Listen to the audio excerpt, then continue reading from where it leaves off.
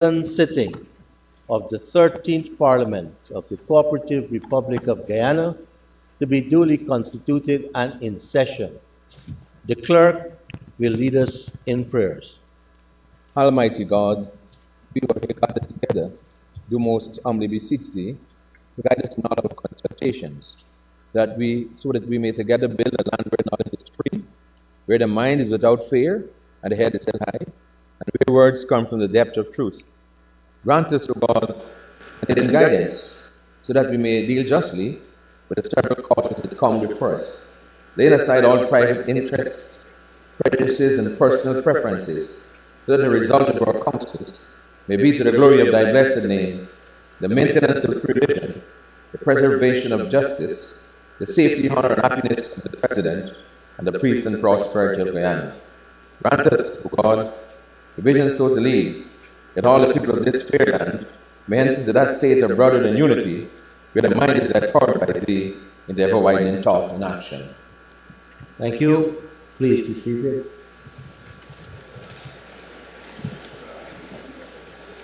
Messages from the President. Announcements by the Speaker.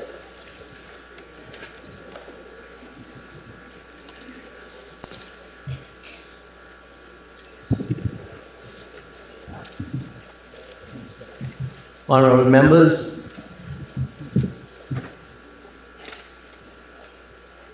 when we get the press to settle,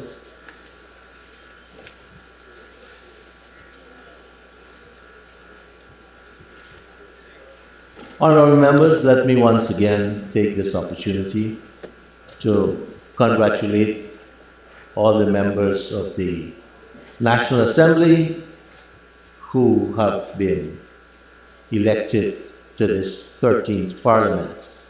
I also take this opportunity to congratulate the honorable ministers on their selection and the leader of the opposition on his election. Honorable members,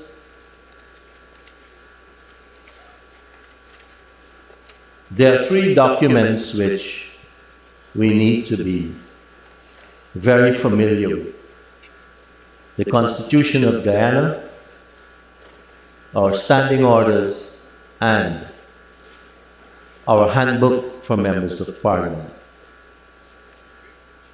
And while I raise the three of them, I want to draw attention to Article 50 of our Constitution, which outlines the supreme organs of the state.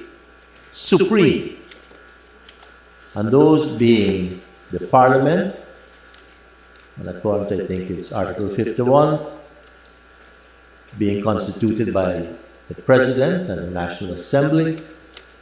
The second organ of supremacy is the President, and third, the Cabinet.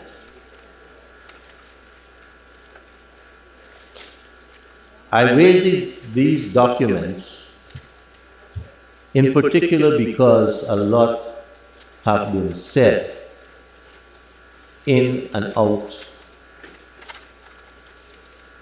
of us being in a formal sitting, and especially vile comments emanating from our duly elected leader of the opposition, talking about the corruption of the Speaker.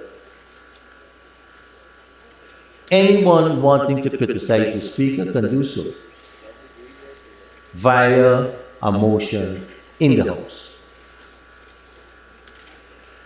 And so, while I have thick skin and my 45 years in public life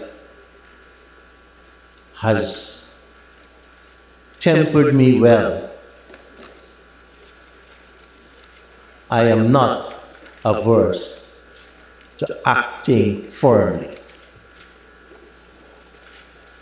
And so, those comments leveled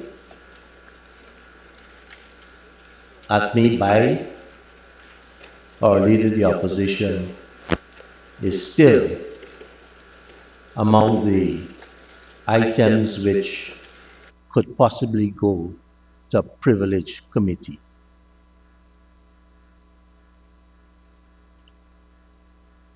That being said, at 10 a.m. this morning, according to the Constitution, Article 184, 1, I convene the meeting of non-governmental members of Parliament for the election of the leader of the opposition.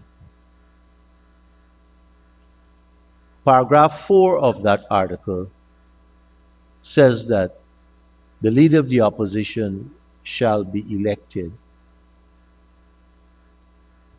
by a show of hands, regardless if there is only one nominee. The Honorable Leader of the Opposition, the Honorable Azzuddin Mohammed, was nominated and seconded. And before the vote could be taken,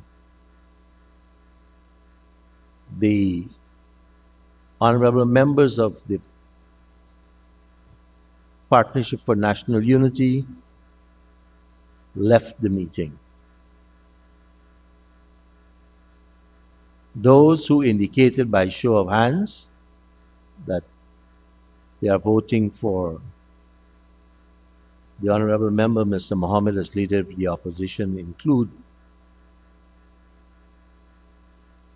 the Honorable Azzuddin Mohammed, the Honorable Tabitha Sarabo Hali, the Honorable Natasha Singh, the Honorable Don Hastings Williams, the Honorable Odessa Primus, the Honorable Pandit Vishnu Pandey, the Honorable Gordon Barker, the Honorable Nandrani Singh, the Honorable Dr. Andre Lewis, the Honorable Tashana Femi Corlett, the Honorable Duarte Hetzberger, the Honorable Gobin Harbhajan, the Honorable Beverly Cornelius, the Honorable Dion Lacruz, the Honorable Janelle Swetnam, and the Honorable Dr. Ryan Richards from the We Invest in Nationhood Party, along with the Honorable Member Ms. Amanza Walton Desir. 17 members voted for the Honorable Member, Mr. Azzuddin Mohammed, to be the leader of the opposition. I have since transmitted that information by letter to His Excellency, President Dr. Irfan Ali.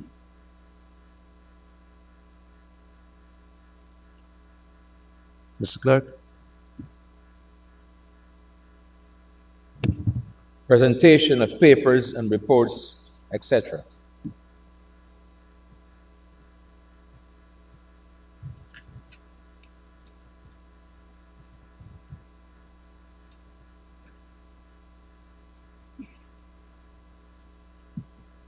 The Honorable Minister of Parliamentary Affairs and Governance and Government Chief Whip,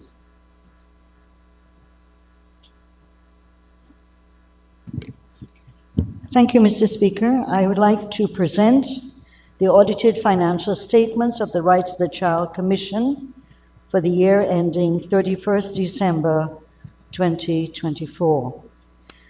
The paper that is listed on the audit paper for the audited financial statements of the Integrity Commission for the year ending 31st December 2024 was tabled in the first session of this Parliament.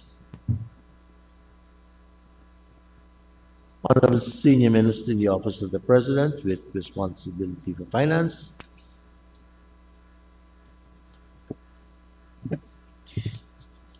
Thank you very much, Mr. Speaker.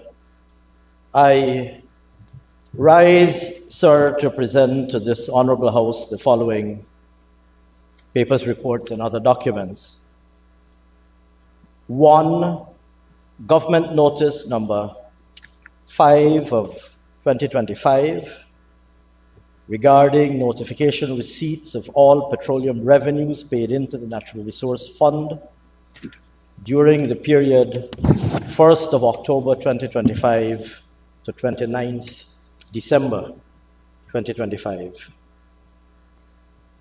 2. Financial paper number 2 of 2025, supplementary estimates, current and capital advances made from the contingencies fund totaling $18,821,223,636 for the period from 18th November to 16th December 2025. And Mr. Speaker, in accordance with the standing orders, sir, I wish to name as the date for the aforementioned financial paper to be considered the day on which we shall have concluded consideration of the estimates for financial year 2026. 3. Budget speech for 2026. And 4. The estimates of revenue and expenditure of Guyana for the financial year 2026, to which I would have just referred. Thank you very much, Mr. Speaker. Thank you, Honourable Minister. Honourable Minister of Home Affairs.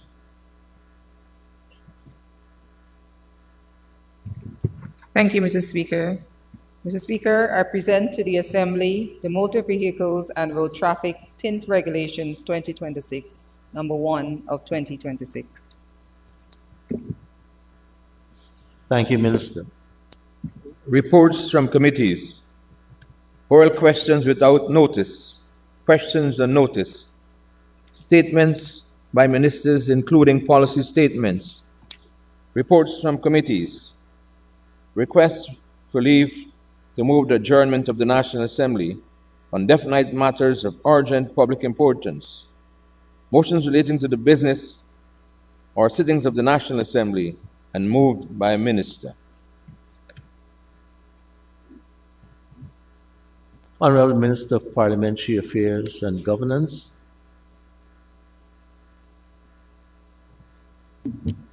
Thank you, Mr. Speaker. I wish to move the following motion.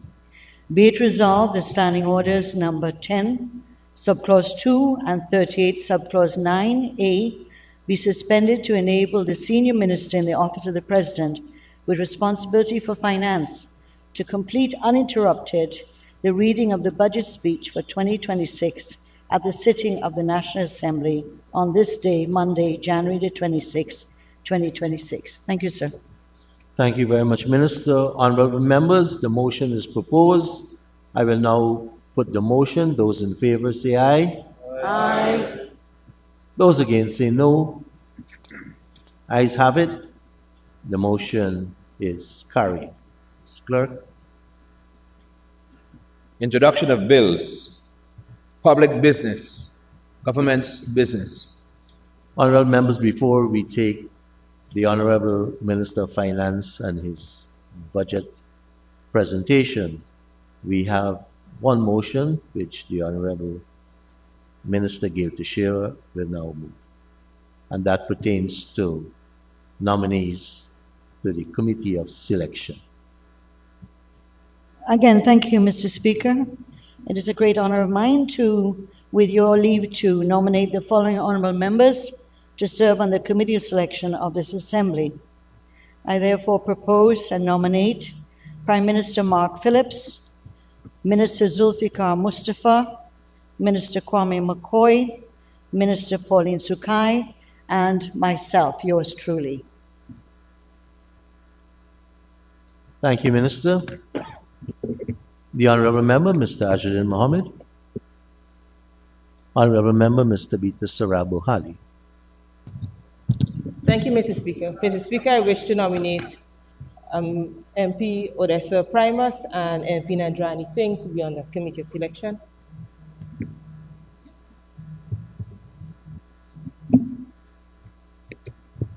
Honorable Member Mr. Mahipal. Thank you, Mr. Speaker. I rise to nominate the Honorable Terence Campbell and yours truly to serve on the Committee of Selection. There any other nominations? I think the 9 persons nominated fills the committee.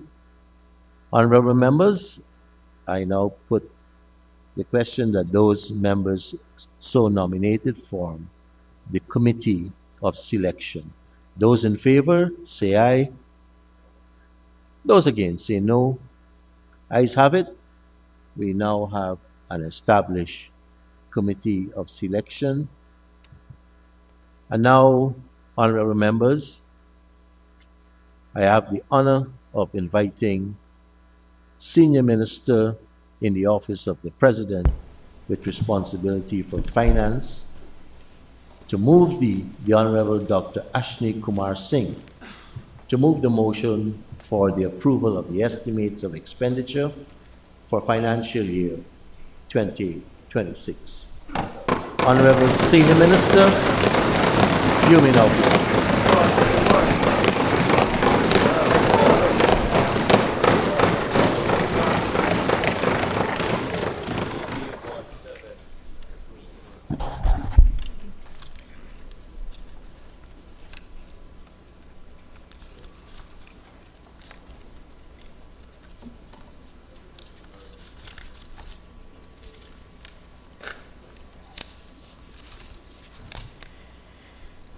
Thank you very much, Mr. Speaker. I rise, sir, to move the motion for the approval of the estimates of the public sector and the budget for the financial year 2026. And in doing so, I wish to indicate that Cabinet has recommended that the National Assembly proceed upon this motion pursuant to Article 171, Paragraph 2 of the Constitution of Guyana. Mr. Speaker, Budget 2026 is the first budget being presented by this People's Progressive Party civic government under the distinguished leadership of His Excellency the President since our landslide victory.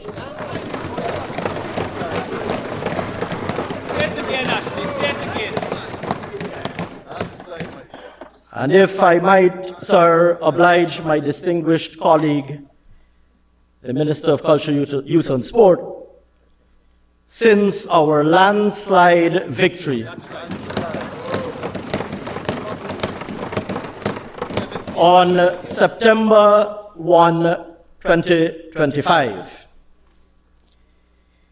In the elections held on that date, the People's Progressive Party Civic secured 36 seats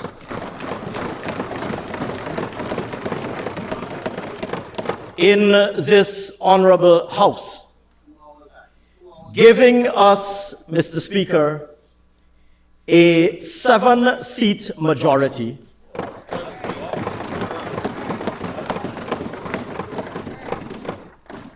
the largest majority won by any party since we won a similar majority 20 years ago. That's right. That's right. That's right. That's right. Honorable Minister, sorry to interrupt you, but we are having some indiscipline by members of the media who are not listening to the person in charge of allowing the media in here. And I want to say to anyone who is not listening to our public relations officer. Yannick, please raise your hands and obey his instructions. You would not be allowed to come back in the dome. So the protocol is we have DPI, who we have contracted to do our streaming and recording. We have 5 members from the private media. We have 2 still cameramen from the private media.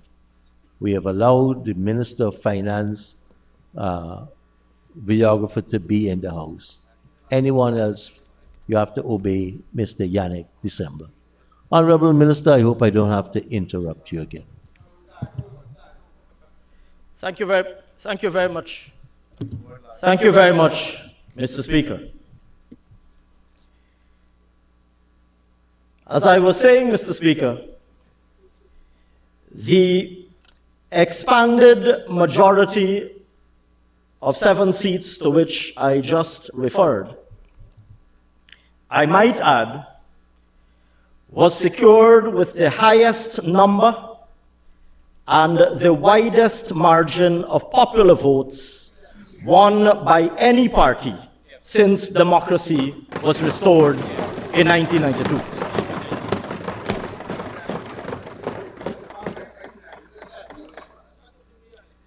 The 2025 elections were also the first general and regional elections since our young democracy came under threat in the run-up to 2020. As in 2020, Mr. Speaker, democracy prevailed in 2025. The will of the Guyanese people emerged victorious, and the People's Progressive Party Civic secured re-election with a much stronger mandate. This resounding result clearly reflects the recognition by the Guyanese people of our government's strong track record of delivery over the years. In just the first 2 years after August 2020, we contained COVID-19. We reopened our country, and we resuscitated our economy. We consolidated our democratic and state institutions, and we returned our country to a place of global respectability.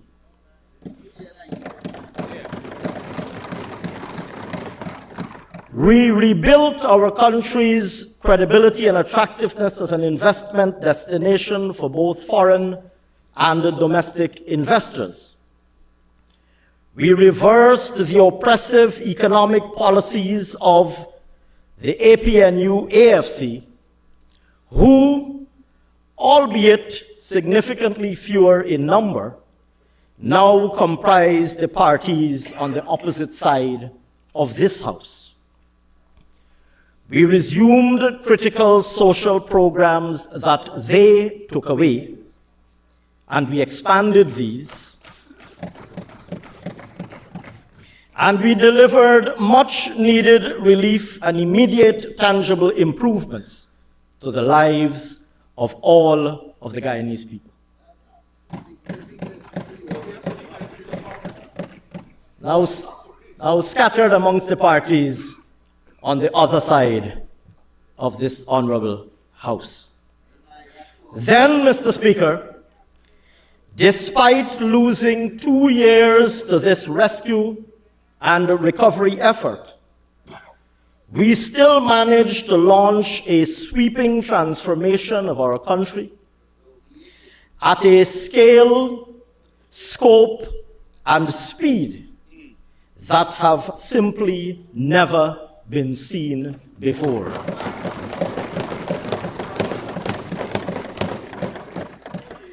We started the build-out of a new and expanded transport infrastructure network that has unlocked boundless economic opportunity, that has improved commuter efficiency, and that has transformed quality of life.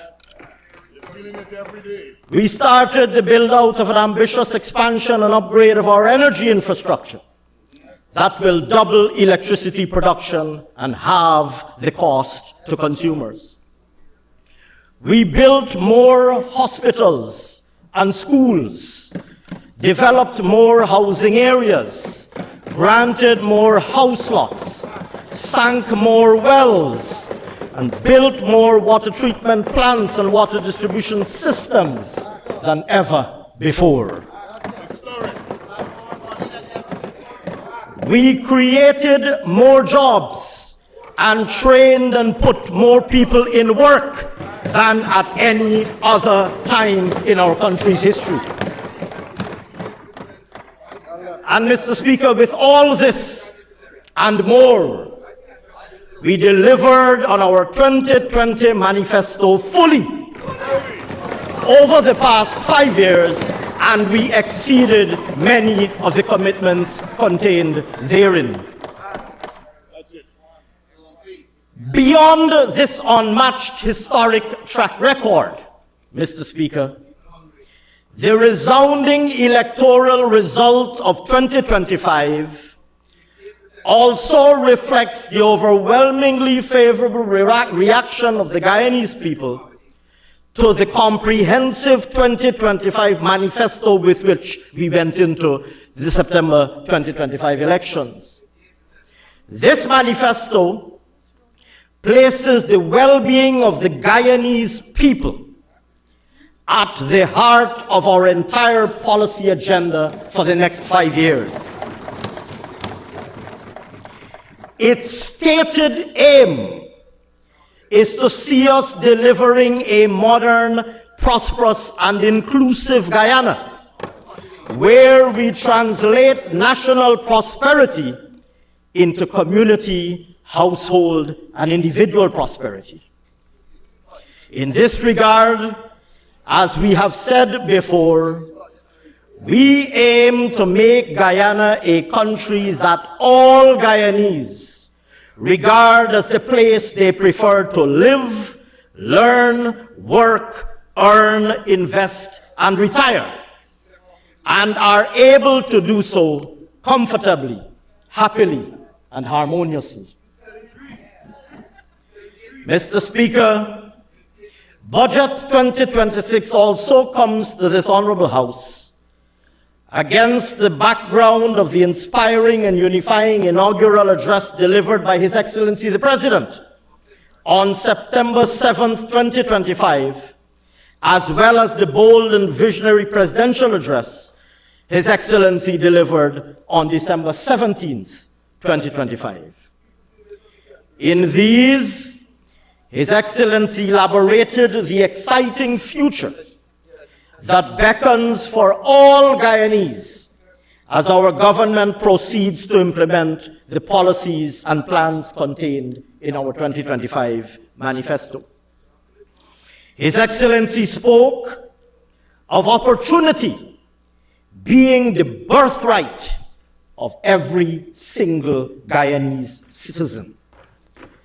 And His Excellency spoke of our country's resources being the lifeblood of dignity, hope, and shared prosperity. He also elaborated our agenda for transforming Guyana into a modern country and society, including with the deployment of world-class digital technology. In this era of rapid economic growth, the new Guyana that we are building will reflect not only a tangible and visible transformation of our country, but also a fundamental improvement in the quality of every aspect of the daily lived experience of all Guyanese. Put very simply, the Guyana that we are building today is one where all the basic necessities of a comfortable life are readily available to the Guyanese people, where families, including young families, can realistically aspire to own their own homes by accessing land allocation as well as affordable financing for home ownership, where families live in clean communities with well-maintained and well-lit roads and concrete drains, where the parapets are kept clean and free of garbage, and where recreational and green spaces abound, where people can traverse their daily routines safely without threat to themselves or their property, and where persons of all ages are able to access world-class healthcare and other social and public services easily, efficiently, and without bureaucratic frustration. The Guyana we are building is also one where opportunities abound for every single Guyanese person, where the young and the not so young are all able to acquire the world-class education, cutting-edge skills, and relevant training they need free of charge to secure bright futures for themselves, where the economy continues to grow, investments are attracted, and jobs are created so that those of working age are able to obtain rewarding and fulfilling employment, where attractive and lucrative entrepreneurial opportunities are available for investment, and financing is readily and affordably accessible to support the pursuit of these opportunities, including by new and young entrepreneurs, and where assets can be acquired and savings accumulated as a safe store of value, leveraged to generate earnings and become a reliable source of financial security and wealth creation for the long term. This is the Guyana we are building. Mr. Speaker, by these means, creating opportunity, incentivizing effort, and rewarding hard work, every single Guyanese person in this generation and in the future will have within their reach the opportunity to educate and uplift themselves, the opportunity to attain financial independence, the opportunity to secure economic empowerment, the opportunity to safeguard their own well-being and that of their family for the long run by their own effort.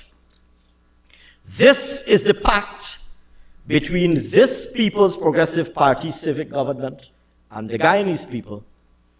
This is the premise of Budget 2026, and this shall be the focus of our work for the next 5 years.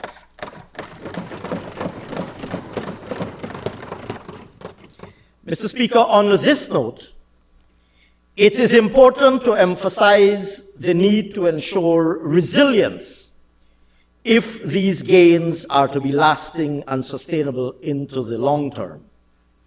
Hence, the Guyana we are building is also a more resilient Guyana, one that is able to withstand disruptions and shocks, remain stable, continue to prosper, and still remain a place of opportunity for the Guyanese people over generations to come. Mr. Speaker, there will unavoidably be good times as well as challenging times.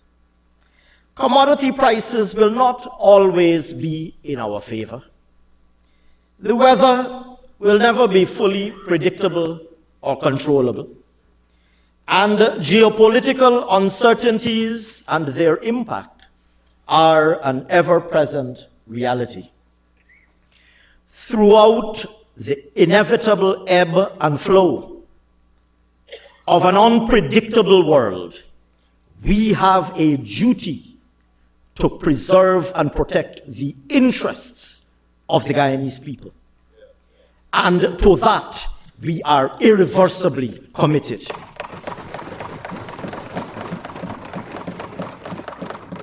That is why we have established a policy framework that is designed to be sufficiently resilient to withstand shocks that could arise, whether from commodity prices, or climate disruptions, or any other surprise. On the subject of resilience, it is apposite to note that 2026 comes to this honorable House just 4 months before Guyana celebrates its 60th independence anniversary. Over the decades since we freed ourselves from colonial rule, we have navigated all manner of challenges: tumultuous global developments, baseless external threats to our territorial integrity, domestic struggles to achieve and preserve democracy,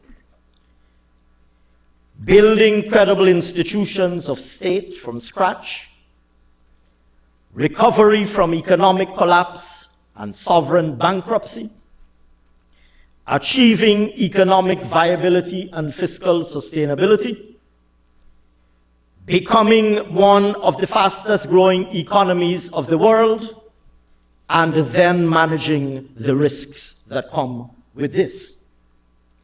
Mr. Speaker, we have navigated all of it, and we have emerged stronger as a country and as a people.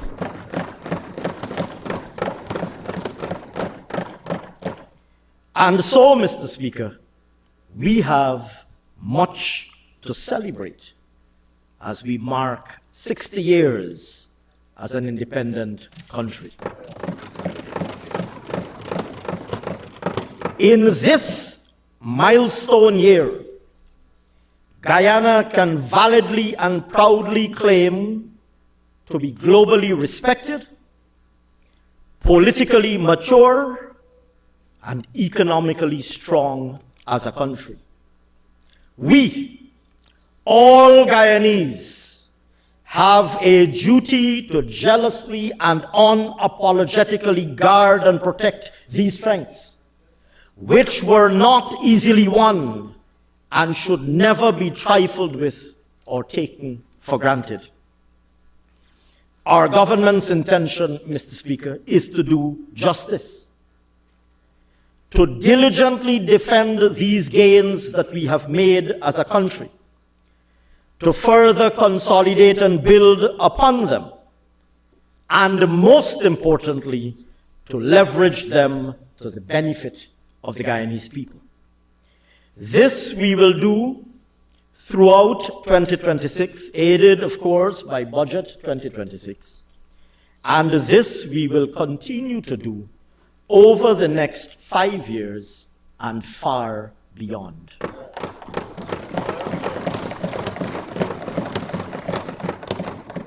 Mr. Speaker, Budget 2026 lays the basis for continued strong economic growth and for further rapid advances in our country's transformation.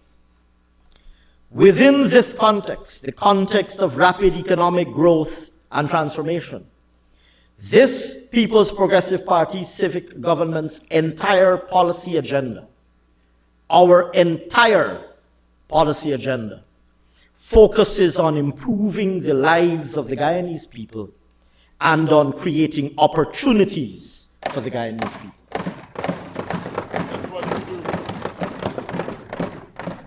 With this in mind, Budget 2026 is presented very simply under the theme, putting people first.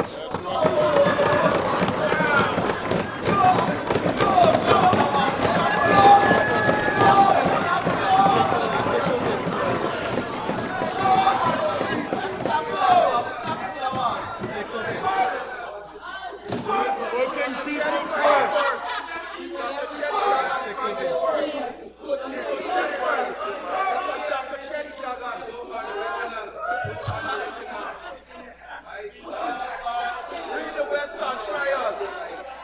I hope the manifesto is regarded here.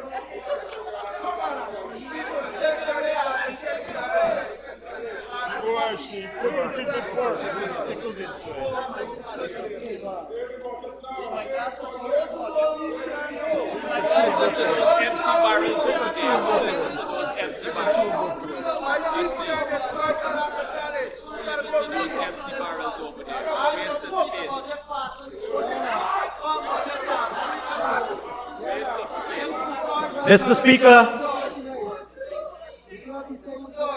Mr. Speaker, I will now review the global and regional economic context.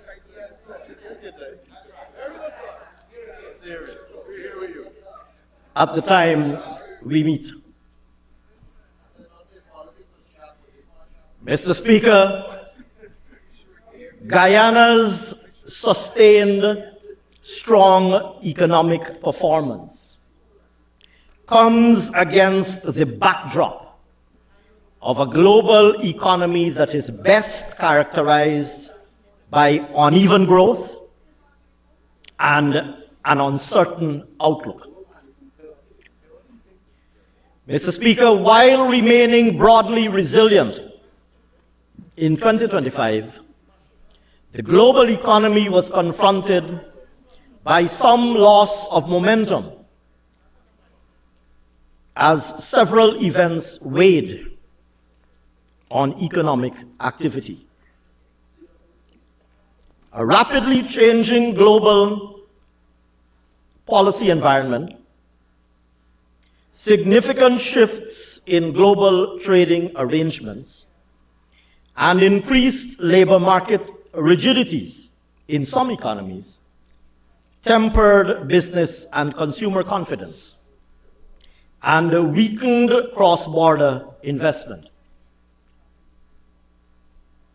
As a result, global growth is estimated at 3.3% for 2025, unchanged from the growth recorded in 2024. Growth in advanced economies is estimated to have moderated to 1.7% in 2025 from 1.8% in 2024. In the United States, growth is estimated to have slowed to 2.1% in 2025 from 2.8% in 2024.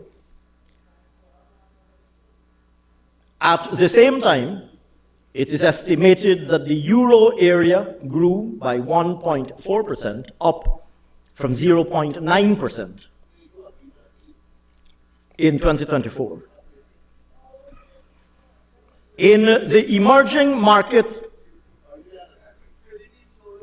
and developing economies, growth is estimated at 4.4% for 2025, up from 4.3% in 2024. In the Latin America and Caribbean region, growth held steady at 2.4%. In the Caribbean, growth is estimated at 3.6% in 2025, down from 12.1% a year ago. Excluding Guyana and Haiti, growth in the Caribbean is estimated to have risen to 1.9% in 2025, having eased in 2024. Mr. Speaker, this year, growth in the global economy is expected to hold steady at 3.3%. Growth in advanced economies is projected to pick up slightly to 1.8%, with growth in the US projected to rise to 2.4%, while growth in the euro area is expected at 1.3%. In emerging markets and developing economies, growth is projected to slow to 4.2%, with China continuing to lose momentum, along with a moderation of growth in India. Growth in the Latin American Caribbean region is also expected to slow this year to 2.2%. In the Caribbean, growth is projected at 8.2%, but excluding Guyana and Haiti, growth in the region is projected to stay level at 1.9%. Mr. Speaker, as earlier supply shocks dissipated and price pressures subsided, global inflation continued to trend downwards. As such, global inflation is estimated to have declined to 4.1% in 2025, down from 5.8% in 2024. In 2026, global inflation is anticipated to decline further to 3.8%, with continuing trends of soft demand and low energy prices. Mr. Speaker, the world market prices of Guyana's key exported commodities showed mixed trends when compared with 2024 levels. With respect to agricultural commodities, the average price of sugar fell by 17.1% to 37 US cents per kilogram in 2025. And similarly, rice prices averaged $408 US per ton last year, a sharp 30.7% decline when compared with the average a year ago, or a year before that. This, Mr. Speaker, referring to the decline in rice prices, was on account of India's removal of export restrictions, which contributed to excess supply from major exporters amidst weak demand worldwide. Mr. Speaker, aluminum prices increased by 8.8%, averaging $2,632 US per metric ton, partially owing to strong demand for its use in renewable energy technologies. Gold prices climbed 44.1% to average $3,442 US per troy ounce, driven by strong investment demand as a safe haven asset. Notably, gold prices rose above the 4,000 per troy ounce mark for the first time in October last year, and climbed as high as $4,534 US per troy ounce in December of last year, and has continued to date to climb to even higher record prices. In contrast, Mr. Speaker, oil prices declined in 2025, with crude oil prices averaging $69 US per barrel, 14.5% below the 2024 average, largely reflecting strong supply growth, which outpaced softer demand and contributed to rising inventories.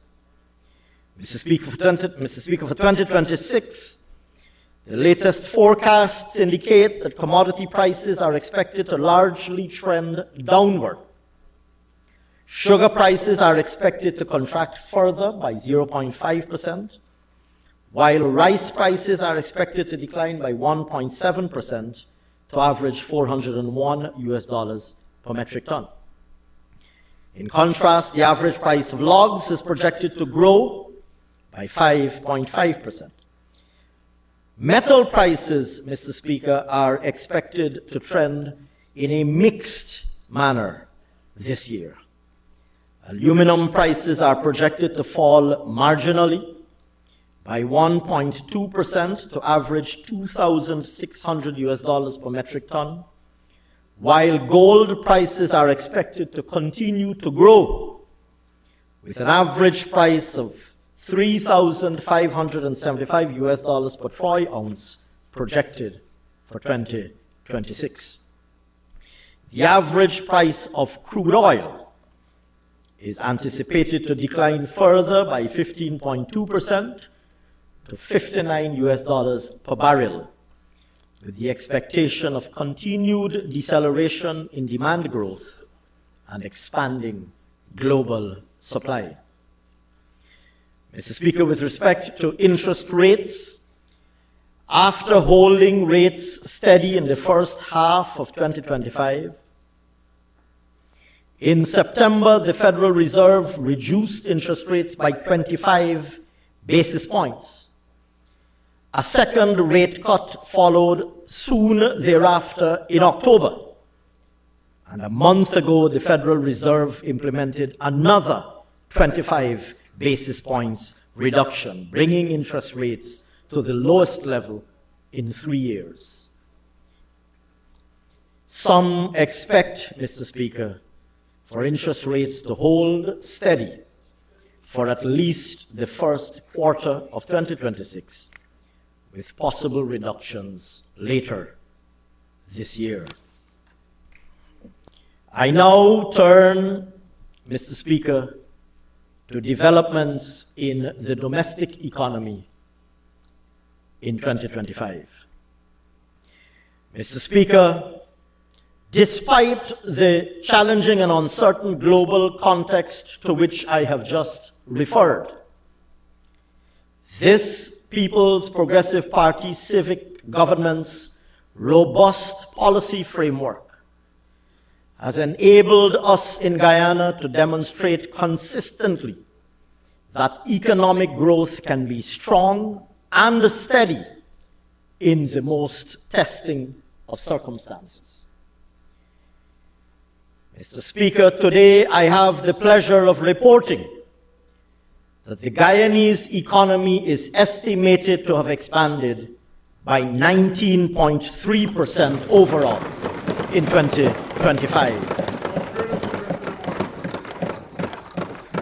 And I have, Mr. Speaker, the further pleasure of reporting that the Guyanese non-oil economy is estimated to have grown by 14.3% in 2025. Our overall real economic growth continues to be supported by strong expansion in oil and gas activity, as well as sustained growth across the non-oil sectors of the economy. Growth in the non-oil economy in 2025 was driven largely by agriculture, mining, construction, and services. Agriculture, forestry, and fishing.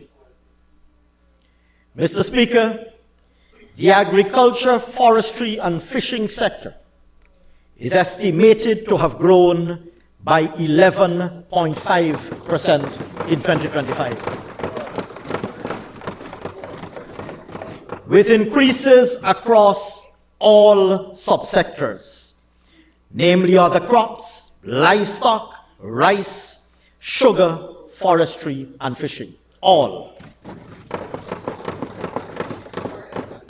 Mr. Speaker, the sugar growing subsector, despite its challenges, is estimated to have expanded by 26.5% in 2025, having produced 59,600 tons. Mr. Speaker, it is well known that production in this sector was hampered by heavy rainfall that affected harvesting and field operations, and that this was compounded by labor shortages, low employee turnout, and challenges with factory machinery at some estates. Mr. Speaker, despite softer global rice prices, milling bottlenecks, and cash flow challenges, the rice subsector delivered another record-breaking year in 2025. The rice growing sector is estimated to have expanded by 15.7% in 2025, with the GRDB reporting rice production of 810,299 tons of rice, the highest level of production in any year on record. With performance supported by decent field conditions, yields remained constant with 2024 levels at 6.6 per hectare. Farmers in the sector benefited from fertilizer support, paddy subsidies, continuous work on higher yielding varieties. Mr. Speaker, the other crops subsector is also estimated to have grown by 11.1% in 2025. With expansions observed across all major crop categories, significant growth was recorded in the production of root crops, vegetables, spices, and fruits. Output of these commodities expanded by 18%, 5.8%, 11.2%, and 5.1% respectively. Of note, the production of beans and cereals also expanded in 2025, with soybean and corn output growing by 72.1% and 10.3% respectively. The livestock industry is estimated to have expanded by 12.5% in 2025, with growth again observed across almost all subcategories. Based on the latest available estimates, the production of poultry, beef, pork, and eggs grew by 11.5%, 11.7%, 6%, and 12.4% respectively. The notable growth observed in poultry production was supported by an increase in the importation of eggs following reduced prevalence of bird flu, as well as a significant reduction in the incidence of the viral disease that had previously affected the industry. In the fishing industry, estimated growth of 6.5% was recorded for 2025, with an expansion in marine fish production and aquaculture outweighing a contraction in marine shrimp output.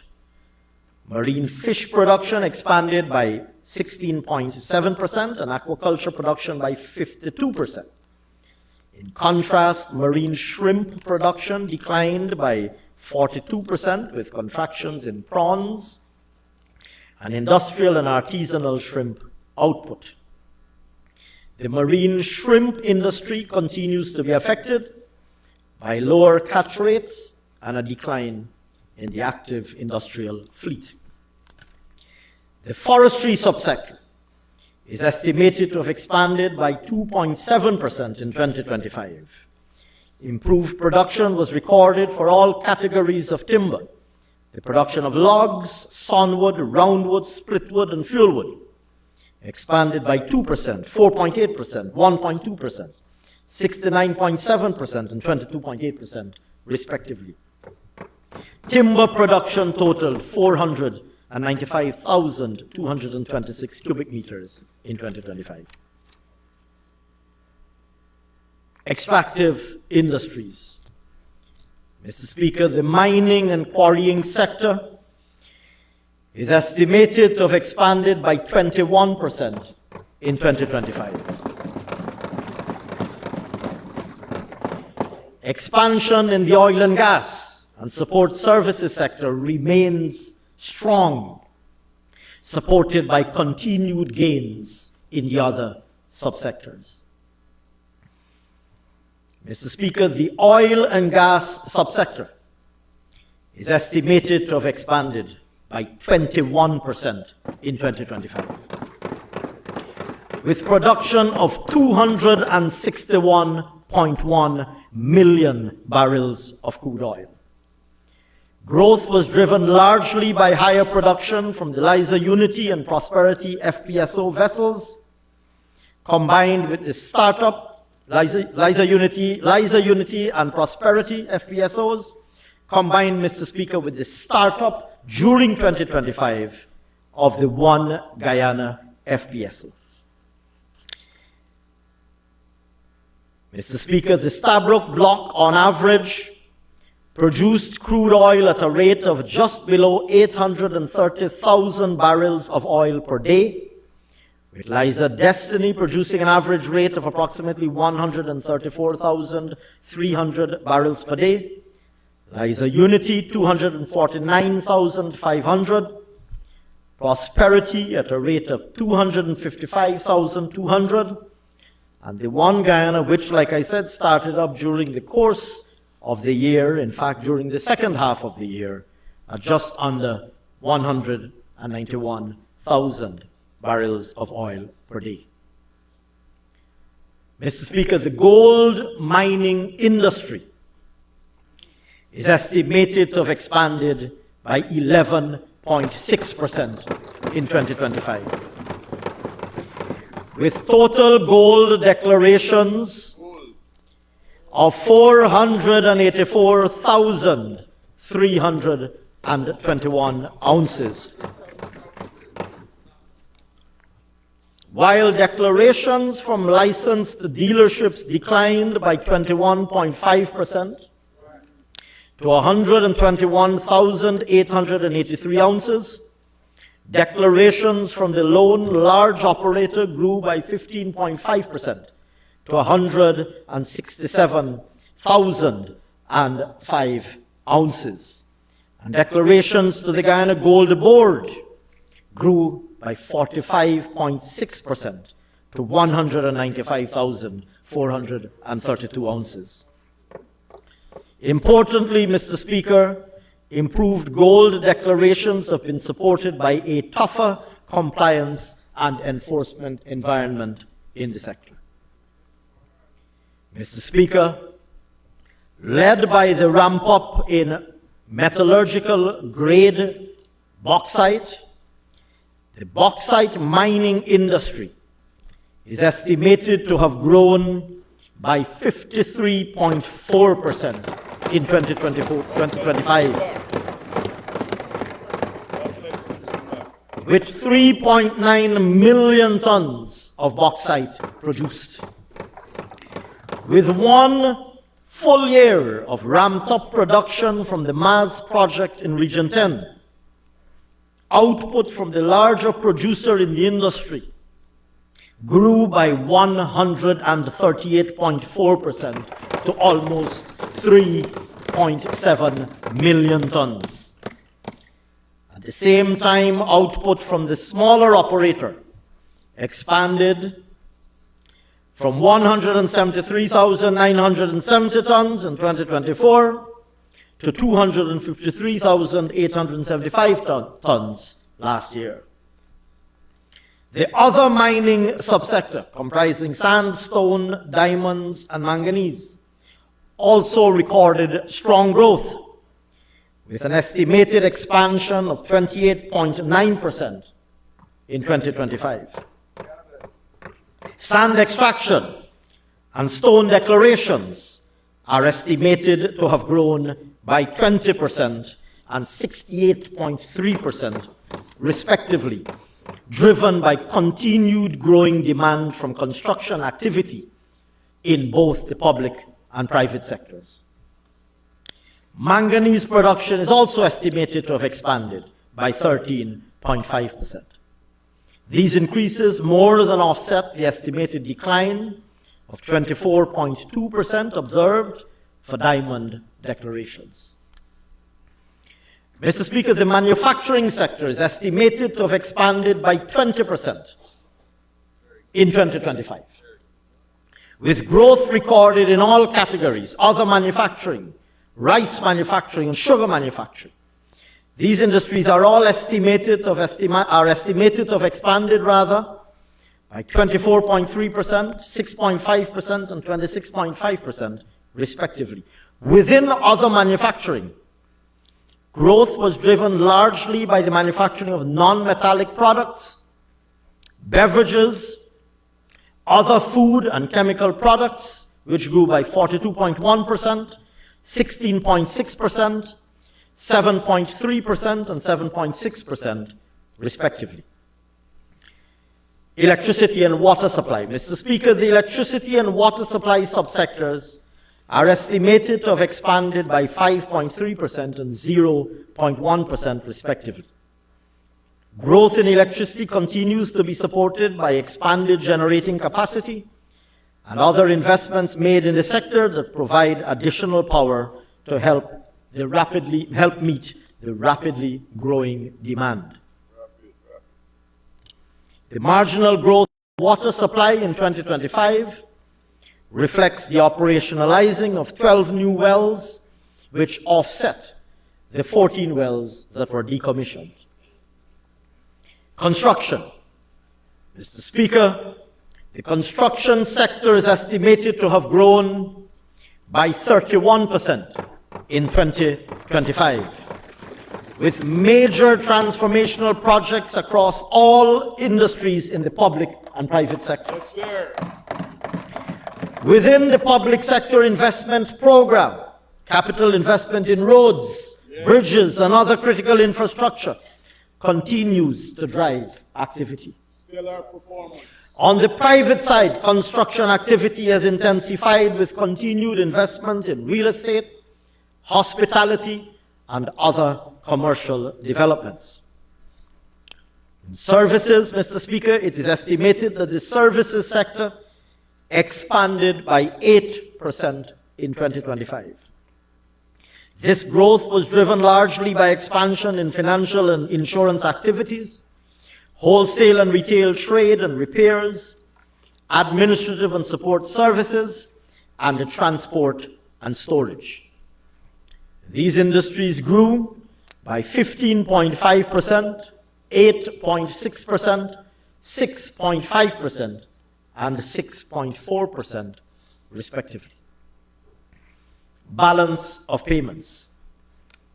Mr. Speaker, the overall balance of payments registered an estimated surplus of $338.2 million at the end of 2025. The current account recorded an estimated surplus of $3.5 billion, with a merchandise trade surplus of $9.9 billion. Despite lower crude oil prices, total export earnings grew by 1.8% to an estimated $20.1 billion in 2025, with an estimated $2.3 billion in non-oil export earnings. Overall import payments increased to an estimated $10.3 billion at the end of 2025, 50.2% higher than the 2024 level. Within this, the import of capital goods increased by 102% to $5.8 billion. Consumption goods increased by 29.3% to $1.4 billion, and intermediate goods increased by 6.8% to $3.1 billion. Notably, the growth in capital goods was driven by higher importation of mining machinery, which grew by $2.7 billion, largely on account of the One Guyana FPSO that arrived in Guyana, as I mentioned earlier, during 2025. And other major contributors were the imports of agricultural machinery, building materials, and industrial machinery, which grew by $124.2 million, $59.2 million, and $55.7 million.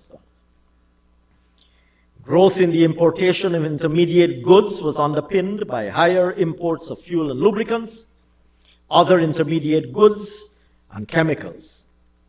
Growth in the importation of consumption goods was driven by the importation of motor cars, other durables, other non-durables, and final food for consumption. In the current account, net service payments declined by an estimated $2.4 billion to $7.4 billion.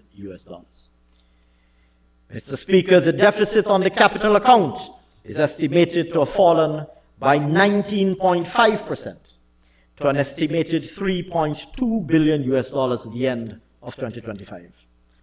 This is due largely to a significant improvement in net non-financial public sector capital on account of transfers from the Natural Resource Fund and higher disbursements. In addition, improvement was observed in the net foreign direct investment position on account of the investment in the One Guyana FPSO. Mr. Speaker, the balance of payments surplus supported an expansion in the foreign reserves that we hold at the Bank of Guyana, which grew to $1.3 billion at the end of 2025. Monetary developments.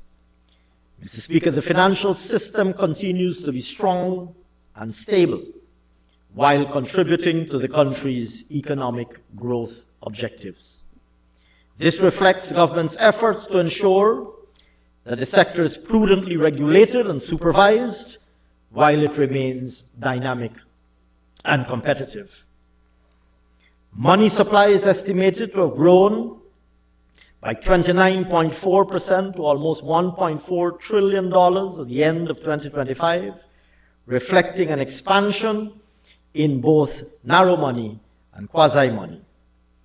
These grew by an estimated 33.9% and 21.7%, reaching $886 billion and $474.8 billion, respectively. Growth in savings deposits was driven by an increase in deposits held by both individual customers and business enterprises, which expanded to $379.8 billion and $57.4 billion, respectively. Mr. Speaker, at the end of 2025, net domestic credit is estimated to have increased by 30% to $1.1 trillion, reflecting robust growth in both the public and private sectors. This continues to demonstrate the effectiveness of government's measures to improve access to financing and encourage productive investments across all sectors of our economy. Mr. Speaker, over the last 5 years, the rapid expansion of private sector credit has been one of the clearest signals of confidence in Guyana's economic performance. The composition of the growth in private sector credit has also provided a visible marker of the progress made in diversifying our economy. Mr. Speaker, in this regard, in 2025, credit to the private sector grew last year alone by an estimated 18% to $531.8 billion. And there were notable increases for business enterprises in the agriculture, mining and quarrying, manufacturing, and services sectors. Lending to these sectors expanded by 4%, 30%, 29.7%, and 11.4%, respectively. Credit to the agriculture sector expanded by $1.3 billion to reach $32.8 billion. Credit to the mining and quarrying sector grew by $1.7 billion. Credit to the manufacturing sector rose by $12.9 billion, with higher lending to beverages, food and tobacco, other manufacturing, and other construction and engineering.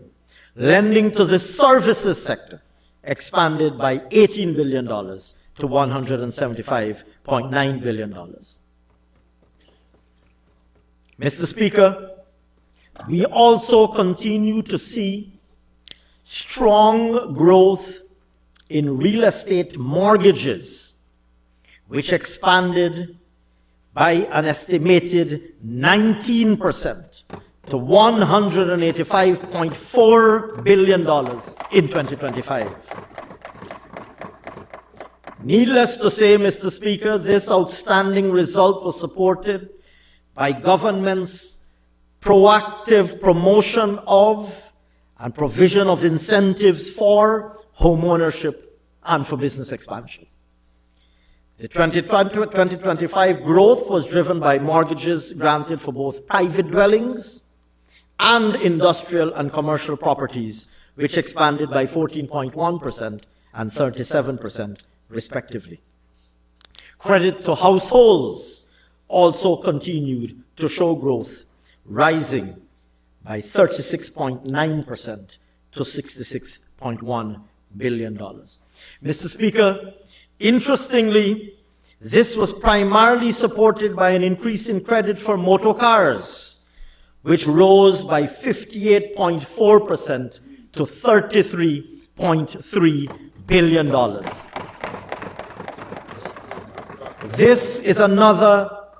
These are yet additional manifestations, I should say, Mr. Speaker, of our government's ongoing efforts to improve access to financing, to encourage economic participation, and to promote an improved standard of living. Very importantly, Mr. Speaker, in 2025, the banking sector continued to reflect improved portfolio quality, with non-performing loans as a ratio or share of total loans declining to 1.6% at the end of 2025. The sustained reduction in non-performing loans seen in recent years is an indication of how the ability and willingness of borrowers to access and service loans have improved, and reinforces financial stability as credit continues to expand to all sectors of the economy. The improvement observed in the quality of lending opportunities also reflects the broader underlying strength of the economy. Mr. Speaker, total reserves deposited with the Bank of Guyana increased by an estimated 4.2% to $208.4 billion at the end of 2025. Additionally, over the review period, total liquid assets of commercial banks expanded by an estimated 29.7% to $526.6 billion. Prices and income. Inflation. Mr. Speaker, throughout 2025, our government continued to implement a number of proactive measures to contain the cost of living for the Guyanese people and to limit the impact of imported price pressures.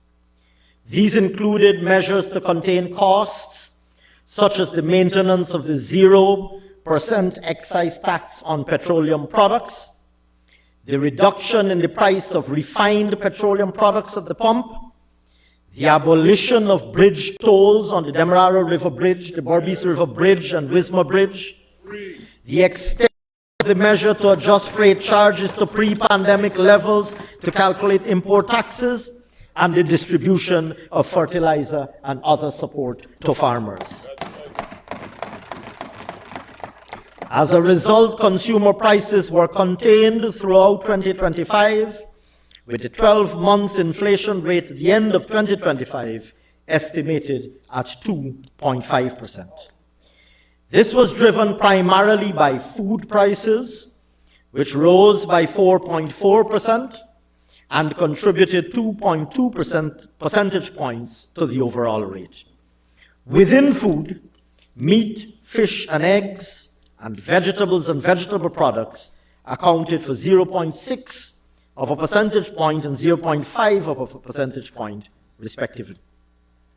Interest rates. Mr. Speaker, in 2025, the Bank of Guyana maintained a stable policy stance with minimal to no change across key interest rates.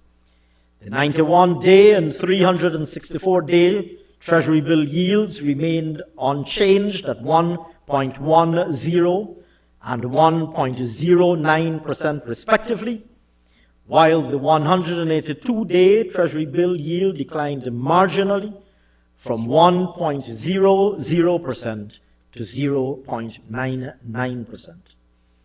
With respect to commercial banks, the small savings rate remained stable at 0.81%, while the weighted average lending rate declined from 8.07% to 7.89%, making credit more affordable.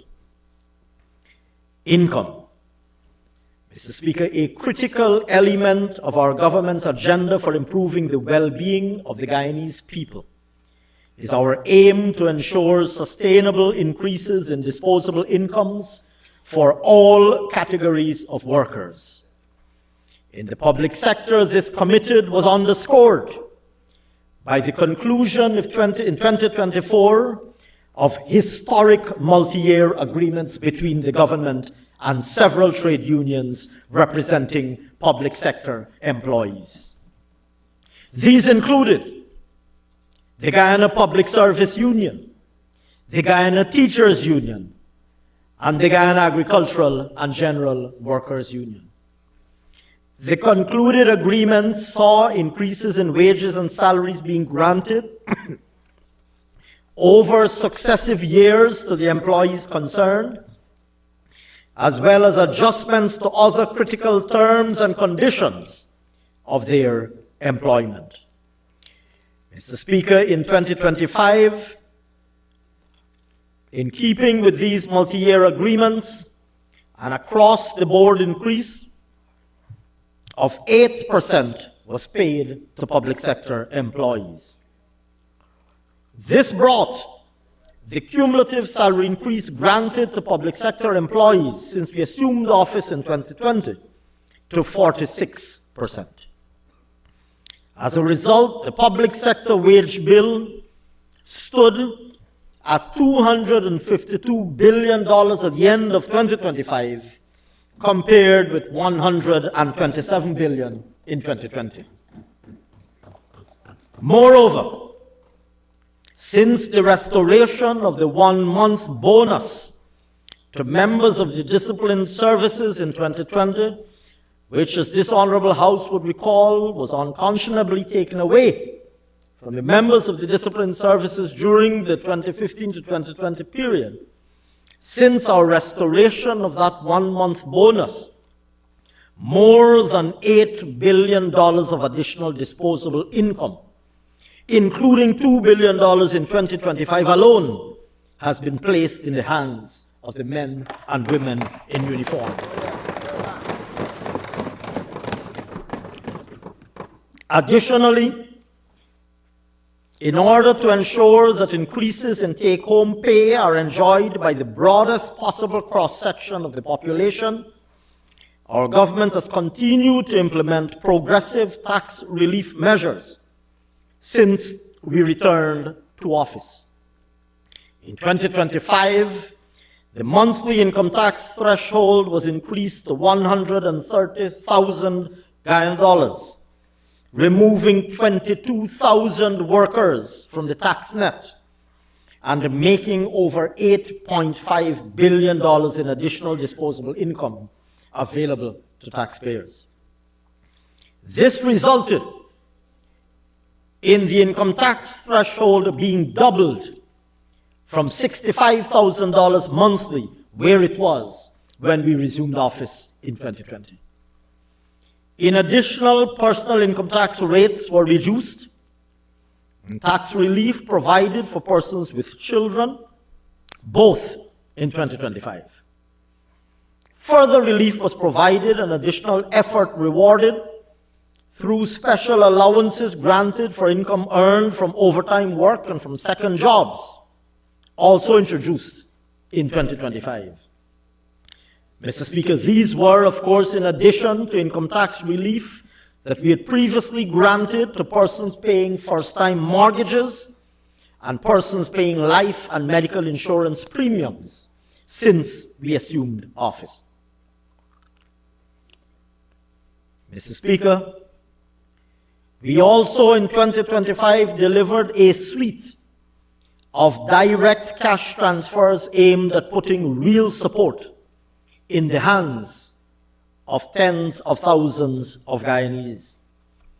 For adults, distribution continued of the $100,000 cash grant for all citizens aged 18 and older. For new parents, a $100,000 cash grant was given for newborn babies, introduced by this People's Progressive Party civic government. For our children, the Because We Care cash grant was increased to $50,000 per child, in addition to the $5,000 per child uniform voucher. And for our senior citizens, the old age pension was increased to $41,000 per month. Combined, Mr. Speaker, these measures strengthened household incomes and increased the disposable income circulating in our economy and eased the day-to-day pressures for families countrywide. We reaffirm today our commitment over the next 5 years to policies and programs that will continue to empower our citizens, raise disposable incomes, and deliver a better quality of life for every single Guyanese person.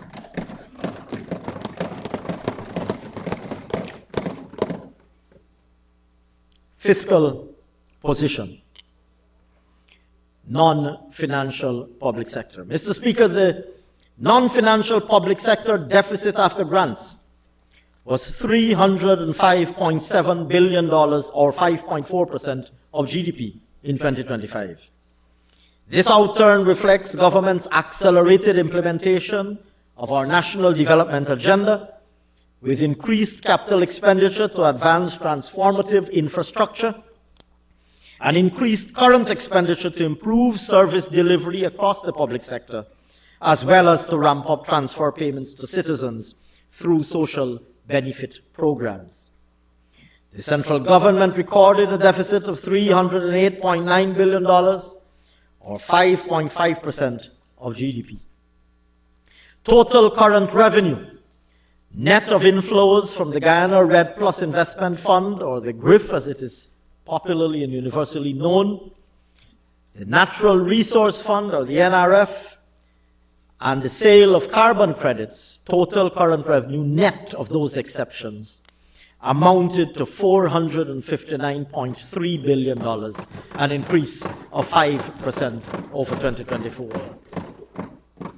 Tax revenues collected from the GRA amounted to $535.2 billion, while non-tax revenue totaled $24.1 billion. Within the GRA, internal revenue collections amounted to $253.6 billion. Withholding and personal income taxes together declined by $36.7 billion, or 23.6%.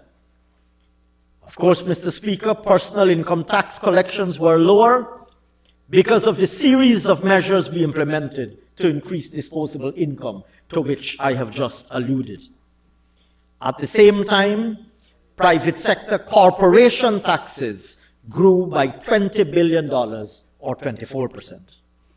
Customs and trade taxes grew by 27.3%. Value-added and excise taxes grew by 15.5%. Value-added tax on imported goods and services in particular grew by 26.3%. Excise tax collections grew by 37.7% above 2024. And Mr. Speaker, it is important to note that these developments reflect continued strong growth in business activity across the entire economy, in addition to increased household consumption as a result of rising disposable incomes. Of particular note is the marked increase in importation of motor vehicles, as more Guyanese persons acquire their own means of transportation, consistent with improvements in standard of living.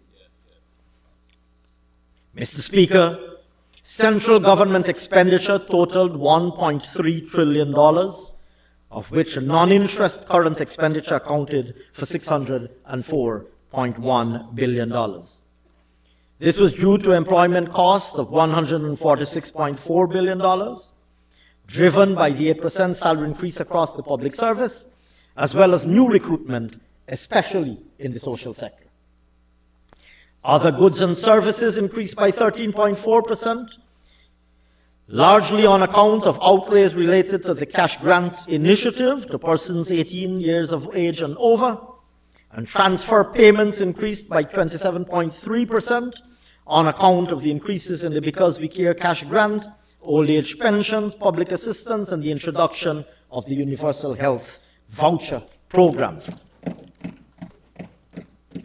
Mr. Speaker, government's PSIP expenditure grew by 6% to $684.9 billion. This reflects our continued investment in and completion of major transformational projects across the country, including in the transport infrastructure sector, the energy sector, the housing sector, education, health, and agriculture. Mr. Speaker, public enterprises ended 2025 with an overall surplus of $3.3 billion, lower than the surplus of $10.6 billion at the end of 2024. It is important to note that the Guyana Oil Company Limited's receipts fell below 2024 level on account of reduced selling prices at the pump as a result of a reduction in price during 2025. Public debt management. Mr. Speaker, our government continues to balance the financing of our aggressive agenda for transformation with the preservation of fiscal and debt sustainability.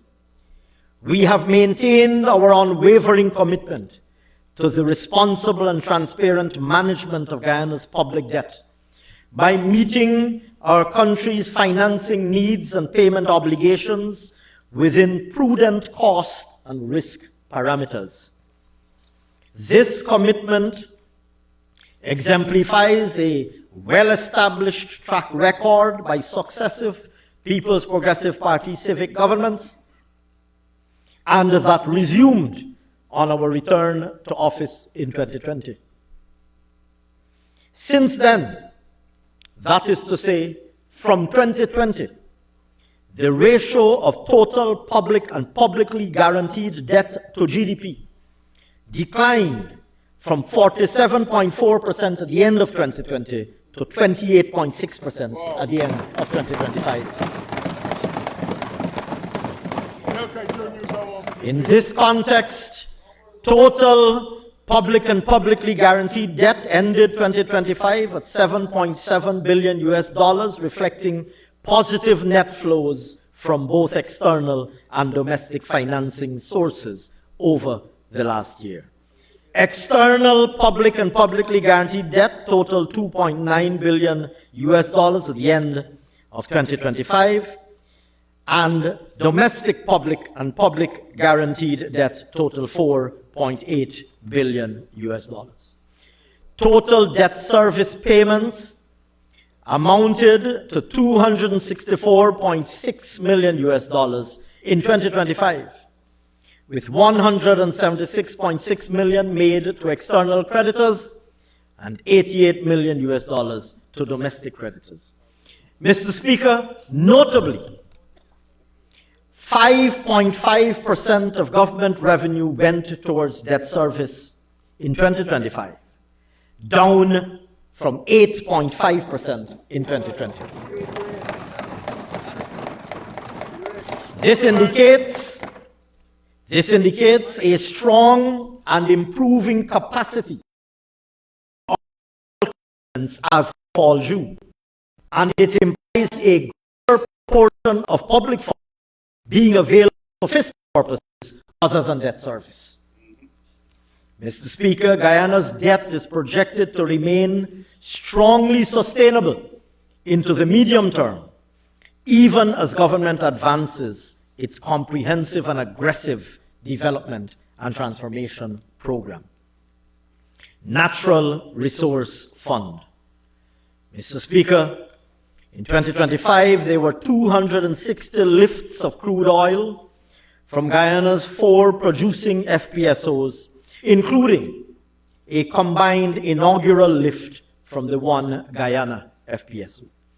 There were 6 lifts executed from Liza Destiny for government, 8 from Liza Unity, and 12 from Prosperity, along with 3 from the one Guyana FPSO, a total of 32 lifts for the government of Guyana in 2025.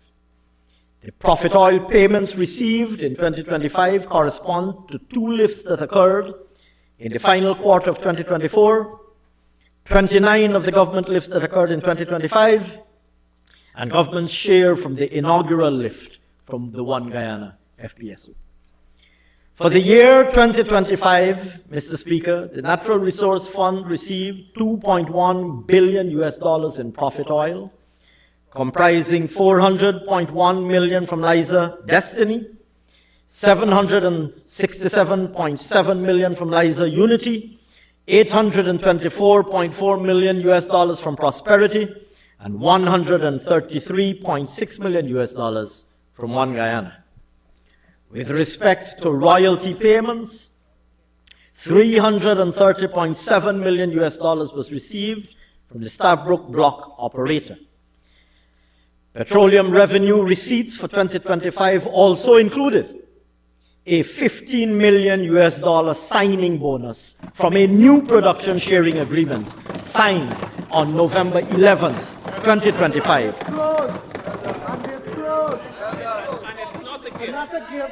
Fully disclosed, Mr. Speaker, fully disclosed and deposited in the Natural Resource Fund.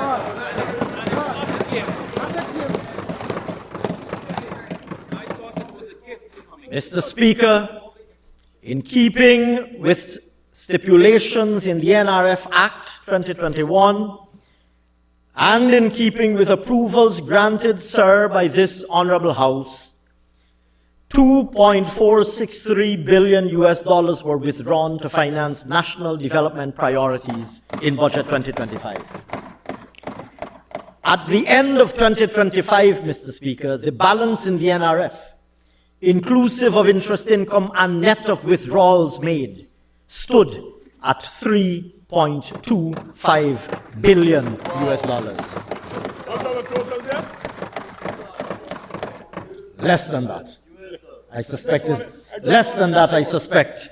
Honorable Minister Edgell, I suspect that is the answer. Yes, sir. That is the answer you knew but were looking for. Mr. Speaker, I turn now to our government's sectoral vision and plans, which I will describe for the purposes of this presentation, Mr. Speaker, as the agenda for 2026 and beyond. Strategic framework and macroeconomic context. Mr. Speaker, Budget 2026 has already been situated against the backdrop of our 2025 manifesto. In that manifesto, we stated clearly that our policies and programs are guided by a particular comprehensive planning framework. The framework to which we refer comprises the succession of strategic planning documents that we have prepared over the years in consultation with the widest possible range of stakeholders. These include the National Development Strategy, successive poverty reduction strategy papers, the National Competitiveness Strategy, and the Low Carbon Development Strategy, as well as the updated Low Carbon Development Strategy 2030. These share a number of common themes: sustainable economic growth, poverty reduction, human and social development, maintaining a competitive business climate, and ensuring environmental responsibility.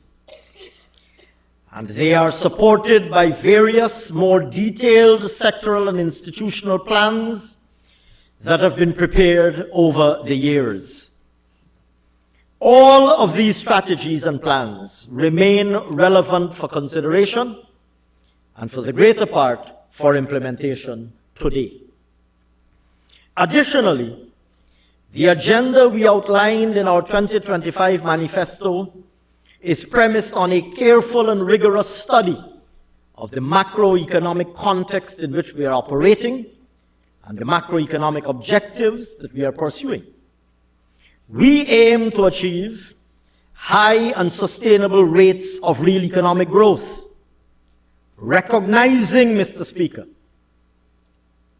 as we should and as we do as a responsible government, recognizing the attendant risks of Dutch disease and ensuring that these are contained as effectively as possible. In particular, in the case of economies that experience rapid growth, such as we are, the risks of overheating are real and must be actively contained.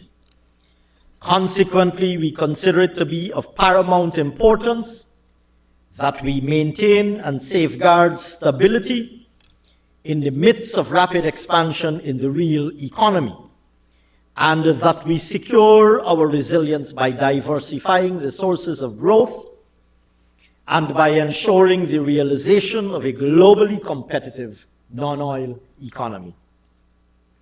In this regard, Mr. Speaker, ensuring that we remain competitive is essential. At national, sectoral, and individual levels alike, it is relative competitiveness that will determine survival and success. For this reason, we consider the achievement of competitiveness as an objective to be pursued across all sectors. In this regard, key considerations include the impact of scale on competitiveness, the need to raise production and productivity across the board, the role of science and technology, and in particular digital technology, in improving efficiency, and labor market dynamics and human capital development to raise productivity and improve competitiveness. We are committed to doing all that is needed to ensure that Guyana becomes and remains globally competitive and sufficiently agile to adapt to evolving realities and circumstances going forward. Promoting growth, diversification, and the resilience to which I have just referred. As has already been stated, Mr. Speaker, our aim is to build a diversified, productive base, one that can withstand external shocks, compete successfully in regional and international markets, and create good quality jobs and business opportunities for the Guyanese people. For us, diversification is not a slogan, it is how we maintain resilience and how we secure prosperity. I will now review, Mr. Speaker, developments and prospects, or selected aspects of these in our key productive sectors. Oil and gas. Mr. Speaker, our government continues to take deliberate actions to ensure that Guyana's oil and gas wealth is managed in a manner that delivers tangible and lasting benefits to the Guyanese people. To this end, our government considers it a top priority to ensure a robust regulatory framework, aggressive exploration and production, maximizing opportunities for participation by Guyanese companies and Guyanese nationals, as well as openness and transparency on the sector's operations. On the legal and regulatory framework and institutional capacity, Mr. Speaker, our government is building a modern and globally credible governance framework for the oil and gas sector. This includes through the modernization of key laws and regulations, strengthening institutions, and building technical capacity. Mr. Speaker, over the past 5 years, the NRF Act, enacted the Local Content Act, we enacted the Petroleum Activities Act to replace the old Petroleum Act, and we enacted the Oil Pollution Prevention, Preparedness, Response and Responsibility Act. Mr. Speaker, it is beyond dispute that these acts form the basis of a modern and comprehensive legal framework to govern the sector. Held up now as a global example of good practice. Mr. Speaker, with respect to the Local Content Act,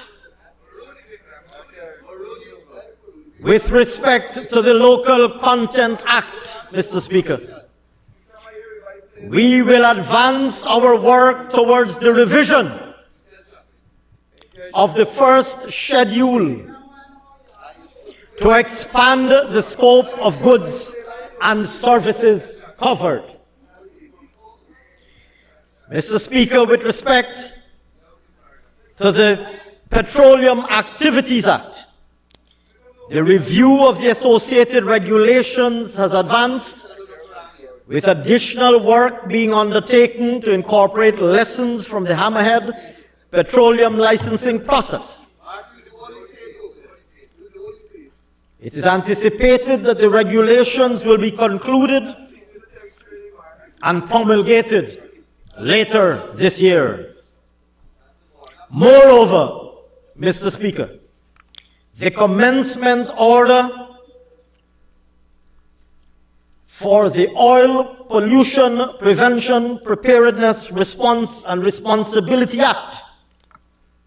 The commencement order for the said act is also expected to be issued this year, bringing this act into operation and paving the way for stronger and more coordinated compliance arrangements and related enforcement activities. Mr. Speaker, we also continue to strengthen the capacity of our workforce to respond to the evolving landscape of the petroleum sector. Training sessions were conducted by industry experts with a wide cross-section of government participants to help develop and improve relevant skills. And we will continue to execute and make available these capacity-building opportunities to improve our ability and our capacity to govern, monitor, and grow the sector.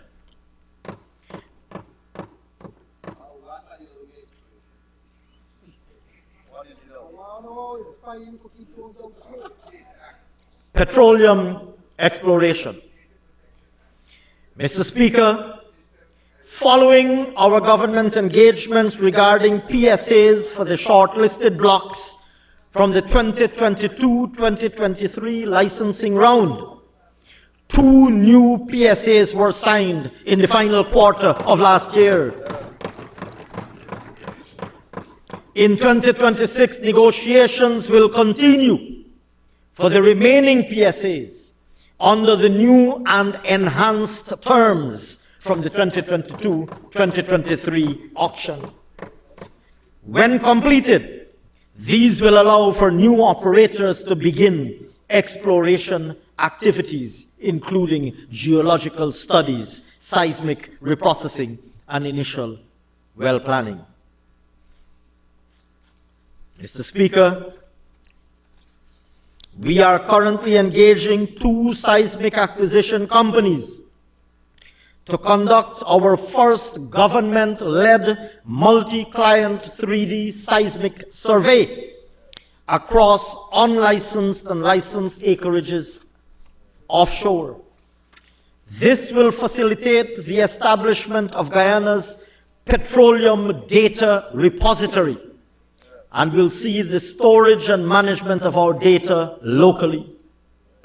Mr. Speaker, the improved seismic coverage and the new PSAs will place Guyana in a stronger position to host additional licensing rounds.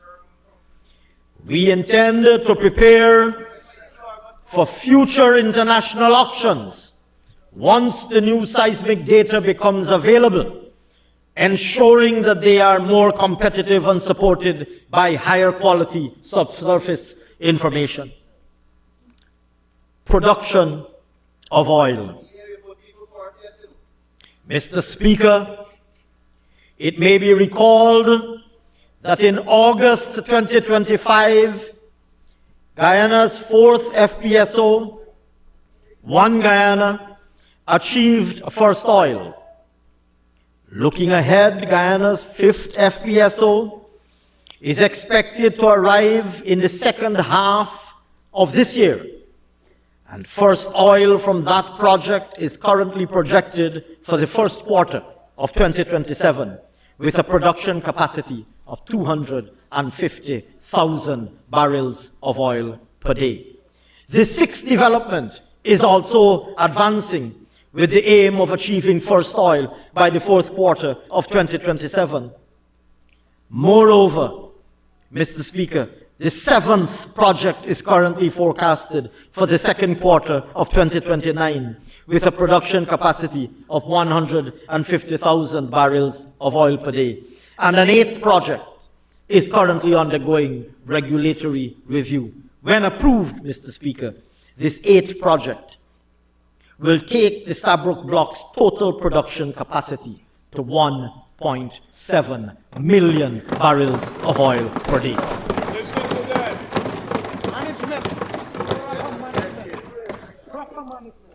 Harnessing our gas reserves. Mr. Speaker, the utilization of our gas resources will very soon be realized through the gas-to-energy project at Wales. The operationalizing of phase 1 of this project, now slated for the end of this year, will double electricity production and halve the cost, thereby making manufacturing enterprises instantly more viable and supporting immediately transformative industrial development. Not to mention the fact that electricity bills in households will be halved. We have commenced procurement activities for the second phase of development at Wales, which envisions an additional 300 megawatt power plant and NGL facility. This will help Guyana to become the region's manufacturing hub, facilitating downstream industries such as fertilizer and glass manufacturing. Mr. Speaker, in October last year, we successfully issued RFPs for the design, engineering, construction and operation of the Guyana Gas Bottling and Logistics Company and for the Guyana ammonia and urea plant. These will translate to affordable, accessible cooking gas for households nationwide and will leverage lower cost gas to produce fertilizer domestically. This will, of course, boost agricultural productivity, supporting the food systems agenda, and opening up new export opportunities. Mr. Speaker, beyond Wales, Mr. Speaker, as announced at the recent Berbice Development Summit convened by His Excellency the President, our government is working to advance the development of a second natural gas pipeline to be landed in Berbice.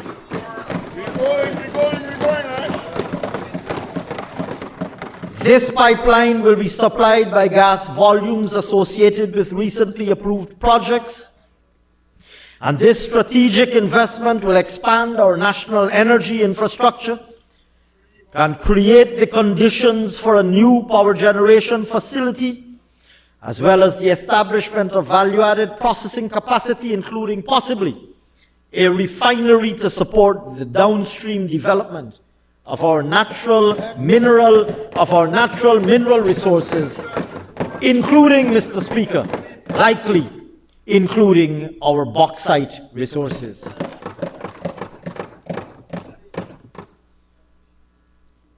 Promoting local content. Mr. Speaker, the Local Content Act having been enacted and the Local Content Secretariat having been operationalized, to date, over 1,200 Guyanese businesses have been registered and over $2 billion in goods and services were procured from Guyanese companies and Guyanese nationals across the 40 sectors prescribed by the Act. These include $175 million in construction business, $250 million in engineering and machining, $387 million in manpower and crewing, and $101 million in accommodation. Business done by Guyanese companies for the oil and gas sector as a direct result of the Local Content Act that this People's Progressive Party civic government put in place. Mr. Speaker, in 2025, the Local Content Secretariat facilitated a partnership for offshore catering services to the FPSOs. Mr. Speaker, this transaction alone has resulted in the procurement of goods and services valued at $10.1 million for Guyanese companies and Guyanese nationals. The Local Content Secretariat has facilitated the construction of a fabrication workshop at the Vredenhoop Shore Base, allowing local companies to manufacture critical components for the oil and gas industry for the first time in the history of our country. And we've developed, Mr. Speaker, a local content app for contractors and subcontractors to publish procurement opportunities in the sector and for Guyanese business and Guyanese nationals to take advantage of those. Mr. Speaker, turning to transparency in the sector, we remain firmly committed to maintaining the highest standards of transparency in relation to oil revenue flows, including through annual reports from the NRF Board and the Public Accountability and Oversight Committee.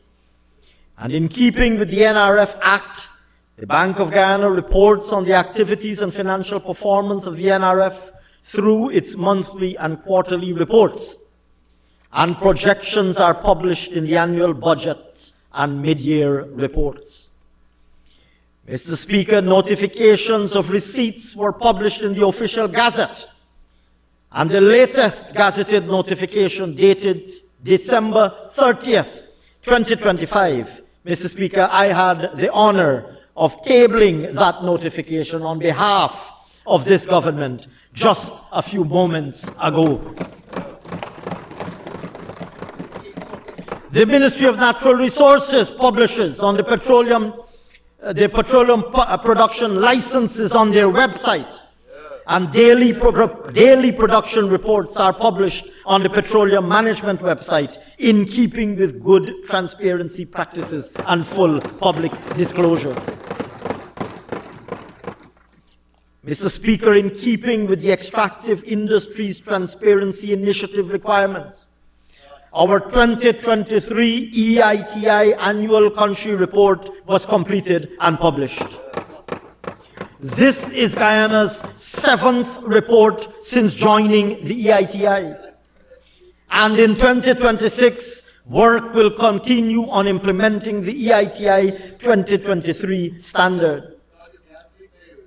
Furthermore, we will undertake the second validation exercise and complete the 2024 annual country report, which becomes due at the end of this year.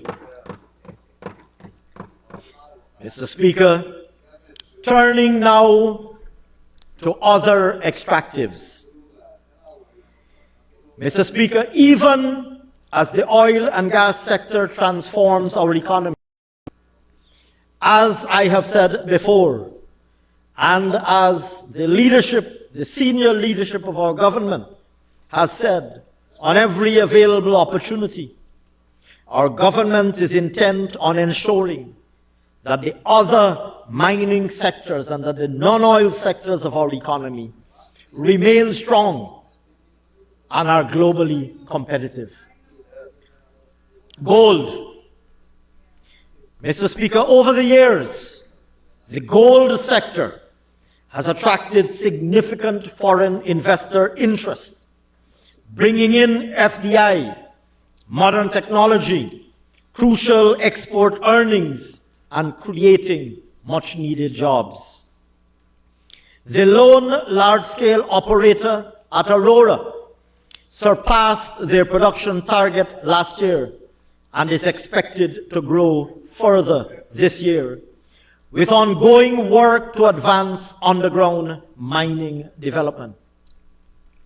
Moreover, Mr. Speaker, in the pipeline, the Oko West project's formal construction decision was announced in October last year, and the project secured its mining license last month.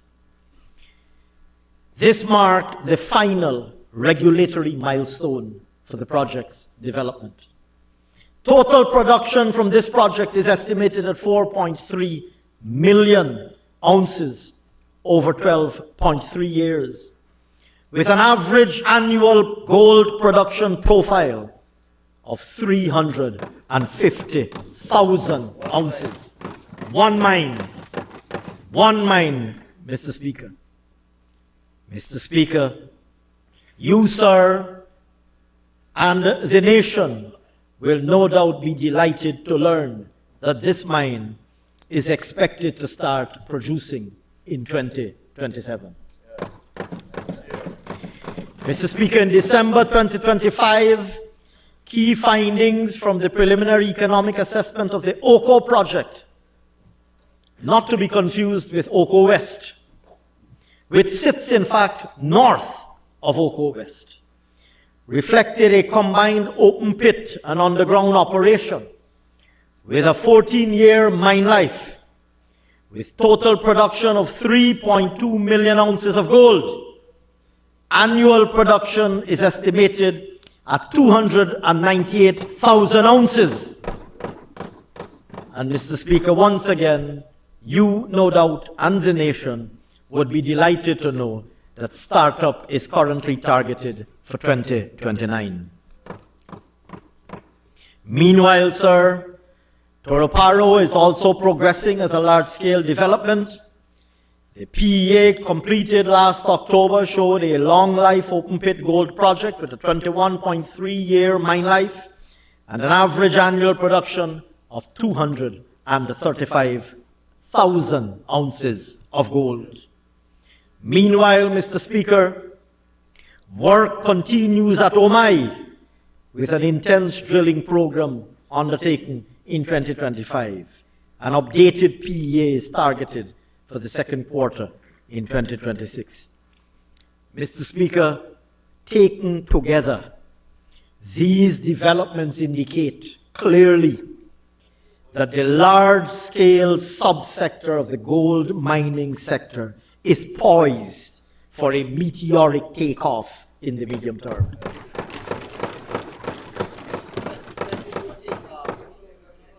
Mr. Speaker, amongst the small and medium-scale miners, our government is working on formalizing the sector, improving traceability, and rewarding compliance. To this end, the authorities have recently announced mandatory local bank account requirements, and compulsory updates of personal records for all miners and stakeholders. This is combined with measures to curb unlawful practices that weaken declarations and intensify audits across declarants. Furthermore, we are investing in systems to help modernize oversight and unlock new opportunities in the sector.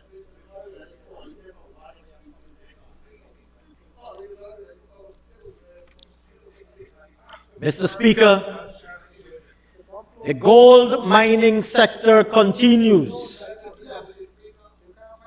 The gold mining sector continues to be an important driver of job creation and opportunities across our country. Mr. Speaker, the sector provided more than 20,000 direct jobs in 2025, compared to a mere 13,681 in 2020.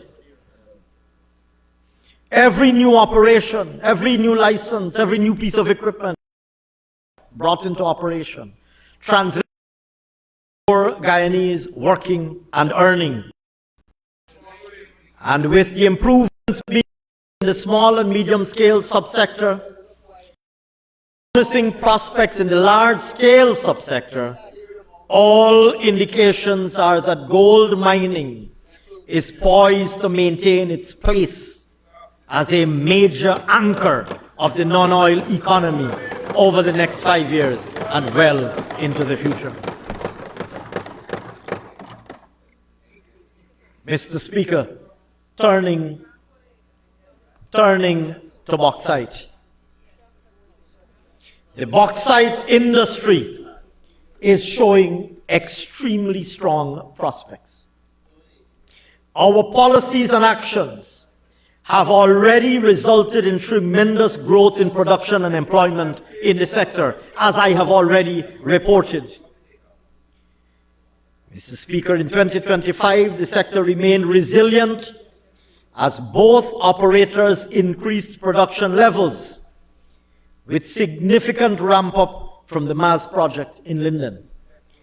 Today, the sector employs more than 1,000 persons directly, compared with 665 in 2020.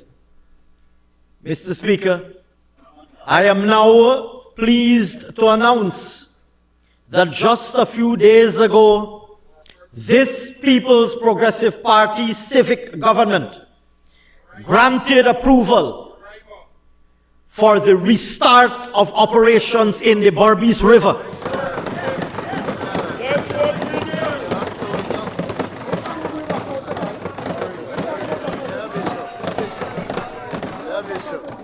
Let me repeat, Mr. Speaker, that just a few days ago, this People's Progressive Party civic government granted approval for the restart of bauxite operations in the Berbice River,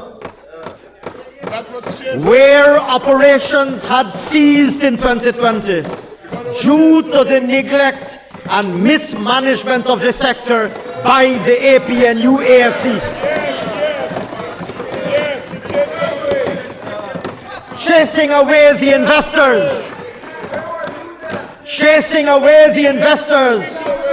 and abandoning the workers in the Berbice River.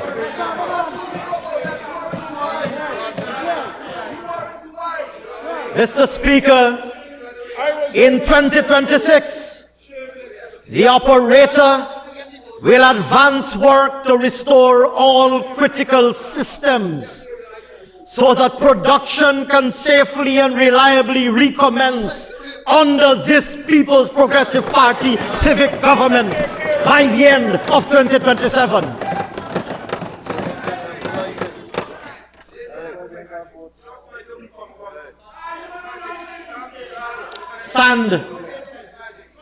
Sand and stone.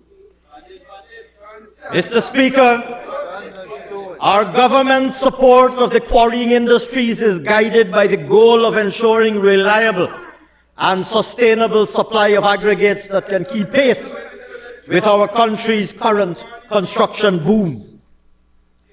Mr. Speaker, at the end of 2025, there were 18 operational quarries, with expanded operations expected this year. And in 2026, at least 3 new quarries are expected to begin production.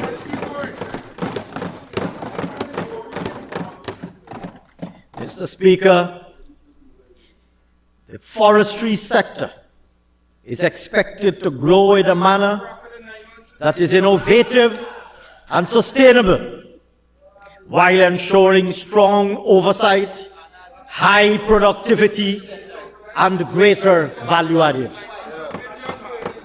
The sector is poised to continue its upward trajectory in 2026 by capitalizing on the forest inventory that we have prepared, by the investments that we have made in key infrastructure, and by the support that we have provided to facilitate additional value-added investments.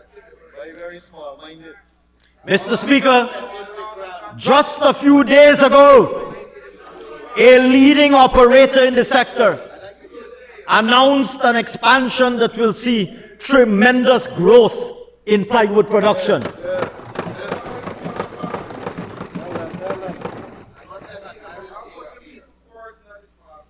Mr. Speaker, Guyana's timber legality assurance system is advancing work to issue the first forest law enforcement, governance and trade license by the end of 2026, making us once again a global pioneer and frontrunner. Mr. Speaker, our government will establish a registry of furniture manufacturers in 2026 and identify you're incapable of understanding. That's why you're sitting on that side of the House. You and your colleagues are incapable of understanding. That is why you are sitting on that side of the House. And that is why you will remain on that side of the House for a very, very long time to come. That is why you will continue to sit on that side of the House for a very, very long time to come.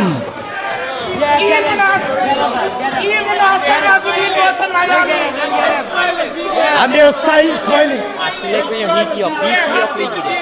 because they're so delighted to have been able to hold on to the 1 or 2 seats that they were able to scrape. Yeah, scrape. Long time. Look at where you are sitting as the AP and UAFC, consigned to the backbenches. Look at where you are sitting, consigned to the backbenches. Consigned to the backbenches because of your incompetence, your lack of vision, your cluelessness, and your callousness.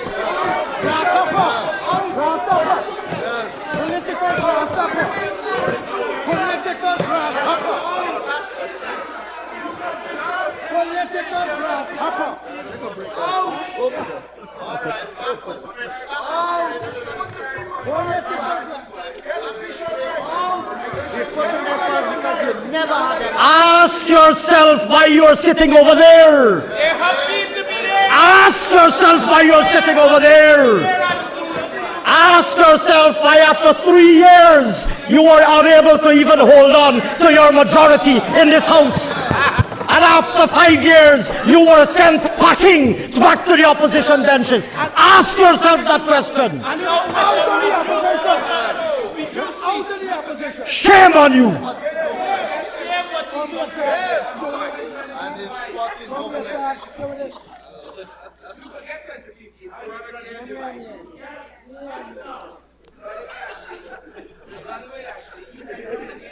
Your seat's running away. Don't worry, it run away.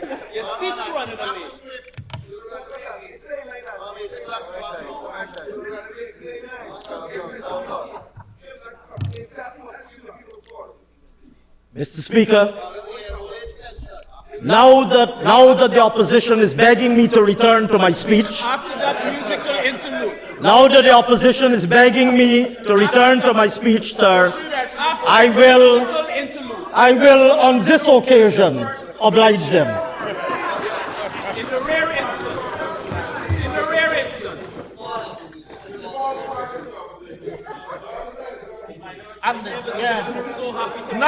Not the smuggle section, not the smuggle segment of composition. Not the smuggle segment. I never see a group so happy to be in opposition. Not the fugitive segment of opposition. Agriculture and food security. Mr. Speaker, agriculture and food security sit at the very center of Guyana's economic strategy for resilience. Our government has invested and will continue to invest heavily in projects, initiatives, and systems that keep the Guyanese people fed, that improve incomes for our farmers, and that reduce Guyana's exposure to external shocks. We remain committed to the transformation that is underway in the agriculture sector, driving national and regional food security and safety, and improving the competitiveness of our agricultural commodities, both nationally and regionally. Over the next 5 years, Mr. Speaker, our government's vision is to reinforce agriculture as a major pillar of Guyana's diversification efforts and to buttress Guyana's place in the region as the leader in food security. We will continue to work to improve production and productivity, improve market access, and increase farm and household income. We will invest in a regional food hub. We are investing in a regional food hub, in mega food parks, in modern port facilities with cold storage capabilities, with agri-tech and agro-industrial complexes. We will also undertake the development, opening up and development of 100,000 acres of new arable land. We will incentivize large, medium, and small-scale farming. We will strengthen the agriculture value chain. We will promote greater use of smart and appropriate technologies while establishing a network of permanent farmers' markets to expand both domestic export and value-added opportunities. Sugar. Mr. Speaker, restoring Gaisuko to financial viability and long-term sustainability.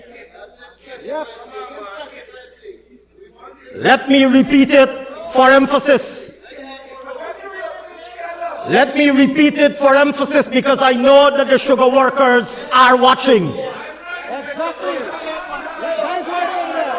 Let me repeat it for emphasis because I know that the sugar workers are watching.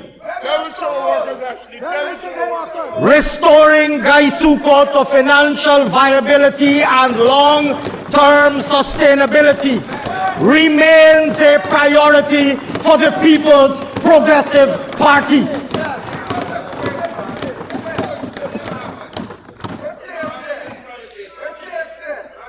In the last 5 years, we reopened Rose Hall and we upgraded field and factory infrastructure at Albion, Blairmont, Rose Hall, and Ifrot, which together re-energized the previously devastated local rural economy. We remodeled the marketing and sales mix from bulk sugar to higher value products and provided direct economic support to over 5,200 severed workers. Workers that were terminated by the unconscionable APNU AFC when they were in government. 7,000 workers and their families unconscionably sent home by the APNU AFC when they were in government, consigning those people and their families to poverty and decimating the economies of the villages in which they live. Today, Mr. Speaker, with the People's Progressive Party in government, more than 8,300 persons are employed in the sector. Those are real people that you did not care about when you were in government. And that is why you are sitting on that side of the house. Those are real people who were put out of work when the APNU AFC was in government. They terminated the sugar workers, Mr. Speaker, and even refused to pay them their severance. Even refused to pay the sugar workers their severance.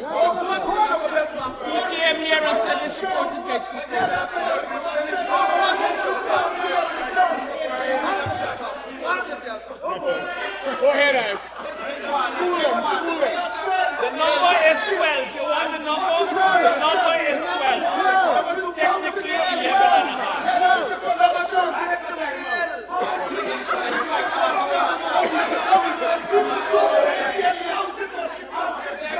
You have a penchant, Ashley, to get under there. Clearly I do. Clearly I do. Get him under there.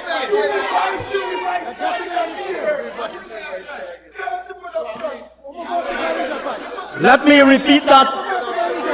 repeat that for emphasis, Mr. Speaker, because the sugar workers are watching. It is the APNU AFC that terminated 7,000 sugar workers, put them out of work, took bread out of their mouths, took away their incomes, and destroyed their communities. And they come now crying wolf. Crocodile tears. Crocodile tears. And you wonder why you are sitting over there? You wonder why you are sitting over there? You wonder why you will sit over there for the rest of your lives?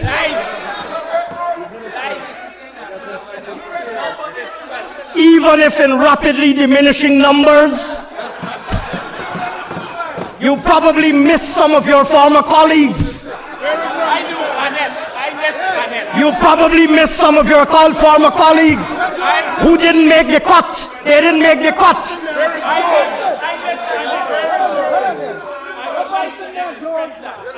I hear some of my colleagues calling. Please bring back Annette.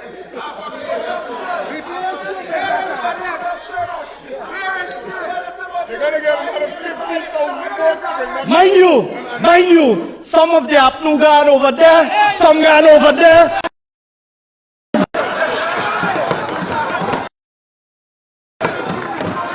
There is a word, Guyanese vernacular, there's a word for that. It's called scatteration. They scatter all over. One day over there, some day over there, and plenty of them left outside. In Guyanese parlance, Mr. Speaker, in Guyanese parlance, in the Guyanese vernacular, that is known, sir, as scatteration.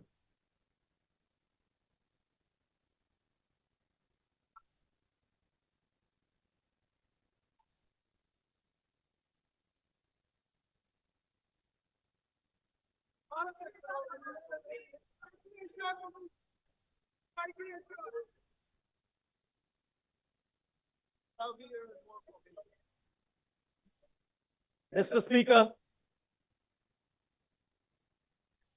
Mr. Speaker, over the next 5 years, our objective is to continue mechanization of field operation through land conversion, improve mechanical planting and harvesting, modernize factories and improve factory operations, promote high-yielding and high-gain varieties, investing in value-added production, including with private sector participation, and improving worker, union, and management relations, while, of course, transitioning workers to higher skilled roles. Ultimately, Mr. Speaker, as outlined in the People's Progressive Party Civic Manifesto for 2025, our strategy is to effectively transform and diversify Gaisuko into an agro-industrial hub for rural economic development. In 2026, over 3,000 hectares are targeted to be converted for mechanical harvesting. In addition, we will replace 3 sugar boilers, procure 5 cane harvesters, construct a conveyor system for billet canes, amongst other critical investments.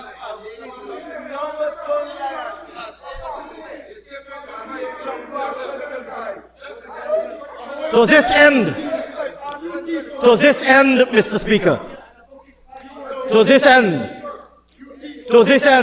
in 2025, $13.3 billion was spent in the sector. This year, Mr. Speaker, this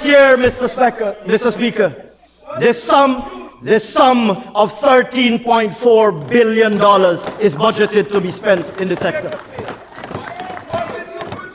I can't help it if you weren't paying attention. You should have been paying attention. You should have been paying attention. It's because you're incapable of paying attention that you are sitting over there.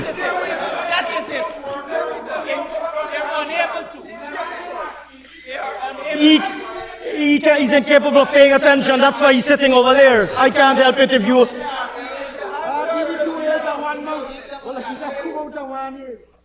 Turning, Mr. Speaker, to rice. Mr. Speaker, we supported the rice sector with production-focused initiatives that will... We support, rather, the rice subsector with production-focused initiatives that will expand acreage and improve yields. This support has increased production steadily over the last 5 years. Key interventions that we've implemented include the distribution of climate-resilient and high-yielding varieties of rice to improve production and productivity, construction of drying floors, research on value-added products, access to export markets, and billions of dollars in direct support to farmers and millers. We have also, Mr. Speaker, launched a crop insurance facility at no cost. And I'm reminded by my distinguished colleague, the Minister of Agriculture, that we are the first country in the Caribbean to have ever done that. Mr. Speaker, over the next 5 years, we will invest in seed processing facilities. We will establish rice-producing clusters. We will promote domestic fertilizer production. We will increase storage capacity through climate-controlled silos. And we will work diligently to secure lucrative markets for paddy and rice. We will also, Mr. Speaker, develop and market value-added rice-based products. Mr. Speaker, just for the commencement of construction of the silos, an amount of $1 billion is provided in this year's budget. We're already aggressively pursuing trade opportunities for rice, including with our counterparts in Mexico and in Europe. Mr. Speaker, in 2025, Not including fertilizer and paddy subsidies, we spent $430.9 billion to support the rice industry, and in 2026, an additional $430 million is budgeted. Other crops. Mr. Speaker, in 2025, the new tissue culture and micropropagation facility was commissioned with a production capacity of over 1 million plantlets annually. We distributed agricultural outputs, including tools and equipment, and provided over 131,500 plants to facilitate the cultivation of increased acreage of fruits and vegetables. Key interventions included the establishment of mega farms, including in collaboration with the private sector in places like Takama and Kimbia, introduction of smart climate resilient technologies such as shade houses, tunnel houses, hydroponic farming, and the promotion of value-added crops with the distribution of improved planting materials. Mr. Speaker, in 2026, our farmers will continue to benefit from technical support and other assistance, including planting and shade house materials, strengthened plant protection and quarantine services, with improved surveillance and integrated pest management strategies. Additionally, Mr. Speaker, extension services will be expanded, and the agriculture information system will be implemented, allowing for farmers to receive timely delivery of information through digital platforms. Mr. Speaker, in 2025, $2.9 billion was expended to support the subsector. This year, a sum of $3.3 billion is budgeted to support other crops. Corn and soybean. As I've mentioned already, Mr. Speaker, we continue to partner with the private sector to support the development of the corn and soybean value chain. In 2025, over 11,800 acres of soybean and over 2,700 acres of corn were cultivated, yielding over 14,000 tons of soybean and over 14,500 tons of corn. 3 grain extruders were procured, of which 2 were installed and the 3rd will be installed in 2026. Mr. Speaker, it is projected that corn and soybean production will grow by 8.9% and 22.3% respectively. Mr. Speaker, in the coconut subsector, recognizing that the coconut industry is poised for rapid expansion, in 2025 rather, 63,000 high-yielding pest-resistant seed nuts were imported, 58,370 seedlings were produced, and over 2,000 acres of coconuts cultivated. In 2026, we will expand that cultivation by 5,000 acres, and more high-yielding coconut seedlings will be distributed. We will also construct a state-of-the-art industrial facility for the processing of coconut waste and promote value-added coconut products and byproducts. Mr. Speaker, $116 million was expended to support the initiatives in the coconut subsector. That was in 2025, and in 2026, an additional $195 million is budgeted. Spices, Mr. Speaker. In 2026, we will continue to support the expansion of cultivation, distribute planting materials, and train farmers to further expand the production of spices and reduce imports. Citrus, Mr. Speaker. We will, in 2026, Mr. Speaker, continue to support increased cultivation of citrus saplings, cultivation and distribution, as well as horticultural propagation of mixed orchard saplings in order to meet the increased demand for planting materials. We will, of course, also provide technical support in horticulture cultivation and management. High-value crops. Mr. Speaker, in 2026, we will continue to expand the cultivation of high-value crops such as cauliflower, broccoli, onions, bell pepper, coffee, cocoa, and roses, cut flowers. We have been distributing materials and constructing shade houses to facilitate the growth of these high-value crops. In agro-processing, Mr. Speaker, over the last 5 years, 15 agro-processing and 10 cold storage facilities were established countrywide. In the medium term, we will continue to invest in agro-processing facilities such as fruit pulping hubs and state-of-the-art cold storage and packaging facilities. These interventions will result in the reduction of post-harvest losses and improve our export readiness. In 2026, we will commence works on an agro-processing port facility at Parika and a fruit pulping hub at Letem.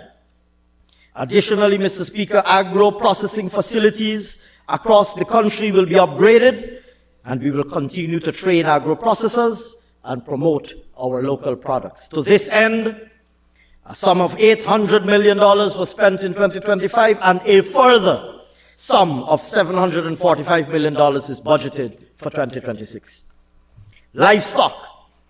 Mr. Speaker, in 2026, we will operationalize incubators and hatcheries that we've acquired. We will distribute livestock breeds and other inputs to farmers. We will install equipment in processing facilities to improve quality of poultry meat, and we will continue the development of the honey industry. In 2025, $1.7 billion was spent. In 2026, $1.9 billion is budgeted to continue the expansion of the livestock industry. Fisheries and aquaculture. Mr. Speaker, going forward, we will develop aquaculture hubs and expand cage culture in hinterland communities. We will upgrade marine landing sites and strengthen management systems, having, of course, already commenced doing that. Key interventions will include completing the feed mill and shrimp hatchery, installing an additional 200 tracking devices on fishing vessels, and launching a digital seafood marketing platform allowing fisherfolk to connect directly with local and international buyers. Mr. Speaker, in 2025, $1.7 billion was spent, and in 2026, a further $1.5 billion is budgeted to continue our investments in the fisheries sector. Mr. Speaker, drainage and irrigation. We recognize the importance of critical D&I structures across the country. Mr. Speaker, in 2025, we spent $46.2 billion on critical D&I systems and networks, and this year, $81.9 billion is budgeted. For the agriculture sector as a whole, we spent $84.9 billion last year, and we've budgeted for 2026, Mr. Speaker, $113.2 billion to continue the development of our agriculture sector as a whole. Turning, Mr. Speaker, to sustainable tourism. Mr. Speaker, we in the People's Progressive Party have long recognized the economic potential of the tourism sector, and we've been supporting the growth of the sector with a clear policy direction that will translate to more jobs and more opportunities for persons in the sector. Visitor arrivals have been trending upwards, with record arrivals of 453,489 visitors in 2025, the highest level of visitors ever recorded. Over the next 5 years, we will transform the sector by ensuring sustainable and world-class tourism experiences, expanding air and domestic connectivity, creating jobs and empowering communities, and making travel more affordable for our citizens and for visitors alike. Mr. Speaker, when we returned to office in 2020, we moved swiftly to tackle two of the main constraints to growth in the sector: accommodation capacity and airlift capacity. Mr. Speaker, over the last 5 years, accommodation has expanded by 42%, including 738 new rooms added in 2025 alone.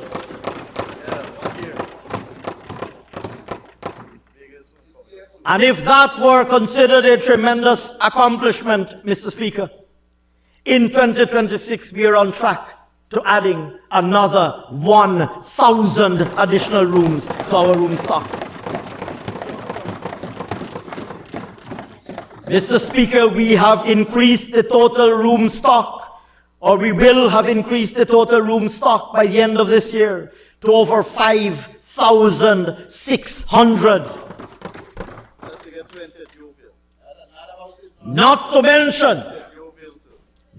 mention, Mr. Speaker, the opportunities that are being opened up for smaller investors in properties that are now being registered on the online platforms such as Airbnb.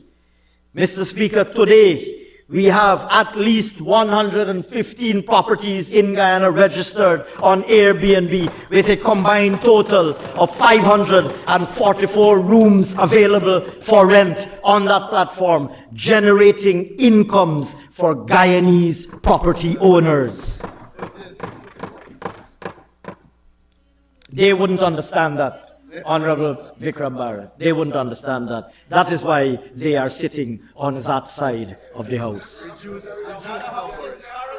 Mr. Speaker, in relation to airlift capacity,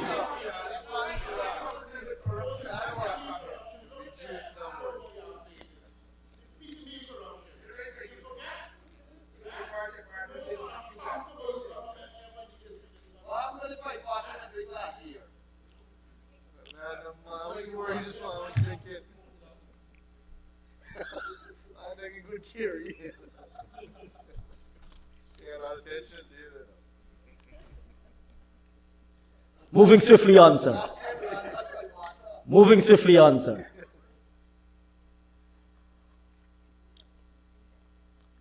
Mr. Speaker, on the subject of airlift capacity, I suspect that the Honorable Mahipal knows that he walked straight into that one, and he will thank me later for the mercy that I just extended to him. Mr. Speaker, on the subject of airlift capacity, our efforts to expand airlift capacity resulted in KLM Royal Dutch Airlines starting operations last June with an additional 1,650 seats weekly out of Georgetown to Amsterdam in the Netherlands in Europe. Furthermore, Mr. Speaker, Air Transat, which started operations last December, has already improved connectivity with Canada, with twice weekly flights to Toronto, providing an additional 796 seats weekly. And Mr. Speaker, if that were not enough, discussions are ongoing with several other major carriers.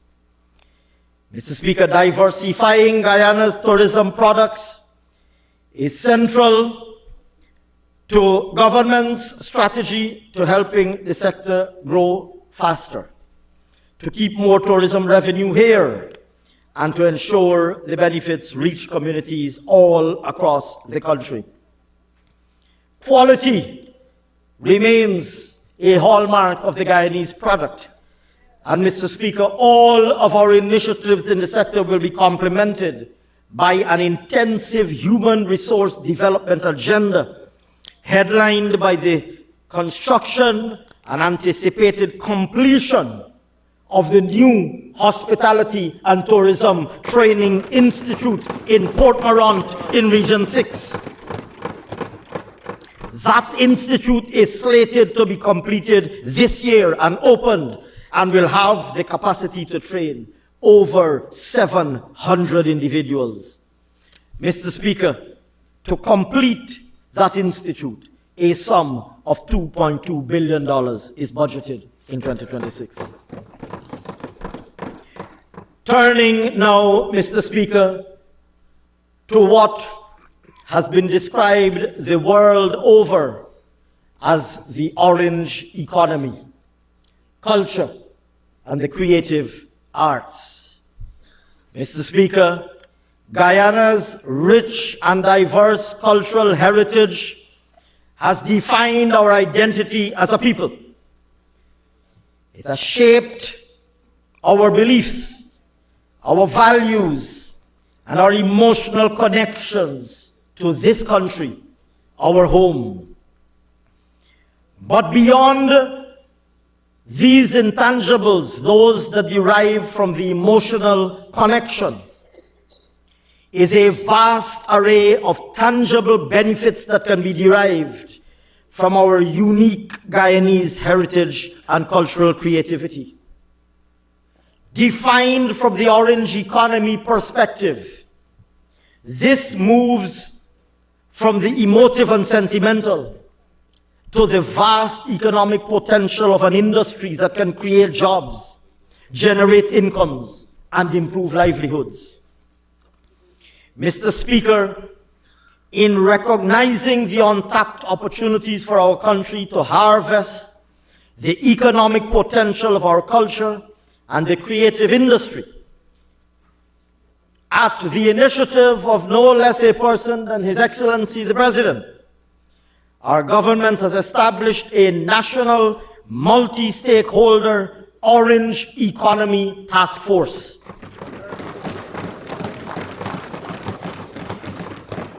This task force will complete a medium-term strategic plan for this evolving sector, for which national consultations will be held during this year. Mr. Speaker, already 8 key areas have been identified as priorities for development: cultural heritage tourism, gastronomy, literary, visual, performing arts, film, fashion, and festivals. Mr. Speaker, our government has already, as a matter of policy, engaged hundreds of local artists in national events through the year in our commitment to place culture and the arts at the heart of national development. In 2025, we operationalized the Port Morant Recording Studio, and we began construction of 3 additional studios in Bayrock, Reliance, and Iflot. These are expected to be completed this year. They will provide support, Mr. Speaker, to our incredibly talented young Guyanese to record their own music. We also hosted over 80 events and engaged more than 500 artists. Mr. Speaker, in 2026, we will advance works on the state-of-the-art museum and art gallery, as well as the Palmyra Cultural Market, for which $1.3 billion is budgeted.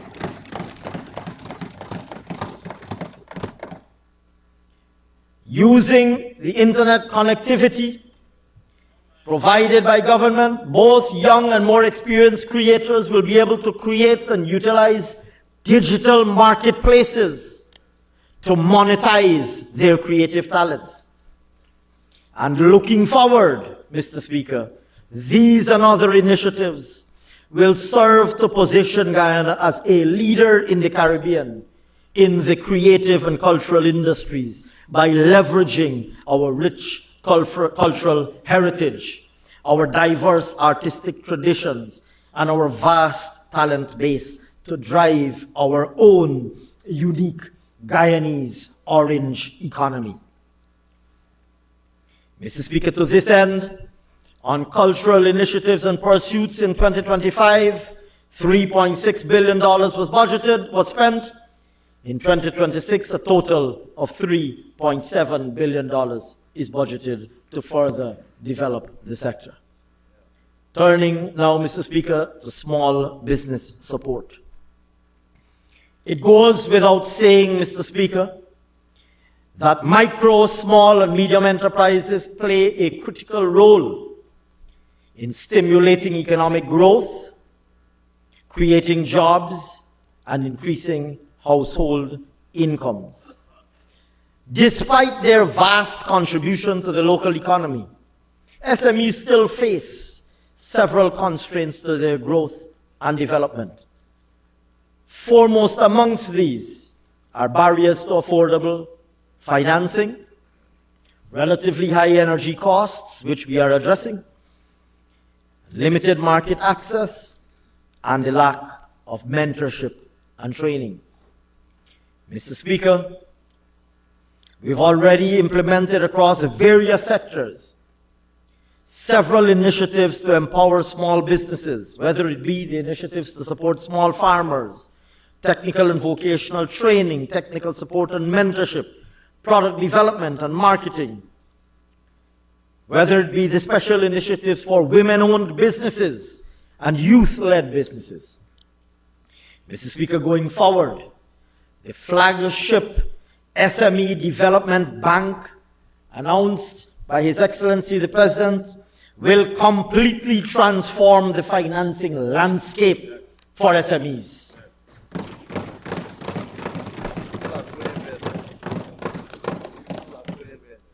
This bank will provide zero collateral and zero interest lending for bankable SME endeavors.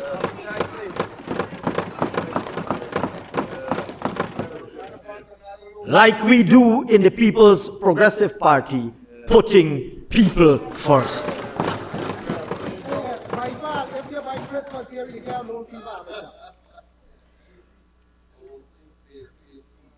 Mr. Speaker, the first 3 million will be available with no collateral or requirement, along with treasury and mentorship support services. Persons with sound business plans will also be able to apply to participating commercial banks for up to $7 million more at a preferential interest rate through a co-financing arrangement. Altogether, Mr. Speaker, these initiatives are intended to bridge the gap between individual ambition and viability of business concepts to ensure that small and medium-sized businesses are able to thrive. Climate services and biodiversity. Mr. Speaker, on the subject of climate, we continued, Guyana continued, and His Excellency, the President, continued to provide strong global leadership on the climate agenda by contributing to the negotiations for shaping future carbon market rules, by advancing nature-based solutions, and by advocating for equitable climate financing for forest and biodiversity-rich countries. At the frontier, at the cutting edge of global thought leadership. Pioneers in the true sense.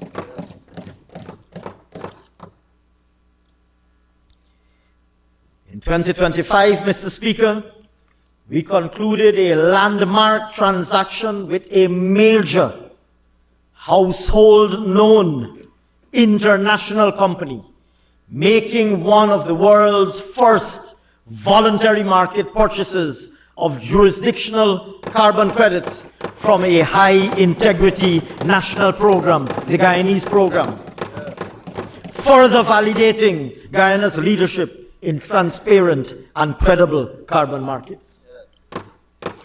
By the end of 2025, Mr. Speaker, total revenues surpassed $300 million. These revenues are delivering transformative benefits for the people of Guyana through investments which are accelerating across climate adaptation, mitigation, and resilience, and in particular, are benefiting our hinterland and Amerindian communities. Mr. Speaker, our government's priority will be to continue to maintain Guyana as a globally significant net carbon sink, that we expand the value of our forests and our ecosystems, that global partners continue to reward high-integrity climate services, and that these revenues strengthen climate security, food security, energy security, and community prosperity. Mr. Speaker, in 2025, we achieved a very important milestone. We hosted successfully and we launched the Global Biodiversity Alliance. The GBA Summit convened more than 140 nations and organizations. Under Guyana's leadership, the GBA established a global platform to accelerate biodiversity action. Our engagement with strategic international partners has also delivered on the ambitious vision for the world's first national biodiversity information system, the world's first. This, Mr. Speaker, yet again positions Guyana as a model worthy of global replication. Mr. Speaker, 2026 will see the launch of the first GBA-supported biodiversity financed instruments, positioning Guyana at the forefront of this emerging global market, while we continue to exemplify a model where nature is valued, communities are empowered, and global climate leadership delivers tangible results for every citizen. Mr. Speaker, I turn now to transformational infrastructure. Go ahead, Ash. Go ahead. Permit me to start with energy expansion Go ahead. and diversification. Go ahead. Mr. Speaker, since August 2020, Mr. Speaker, since August 2020, our government added over, Mr. Speaker, let me repeat that for emphasis. Since August 2020, this People's Progressive Party civic government added over 186 megawatts of new generating capacity to GPL's integrated system. 186 megawatts.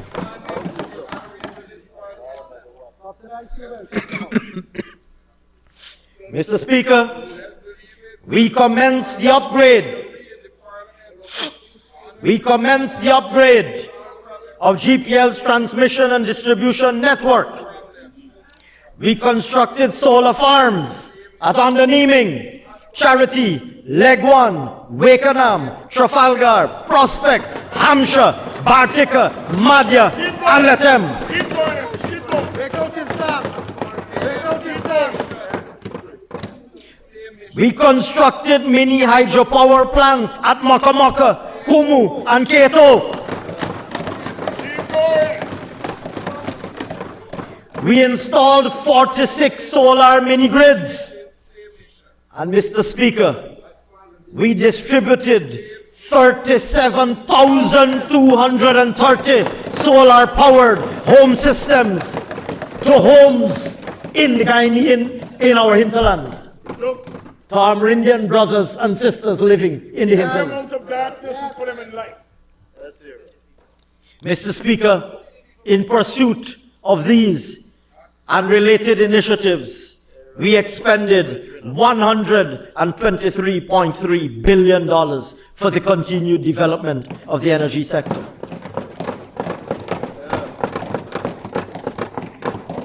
Mr. Speaker, looking ahead, our vision to expand and modernize the energy sector is premised on providing adequate electricity to meet our rapidly growing current and future demand.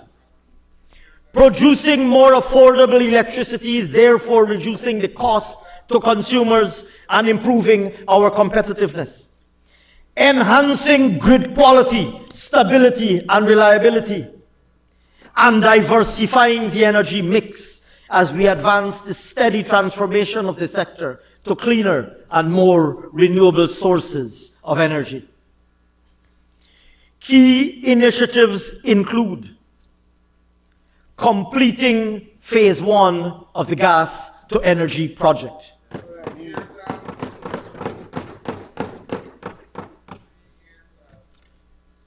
And to repeat for emphasis, Mr. Speaker, the APNUAFC spent 5 years in government and did not deliver a bucket of sand towards the commencement of a project that will see the harnessing of our gas resources. Not a bucket of sand. They didn't deliver.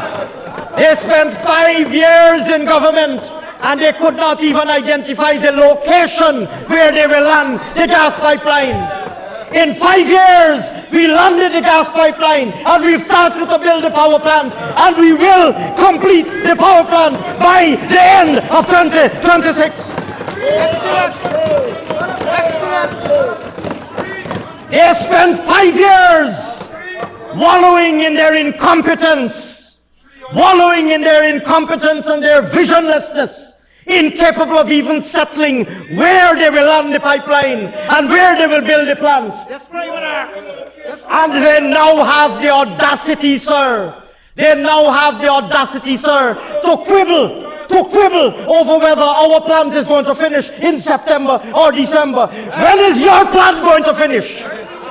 When is your plant going to finish? When is your plant going to finish? The one that you started? Next to never. Your plant is going to finish next to never.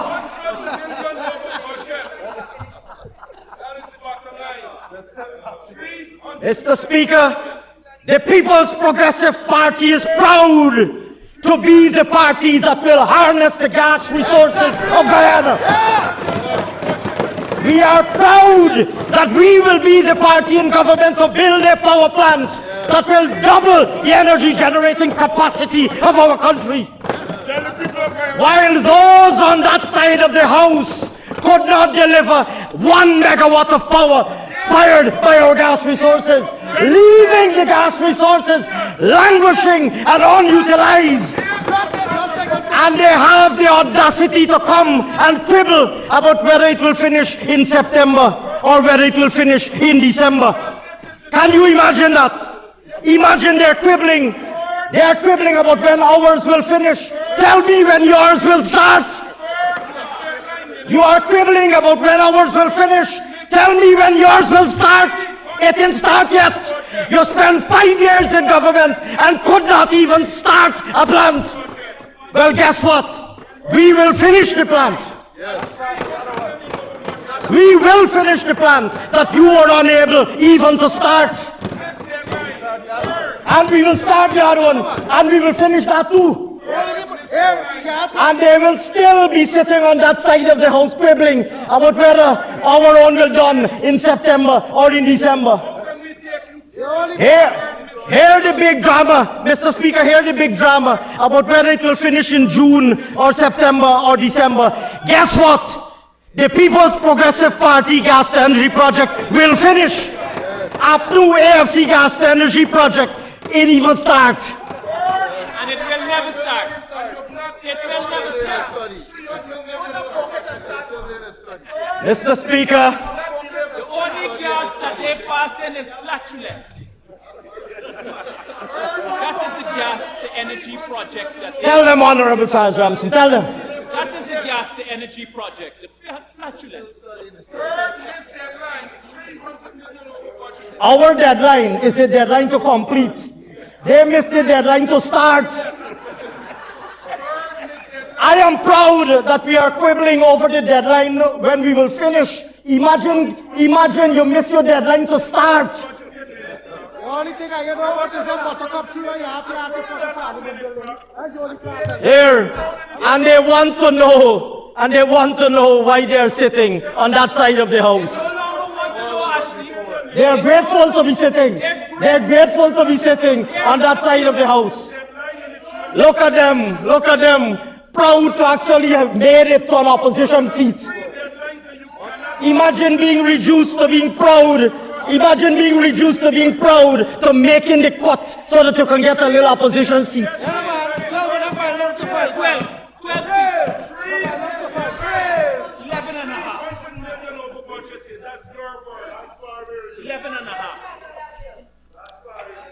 Mr. Speaker, this People's Progressive Party civic government will complete the gas to energy project, and we will deliver 300 megawatts of power, doubling the energy generating capacity in Guyana and reducing the cost of electricity by 50%. We in the People's Progressive Party civic government will deliver that to the people of Guyana.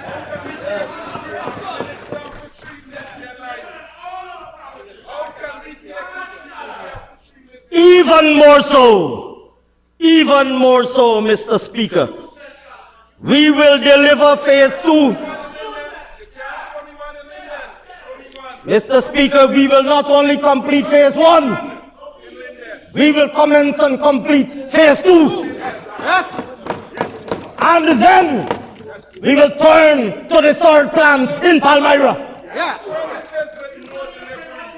Go to Wales and see the plant, and then tell us where the APNU plant is.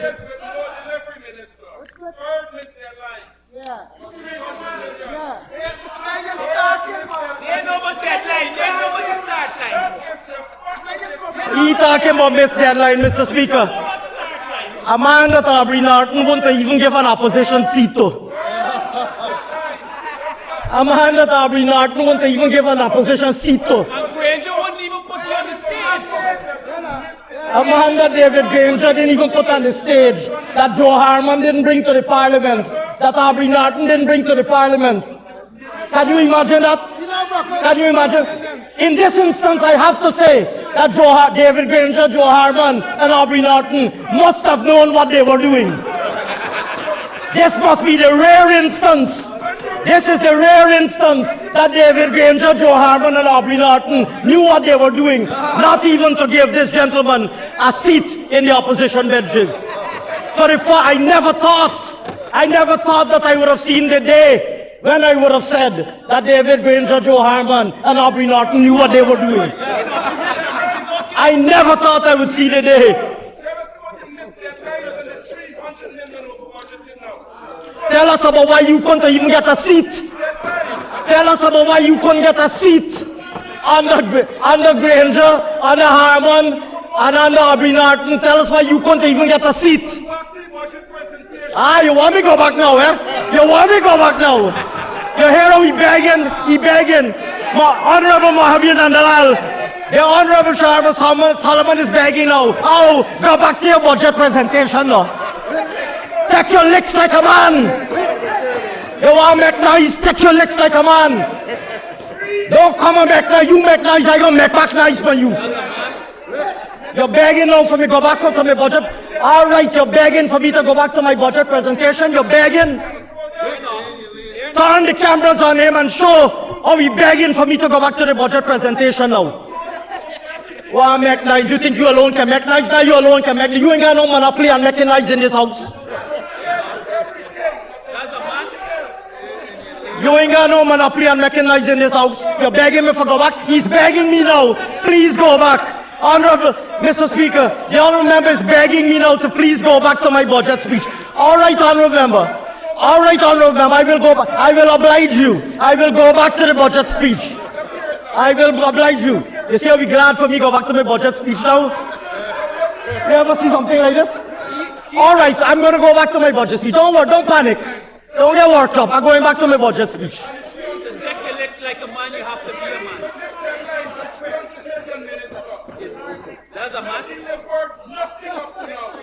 Mr. Speaker, Absolutely nothing you've not done.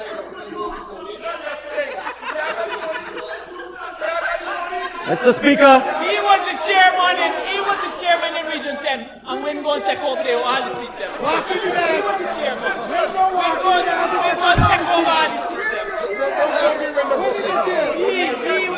He was the chairman. he was the chairman. Yeah, and chairman. We're going to take over all the seats. What is this I'm hearing?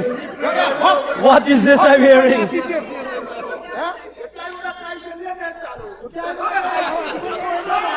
Let me move on. It looked like this honorable member is getting more attention in this house than he ever gets in Linden. Let me move on. Mr. Speaker, from what I'm hearing, the honorable member is getting a lot more attention and traction in this house than he ever got in Region 10 or in Linden. Moving swiftly on, sir. Moving swiftly on. Mr. Speaker, this People's Progressive Party civic government will not only complete the GTE-1 and the GTE-2, we will resuscitate the Amila Falls hydropower project. We will deliver and install an additional 100 megawatts of solar power. We will upgrade the T&D network, which will deliver power from GT, from Wales to Garden to Eden to Good for Wacting to Sophia to the East Coast, and then over the Berbice River all the way to number 53 village, integrating the entire network. Mr. Speaker, in transmission and distribution for those who might be unfamiliar with the term. Mr. Speaker, in 2026, to advance our upgrade of the T&D project, the sum of $66.2 billion is budgeted. We will also improve power management by implementing a full-scale smart grid. In addition, Mr. Speaker, we are investing heavily in renewable energy, including in underserved communities. As I mentioned earlier, we have completed solar farms in a number of locations, and we will continue this work going ahead. Mr. Speaker, in 2026, we will complete 10 new solar mini-grids to benefit over 6,200 households in the hinterland and riverine communities. Additionally, Mr. Speaker, the distribution networks in Mabaruma, Matthews Ridge, and Port Kaichuma will continue to be upgraded to benefit over 2,600 households and businesses. Meanwhile, sir, works that are currently ongoing will continue on a 15-megawatt solar farm in Linden, done by this People's Progressive Party civic government.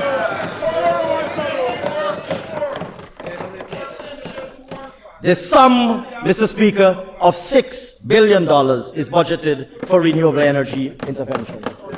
Mr. Speaker, in 2026, a total of $119.4 billion is allocated for the continued implementation of our energy strategy. Turning now, Mr. Speaker, to road transport infrastructure, roads and bridges. Mr. Speaker, we are investing heavily in transport infrastructure with the aim of facilitating closer integration and more trade with our neighbors, improving connectivity between main population centers, easing congestion and improving commute, and opening up new productive lands. Through these, we are unlocking greater economic opportunities, and we're improving the quality of life of our citizens. Key achievements to date include construction of the Heroes Highway and the Ogle to Eccles Highway, which connect the East Coast Demerara and East Bank Demerara corridors. Completion of the flagship Barra Jagdeo Demerara River Bridge.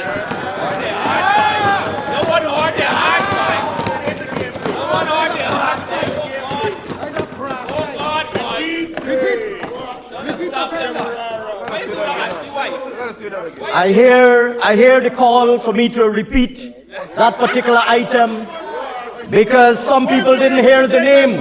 What is the name of that bridge?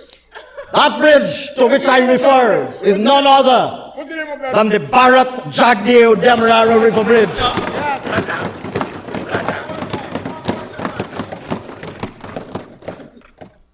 An engineering masterpiece, a towering giant in our infrastructural landscape, befitting of he after whom it was named.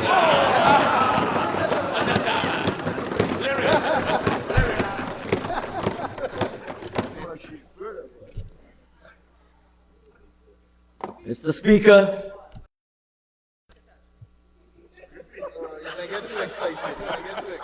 my Paul went out for some pipe water. I'm going to let the Minister of Water deal with Mahi Paul and his request for pipe water. My hair black today, though. My hair extra black. I want to remain parliamentary. Honorable Attorney General. My outside complain about the coffee. Moving swiftly on, sir. We also completed this Cunard to Crane Highway, improving interregional access, because of course it is linked to the Barajagdeo Demerara River Bridge. We constructed 85 kilometers of paved roads and 45 concrete bridges along the Linden to Lethem corridor.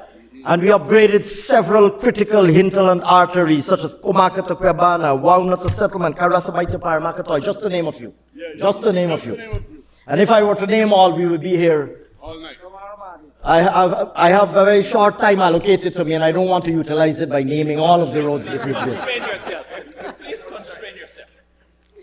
Mr. Speaker, going forward, our vision for transport infrastructure includes the completion of the Linden to Lethem corridor, inclusive of a bridge at the Kurpukari crossing, with onward road linkage to the new deepwater port in Berbice via a modern 4-lane high-span bridge across the Berbice River. At the same time, the old Demerara Harbour Bridge will be dismantled and relocated and reassembled to facilitate the Timeri to Sand Hills crossing and to connect the islands of Legwan and Wekanam. Needless to say, Mr. Speaker, several other major highways and farm-to-market access roads are slated for construction or upgrade. And of course, the Westmore Bridge is advanced in its completion.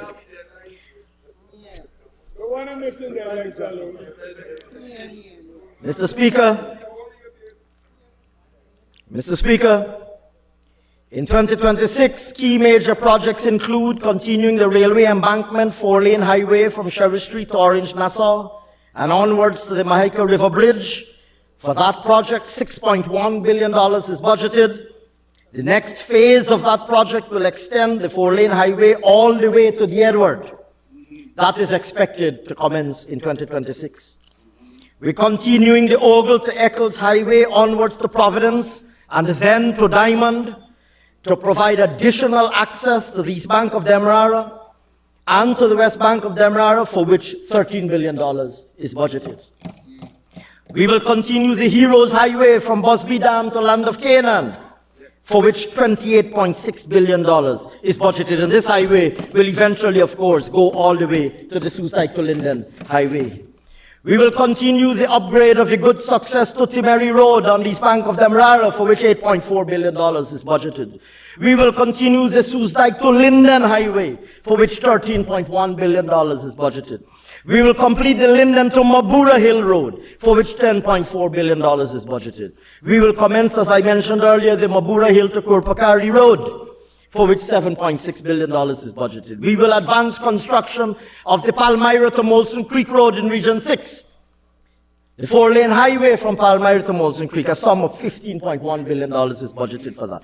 We will advance the Parika to Goshen Road and the Sand Hills to Macquarie Link. A sum of $6.5 billion is budgeted for that. And the list goes on and on. Mr. Speaker, for community roads alone, we spent $55.6 billion in 2025, and we've budgeted an additional $40.2 billion in 2026. For hinterland roads alone, we have spent $14.2 billion in 2025. We have budgeted another $10 billion for hinterland roads alone. Mr. Speaker, we will also, recognizing the increased volume of traffic on our roads, we recognize the importance of road safety and the durability of our roads network. We are rolling out a fully automated speed ticketing system as part of a broader safe road intelligence system that uses advanced cameras and radar speed guns to allow for real-time offense detection and automated issuance of tickets. And of course, ensuring equitable, consistent, and timely enforcement of our traffic laws. Mr. Speaker, in 2026, $382.9 million is allocated for this initiative. We will be installing this year 8,000 auto-control speed regulators on trucks to limit the speed of those trucks, known as the governors.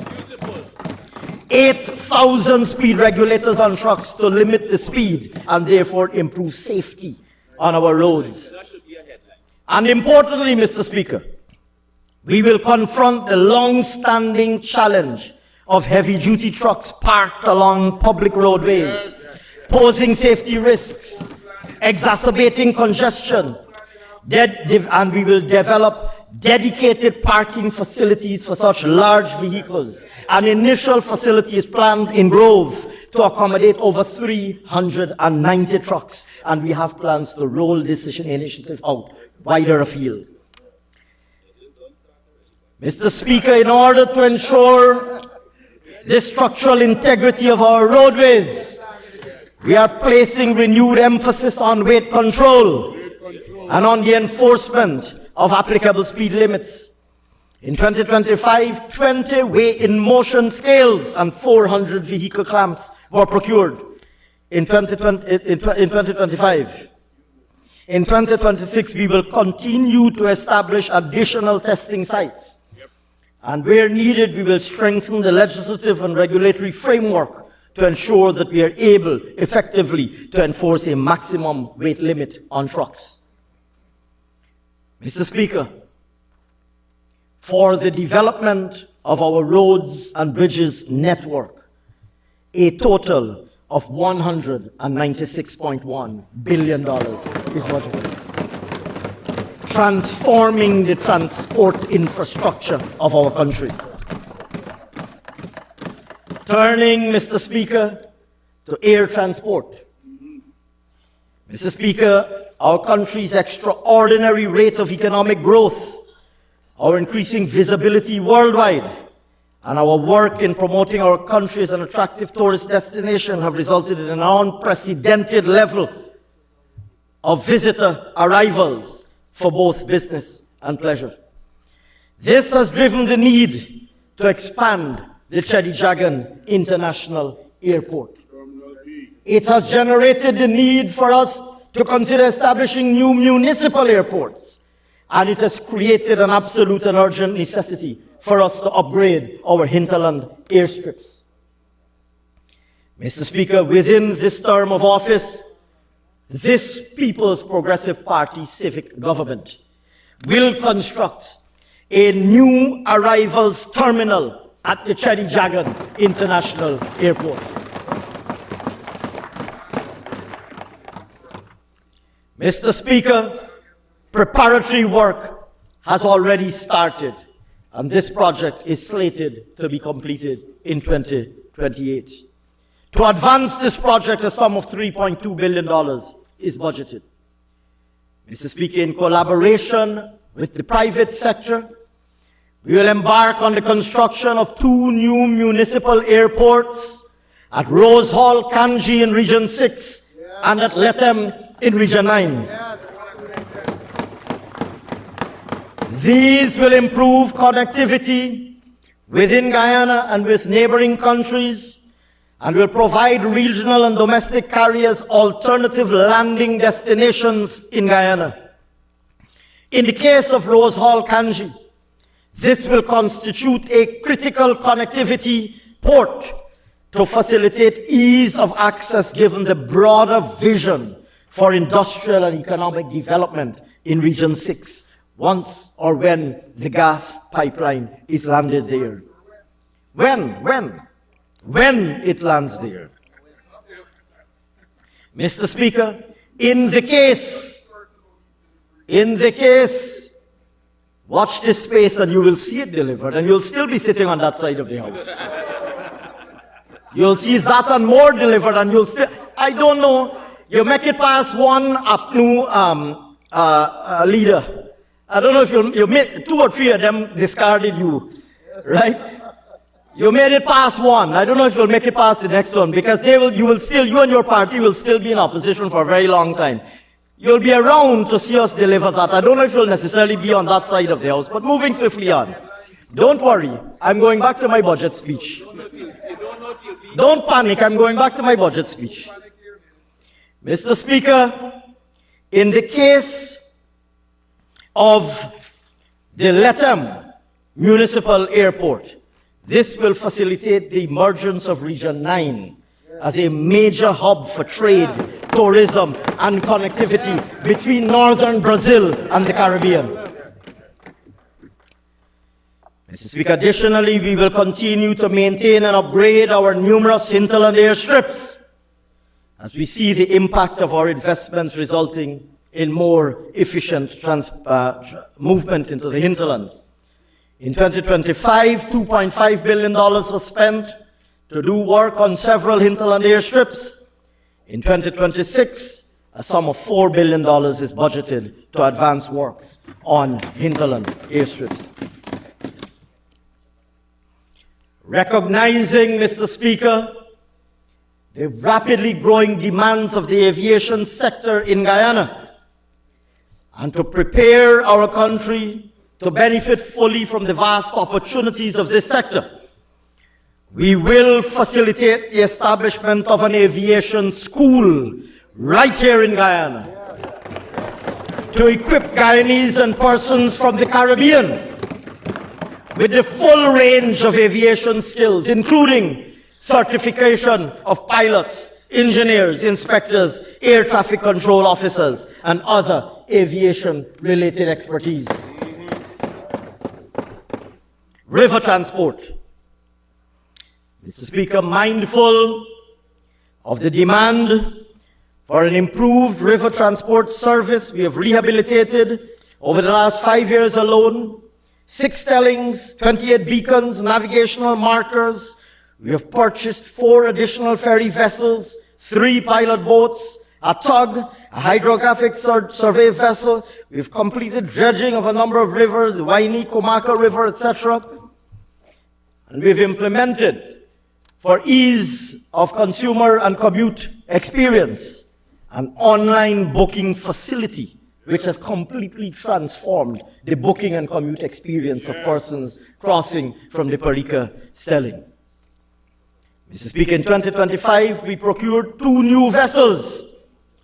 The MV Konwaruk 1899, with the capacity to transport 81 cars and 300 passengers to ply the Parika Supanam route, and the MV Calliope N, with the capacity to transport 51 cars and 284 passengers, plying the Georgetown to Northwest District route. Mr. Speaker, looking ahead, we will continue to invest aggressively in the transformation of our river transport sector.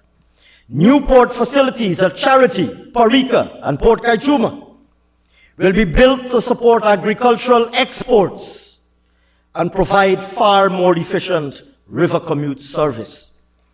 Meanwhile, to improve navigation and attract and accommodate larger vessels, we are investing in capital dredging at the mouths of the Berbice and Demerara rivers.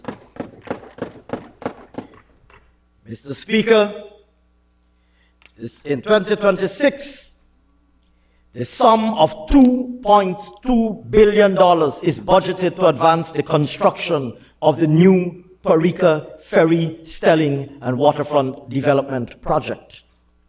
This, as I mentioned earlier, will transform the old Parika Stelling into an international port of entry and as a major hub for tourism, agriculture, and shipping. Additionally, the sum of $6.3 billion is allocated to advance dredging activities at the mouth of the Demerara River.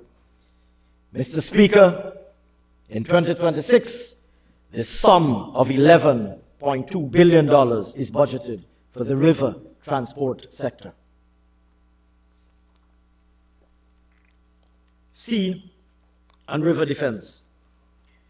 Mr. Speaker, it goes without saying that when we speak of resilience, risk of coastal degradation and overtopping, mangrove depletion, and the constant cycle of erosion and accretion due to climate change are very real risks that we face on an ongoing basis. We have been investing in a hybrid of green and gray interventions to promote long-term shoreline stability and protection. To this end, over the last 5 years, we constructed over 35,300 meters of new sea defense, and we maintained over 425,800 meters of existing sea defense, and we developed over 6,000 hectares of mangroves. We spent, Mr. Speaker, a total of $12.6 billion on sea and river defense. And in 2026, to advance those works, including in such areas as Belladrum, Cullen and Lajalasi, amongst others, we have budgeted a sum of $11.3 billion. Turning, Mr. Speaker, to social services, education. Mr. Speaker, modernizing our education system is key to meeting the rapidly growing demands of a skilled workforce. It is also key to empower our citizens to take advantage of the opportunities that are becoming available to them. Accordingly, we have substantially ramped up our investments to ensure that all Guyanese have access to good quality education, and that all Guyanese can obtain the necessary skills for their chosen field of work. Our investments are focused on expanding physical access and quality of delivery. Our aim is to ensure that every single Guyanese child has access to world-class education to prepare them for adulthood. And we aim also to ensure that every single Guyanese person, regardless of age, has access to educational opportunities to upskill or reskill themselves. With that in mind, we also aim, Mr. Speaker, to provide greater flexibility in terms of the mode of delivery and the means of access, including with the use of modern digital technology. Mr. Speaker, in the area of upgrading and expanding schools infrastructure, in 2026, we spent $36.3 billion to construct more than 100 new schools across the nursery, primary, and secondary school levels, and to maintain school buildings countrywide, the most aggressive build-out of schools infrastructure in the entire history of our country. Mr. Speaker, in 2026, we have budgeted a total of $24.3 billion for the completion of more than 40 schools countrywide, alongside the continuous rehabilitation and maintenance of existing schools. We will also advance construction on student dormitories in several hinterland communities, including Jawala, Port Kaichuma, Santa Rosa, Waramadong, amongst others. improving the number of trained teachers. Mr. Speaker, when we came into office, we said we want to achieve a public education system where all teachers are trained. Hence, today, Mr. Speaker, every single teacher in the public school system is either a trained teacher or is in training. An achievement that has never before been recorded in this country. Mr. Speaker, the Cyril Potter College of Education trained over 5,000 teachers over the last 5 years. Last year alone, 1,345 graduated. This has increased the ratio of trained teachers from 69% in 2021 to 86% at the end of 2025.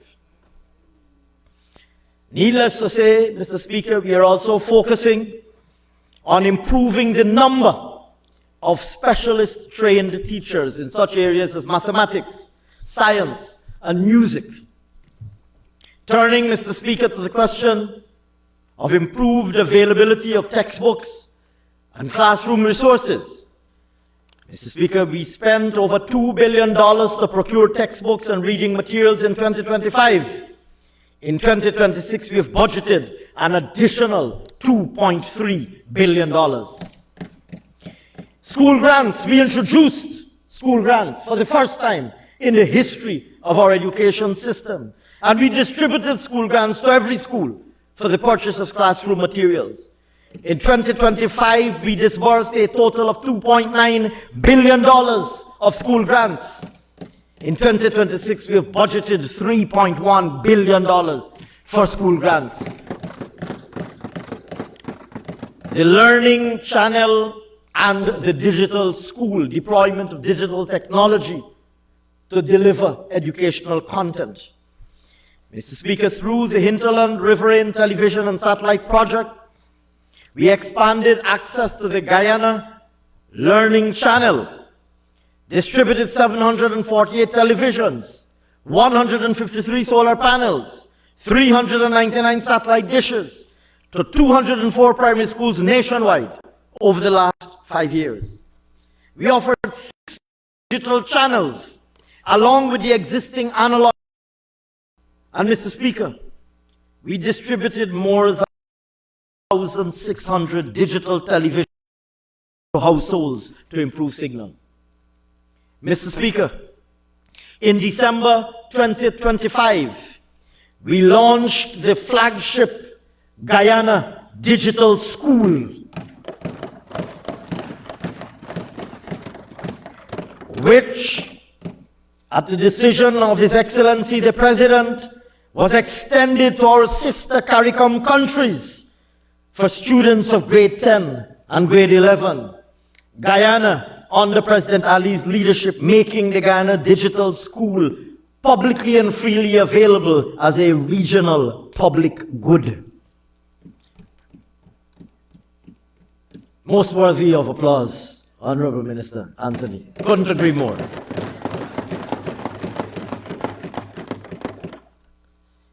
Mr. Speaker, over 22,000 students registered with the Guyana Digital School. Over 22,000 students registered with the digital school.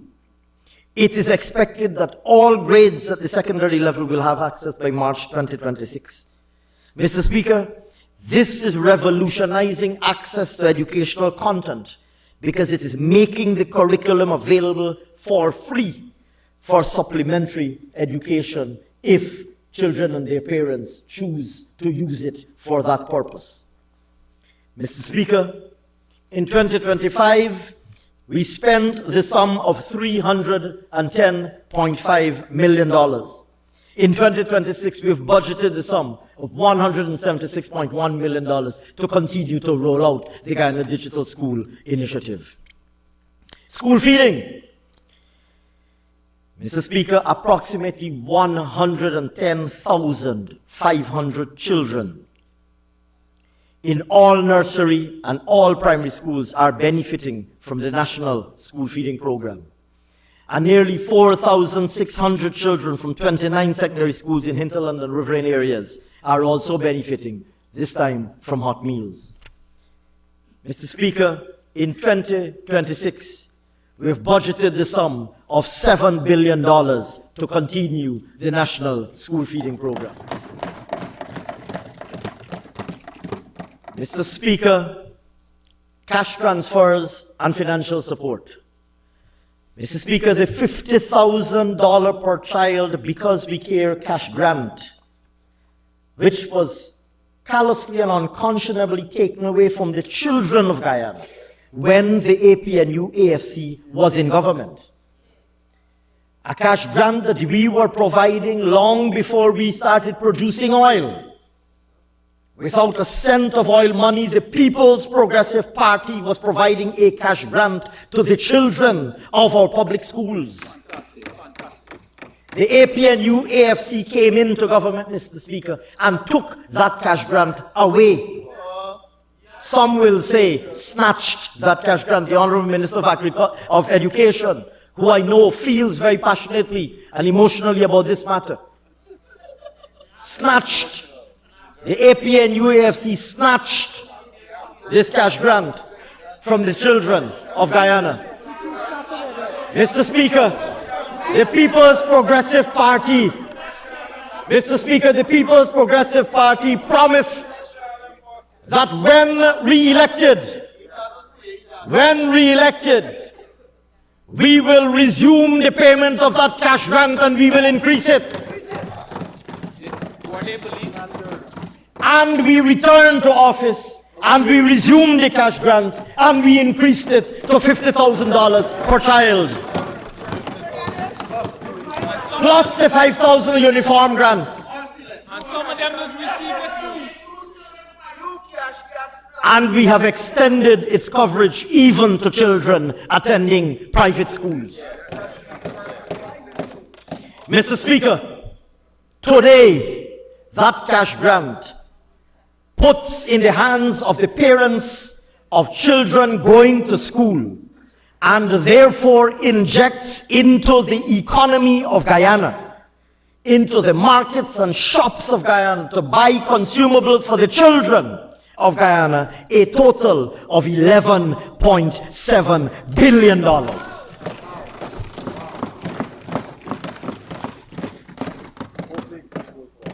Needless to say, Mr. Speaker, the distribution of these grants will continue in 2026. Mr. Speaker, we also announced in 2025 that we, the People's Progressive Party civic government, will cover the cost for up to 8 subjects for every student pursuing CSEC or CAPE examinations. Mr. Speaker, over 13,000 students who had already paid to sit the 2025 exams were reimbursed their exam fees. That reimbursement, Mr. Speaker, put back in the hands of the parents $290.7 million. Needless to say, Mr. Speaker, this program will also be continued in 2026. Improving management and accountability in the education sector.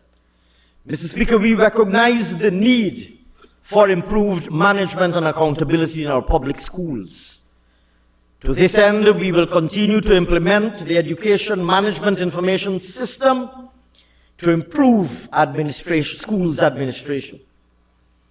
Mr. Speaker, since the EMIS was introduced in 2023, over 2,600 teachers from 875 public schools were trained to use the system. And in 2025, furthermore, Mr. Speaker, the Guyana Leadership Academy was launched to further strengthen leadership and management capabilities across all levels. Turning, Mr. Speaker, to tertiary education.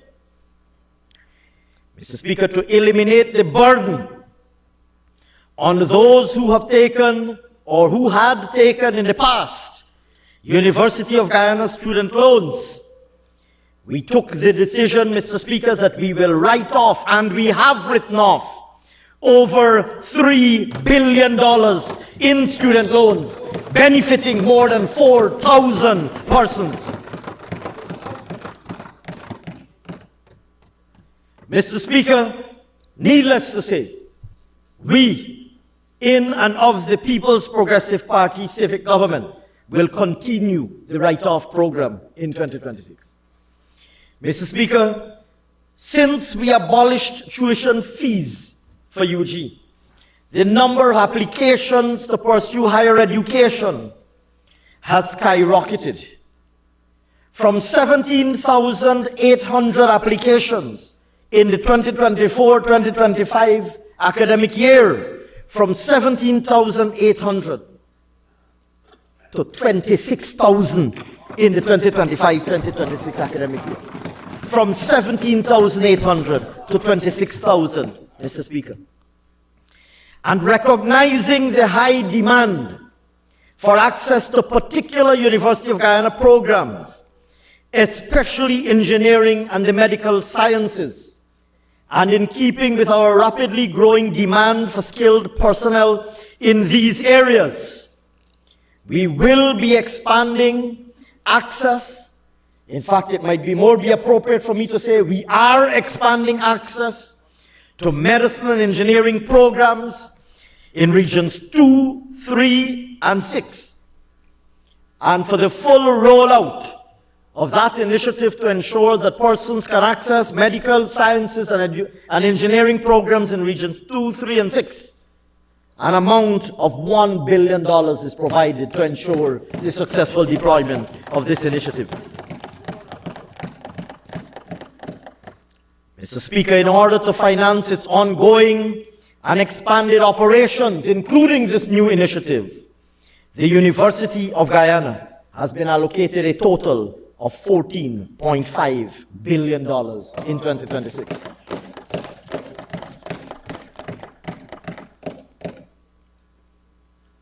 Mr. Speaker,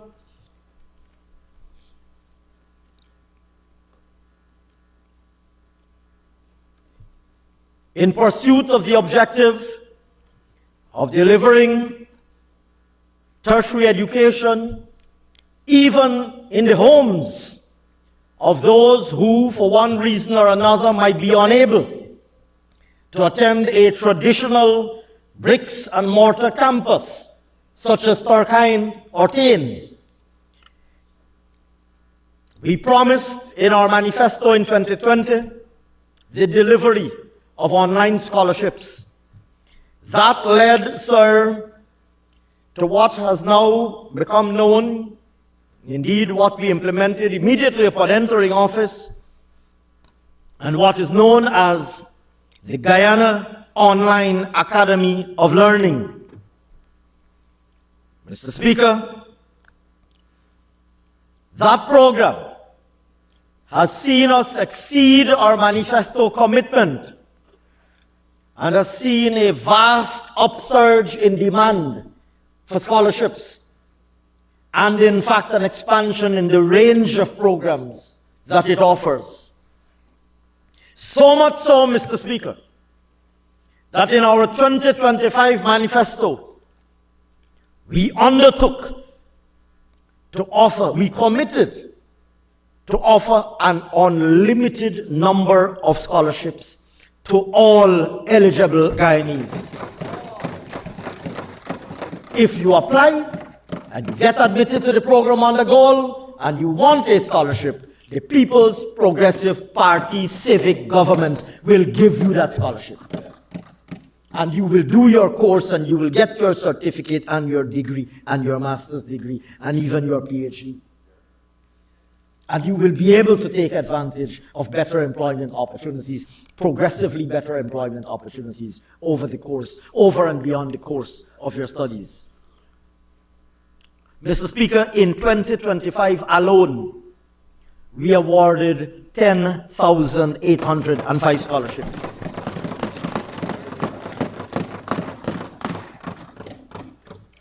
Mr. Speaker, in 2026, we have allocated $5.8 billion to roll out this program even further. We have also, Mr. Speaker, in pursuit of our objective of ensuring that our public officers are upskilled, are able to explore new vistas of opportunities and acquire new skills, whether it be information technology or digital skills, whether it be language and linguistic skills, whether it be technical areas. We have rolled out a public service upskilling platform in partnership with Coursera.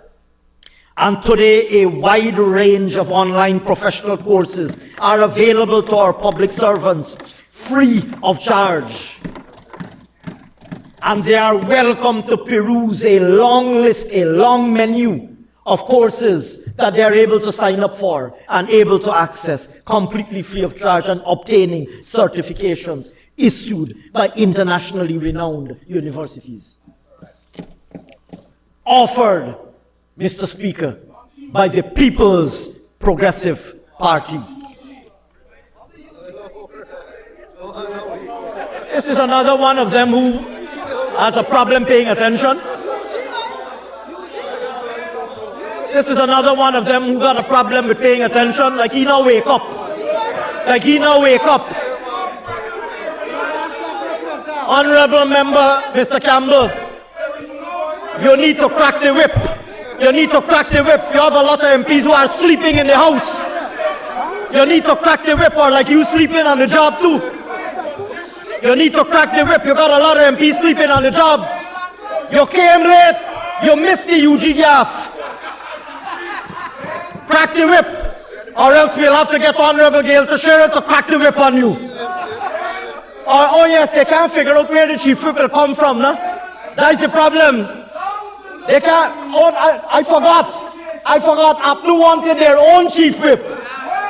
I had forgotten. APNU wanted their own chief whip, and they were told, no. The opposition gets one chief whip. They wanted their own chief whip. You know, APNU has now become three parties over there. I hear they say they want three chief whip. You know why? You know why? Because they need good licks. They like tech licks. One whip ain't good enough. They want three. They want three whip. You should have been here to listen. You were not here.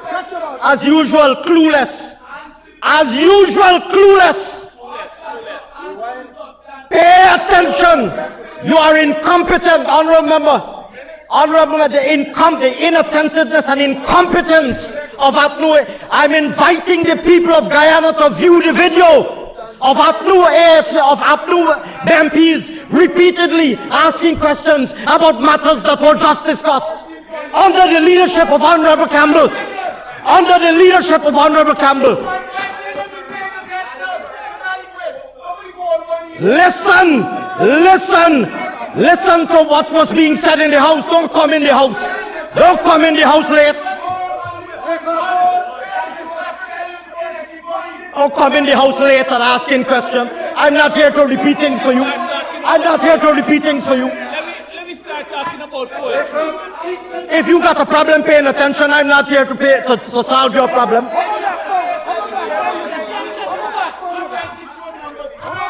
I forget they wanted a chief whip of their own. Yeah. Honorable Gale, make a case for them forget a chief whip of their own. Now they want a whip, they need some good licks.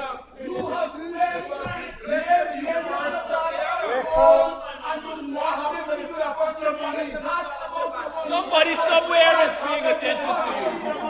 Somebody somewhere is paying attention. Check in, Gale. Somebody somewhere. It's certainly not us. Let's move on. Let's move on.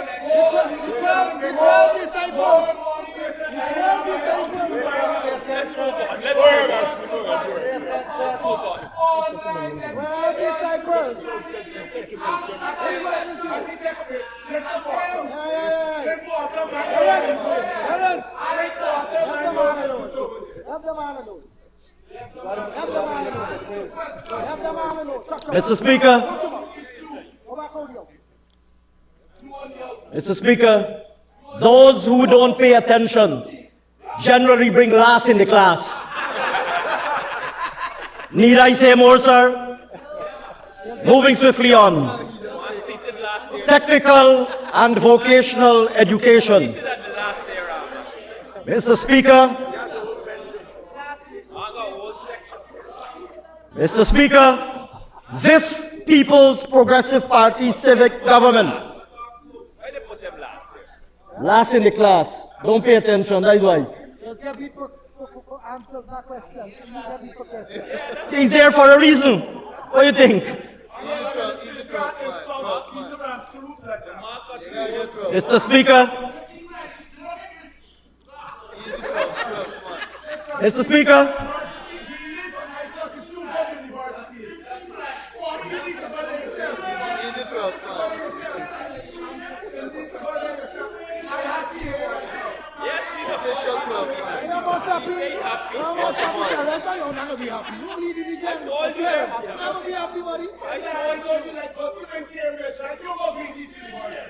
I told them they said they're happy. moving swiftly on, sir. The gentleman has found his voice. You notice? Makes no sense. The gentleman has found his voice. Mr. Speaker,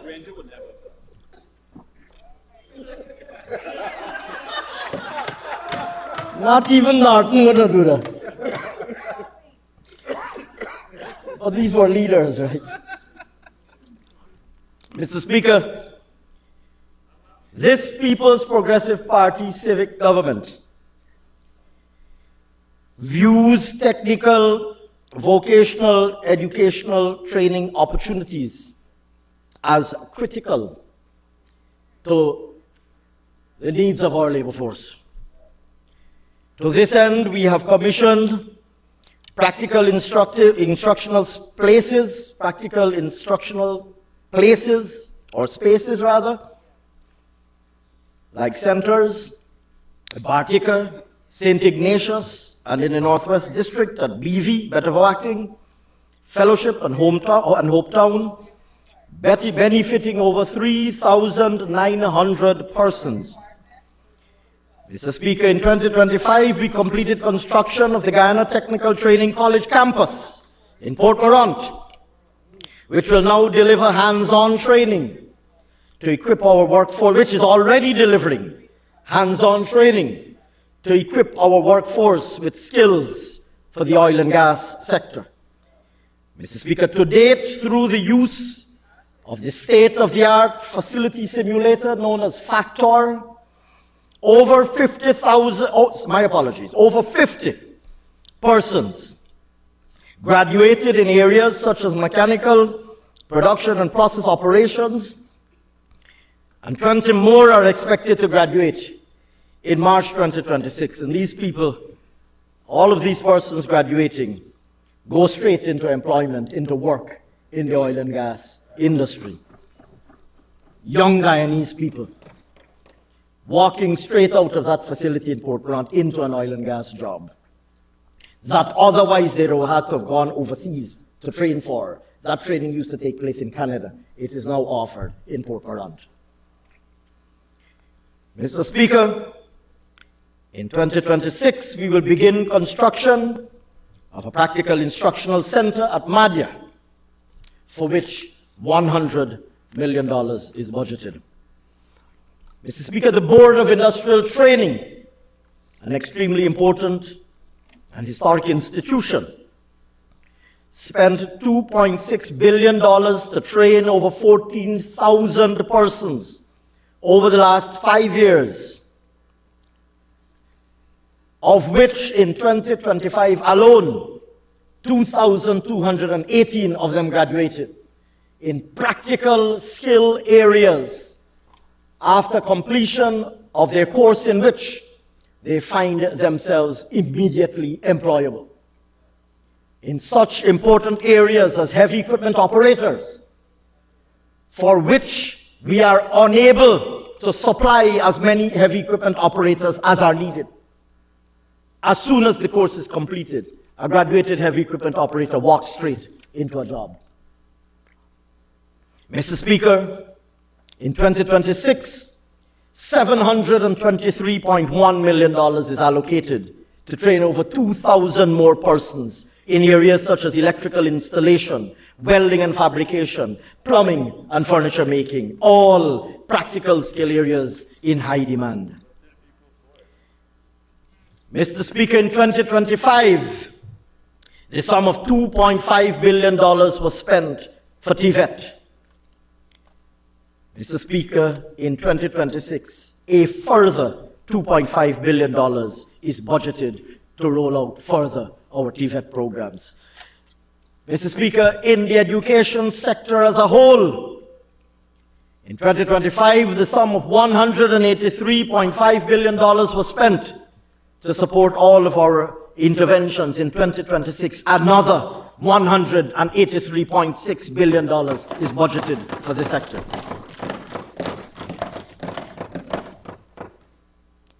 Mr. Speaker, turning to the health sector, our aim is to deliver a modern, world-class health sector that ensures access to state-of-the-art medical facilities and equipment, the timely availability of drugs and medical supplies, and the integration of digital technologies. Facilities, equipment, and drugs. Mr. Speaker, in 2025, we brought into operation not one, not two, not three, but 6 new state-of-the-art regional hospitals in Lima, Dikendren, Diamond, Enmore, Bath, and number 75 Village. 6 brand new state-of-the-art regional hospitals. Meanwhile, Mr. Speaker, they didn't have that problem. They didn't have a hospital, so they didn't need a doctor. They didn't have that problem. If you don't build a new hospital, you don't need a doctor. Mr. Speaker, in 2026, we will continue our efforts to deliver a fully transformed healthcare system through the following initiatives, amongst others. Advancing construction on the pediatric and maternity hospital and 6 regional hospitals in Moruca, West Demerara, New Amsterdam, Bartica, Cato, and Letem. Mr. Speaker, the sum of $24 billion is budgeted for this purpose. Upgrading the Georgetown Public Hospital Corporation and completing polyclinics at Campbellville and an industry, along with other critical infrastructural upgrades, for which the sum of $1.5 billion is budgeted. Constructing, retrofitting, and maintaining other health facilities at a cost of $12.6 billion. Constructing the new National Neurological Rehabilitation Center to provide specialized clinical care and long-term management of brain injuries, such as stroke, head and spinal cord, and neuromuscular disorders, and a modern oncology center to provide a comprehensive patient-centered cancer care facility, for which $1.1 billion is budgeted. Mr. Speaker, a critical aspect of our healthcare delivery is the expansion and upgrade where needed of our fleet of medical equipment. In 2025, the sum of $4.6 billion was expended, and in 2026, another $3.1 billion is budgeted for several key initiatives. These include the installation of an MRI machine and an additional CT scanner and cath lab for the GPHC. The installation of an additional 50 telemedicine sites to serve our most remote communities. and improve their access to specialized care, no matter where they live. The integration of AI-supported diagnostic systems for the improvement of clinical decision-making and to upgrade the quality of health care provided. Mr. Speaker, the timely and adequate delivery of drugs is essential to ensuring quality care to the Guyanese people.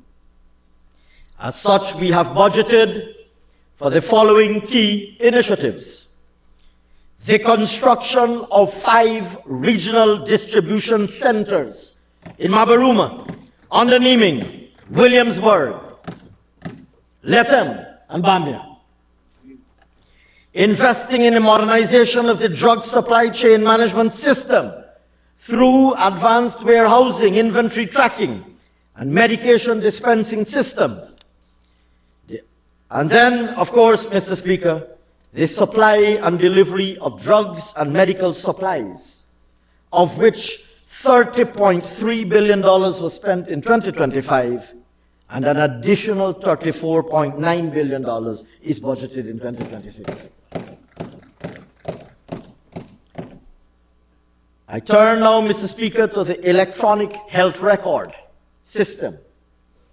Mr. Speaker, a flagship undertaking in the health sector is the digitization of the healthcare system through the implementation of a national electronic health record system, a single integrated system that allows medical records to be available universally across the system-wide, instantaneous availability. The aim is to provide a comprehensive solution to capture, store, manage, and share health-related information, with the very obvious advantages of enhancing patient care, reducing waiting time, etc. We began the rollout at GPHC. A few weeks ago, my distinguished colleague, the Honorable Minister Frank Anthony, launched it at the Festival City Polyclinic. Regrettably, I was unable to avail myself of your invitation, Honorable Minister of Health, but I hope that I will repair that deficiency at an appropriate opportunity in the future. The system now allows online appointment bookings, digital medical history, and seamless data access across the entire system. We expect this system to be fully implemented at GPHC within the first half of 2026, and we've budgeted $764 million to achieve that objective. Human resource capacity, we are training in the health sector like we have never trained before. Mr. Speaker, work will be advanced in 2026 on 2 health sciences training complexes, one in Region 2 at Saudi and one in New Amsterdam. We have budgeted $1 billion for those 2 to be advanced. We have trained through GPHC's residency program a total of more than 30 doctors last year. We'll be training another 162 in 2026 to specialize in various areas: neurosurgery, urology, intensive care, just to name a few. We have increased, as I mentioned earlier, the capacity of the UG College of Medical Sciences to accommodate students in the regions. Decentralizing. We have introduced the pre-med program, a brand new program introduced by the health sector in collaboration with the University of Guyana, to make available the pre-med program in regions 2, 3, 6, and 9, allowing people an alternative or new pathway and access through without having necessarily to come to Turkine. We have trained in 2025 alone 2,862 nursing and allied health professionals. And in 2026, we will train an additional 5,440 persons in these areas. And Mr. Speaker, these are not only training to give them a certificate. These people complete these training programs. These trainees, these young Guyanese boys and girls come in get this training program, compliments of the People's Progressive Party civic government. And when they complete their training programs, they walk straight into a job in the public health care system. 2,862 of them did that last year. And this year, 5,440 of them will be doing that. They are young Guyanese boys and girls. We have launched the Digital Health Training Institute to train professionals in health informatics. And the list goes on. The list goes on, Mr. Speaker. And were I to exhaust the list, I would detain you, Mr. Speaker, until tomorrow. Not that I would object to that, Mr. Speaker.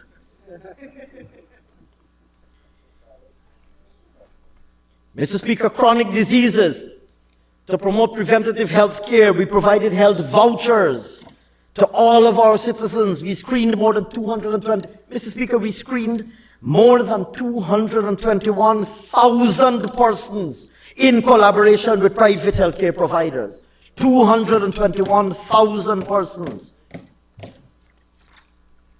Mr. Speaker, looking ahead, we plan to strengthen preventative medicine programs, dialysis, deploying dialysis machines in the regional hospitals, bringing dialysis treatment available to our citizens. We will expand programs to reduce the incidence of diabetes, hypertension, etc. Turning, Mr. Speaker, to mental health, we have established a suicide prevention hotline. We will continue to decentralize mental health services, etc.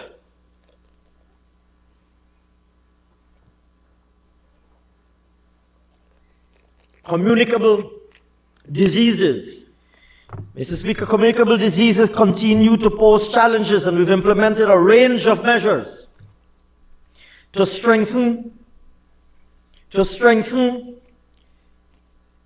surveillance, prevention, and elimination. We've provided fogging equipment to all NDCs, and we've urged them to continue to fog on a timetable to intensify larviciding measures for the elimination of malaria and dengue. In the area of filaria, we have conducted door-to-door distribution of medicines. In the area of HIV, we have increased voluntary testing sites to 82 facilities, and we have continued PrEP distribution, the pre-exposure prophylaxis program. Mr. Speaker, in 2026, we will increase surveillance and testing, along with continued sensitization and training. Maternal health and adolescent health, Mr. Speaker, here again, we provided care packages to over 3,000 hinterland mothers, and we screened over 40,000 children, young Guyanese boys and girls. Mr. Speaker, in 2026, an additional 98,500 students will be screened, including an expanded preschool child health screening program. Emergency medical service. Mr. Speaker, this is a major initiative. We are currently preparing a major overhaul to the emergency medical system, or EMS as it is commonly known, to operationalize a new Guyana Emergency Medical Authority. Mr. Speaker, with the establishment of the Guyana Emergency Medical Authority, the entire EMS will be strengthened and expanded. We will acquire additional ambulances to bring the entire fleet under a single integrated management structure. We will advance efforts to develop the workforce, including recruiting and training EMS professionals. We will add to our telehealth framework. We will develop organizational structures. We will integrate dispatch centers. We will optimize resource management systems. We will incorporate data-driven performance analytics so we know where the equipment is at any point in time, and optimal deployment of the equipment in cases of emergency. And we're doing this in collaboration with world-class partners and expertise. Mr. Speaker, for the deployment of the Guyana Emergency Medical and the implementation of this world-class EMS system, we have budgeted this year $3.7 billion. Mr. Speaker, in 2025, a total of $136.6 billion was spent in the health sector.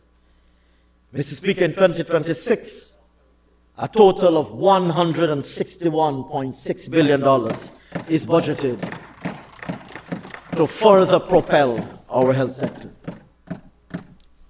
Turning now, Mr. Speaker, to the housing sector.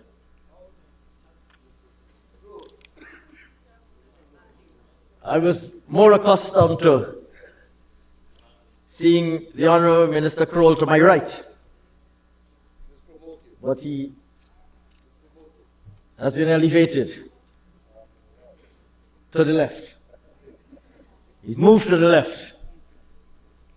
Mr. Speaker, in housing, the delivery of affordable housing to our citizens has been nothing short of transformative. In fact, I believe meteoric would be a more appropriate word.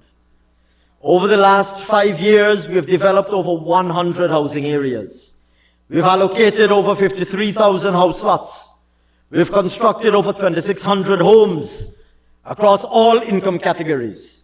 We have rolled out a range of housing assistance measures to make home ownership more affordable.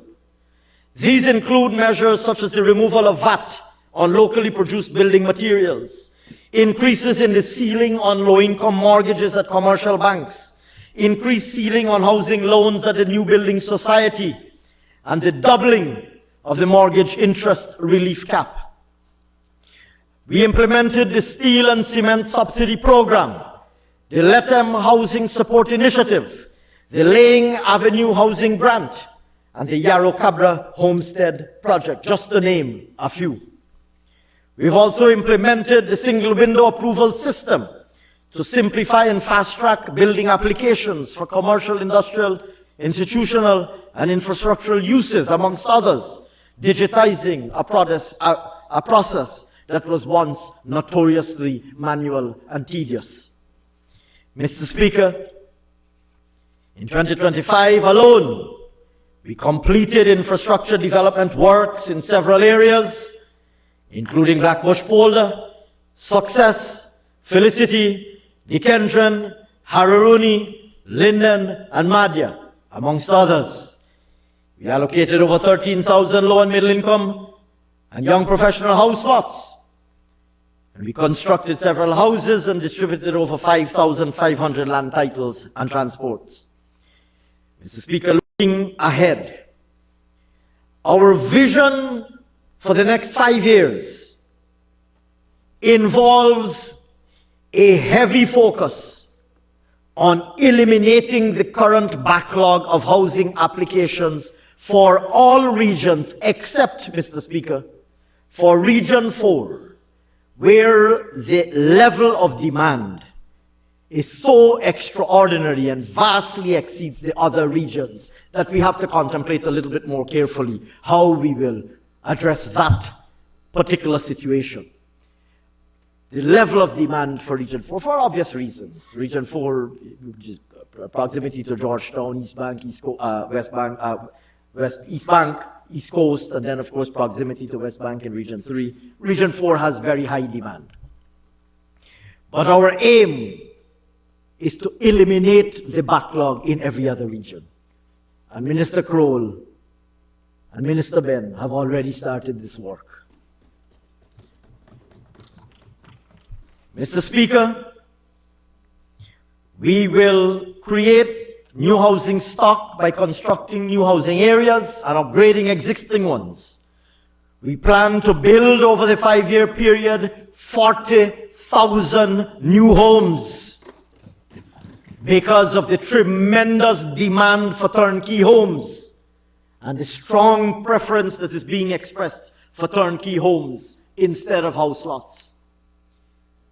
Mr. Speaker, that is 40,000 new homes that will be occupied by 40,000 Guyanese families. Putting people first. Yet again, Mr. Speaker, in 2026, we have allocated for housing development sums totaling $159.1 billion. With those resources, we will continue to develop new and existing housing areas, including Molson Creek, Hogstye, Providence, Overwinning, Experiment, just to name a few, Bartica, Mabaruma, Silica City, Wisma, Kwakwani, just to name a few, Letem, etc. We will allocate 15,000 house lots across all income categories. We will facilitate, like I mentioned, a further 8,000 homes out of the 40,000 homes. We will issue over 7,000 titles and transports, allowing the recipients to hold in their hands an instrument that is collateralizable. Imagine, Mr. Speaker, presenting 7,000 Guyanese families with an instrument, a title to a plot of land that is collateralizable, making them landowners, homeowners, owners of their own home, and giving them an asset that they can take, literally take to the bank. Mr. Speaker, in the context of more persons owning their own homes, along with the growing expectation of more comfortable communities, we will implement a number of initiatives aimed at improving the quality of life enjoyed in existing housing communities. Mr. Speaker, some of these will include constructing concrete interlock drains along the concrete roads that have already been constructed in villages countrywide. Mr. Speaker, Budget 2026 has allocated the sum of $8 billion to construct concrete drains in housing areas. Imagine what that will do to transform communities. Mr. Speaker, we will develop new and improved recreational facilities and green spaces. We will install community street lighting in main access roads, major junctions, and heavy traffic areas in the first instance, and then further rolling these out in the communities. We will develop designated mini-industrial areas for certain categories of businesses to be located in order to reduce noise and dust pollution in heavily populated areas, because this is something that we increasingly hear from villagers saying that there are certain types of businesses that generate noise and generate dust that cause pollution. And in today's Guyana, there's an expectation, and a perfectly legitimate one, that people will be able to live in their villages and in their communities without having to cope with that historic kind of pollution, noise, dust, etc. Mr. Speaker, in water, turning to water, access, it goes without saying, access to safe and clean water is not only a basic human right, but it is one of the most essential necessities for a healthy life. We are lucky in Guyana to be blessed with an abundance of water resources. But the process to extract and deliver quality, affordable, and reliable potable water requires substantial expertise and investment. Our aim is to provide access to a reliable supply of potable water nationwide by drilling new wells and refurbishing existing ones where needed, by expanding and upgrading the T&D network, by constructing new water treatment plants, by applying leak detection technology to safeguard the integrity and quality of water, and by digitizing the metering and billing system. We intend also to achieve more friendly customer service by making the customer complaints process fully automated. So gone are the days when customers will call to make a complaint and be stuck on the telephone forever. Access to potable water Mr. Speaker, in 2026, work will advance on several wells, new wells, including Westminster, Yarrow Cabra, number 56 Village, benefiting over 81,000 residents. We will also work on the laying of over 100 kilometers of distribution mains.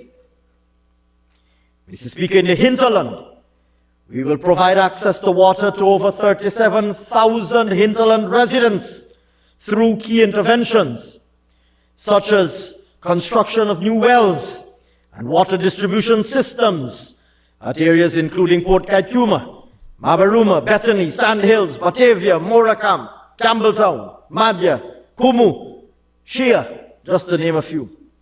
We will deploy solar PV systems in several communities, Baramita, Waramuri, Kwebana, Jawala, just to name a few.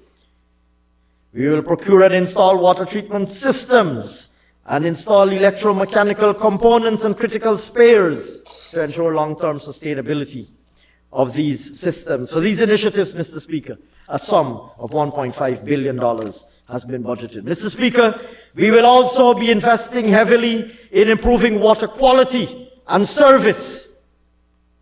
Work will advance on the water treatment plant at Hope, which will benefit over 35,000 residents in the Cane Grove to Cove and John corridor.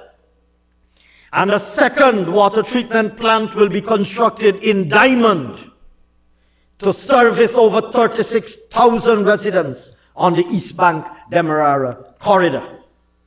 Construction of that plant at Diamond is set to commence this year. Mr. Speaker, we will do repairs and upgrades at Shelter Belt to improve service to the greater Georgetown community, benefiting over 60,000 persons when that is completed. For these initiatives, Mr. Speaker, we've budgeted $8.2 billion. And for the water sector as a whole, whereas we spent $19.7 billion last year, an additional sum of $21.6 billion is budgeted for 2026 to advance these initiatives. Sanitation and solid waste management.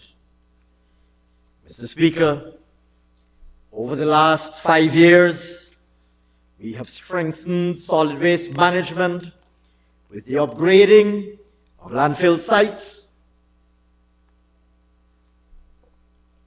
delivery of critical waste management equipment to local democratic organs, and continuous cleanup programs.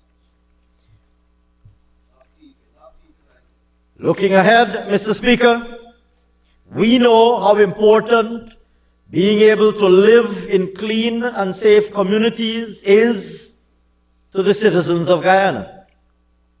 People very simply would like to see their surroundings clean and free of garbage.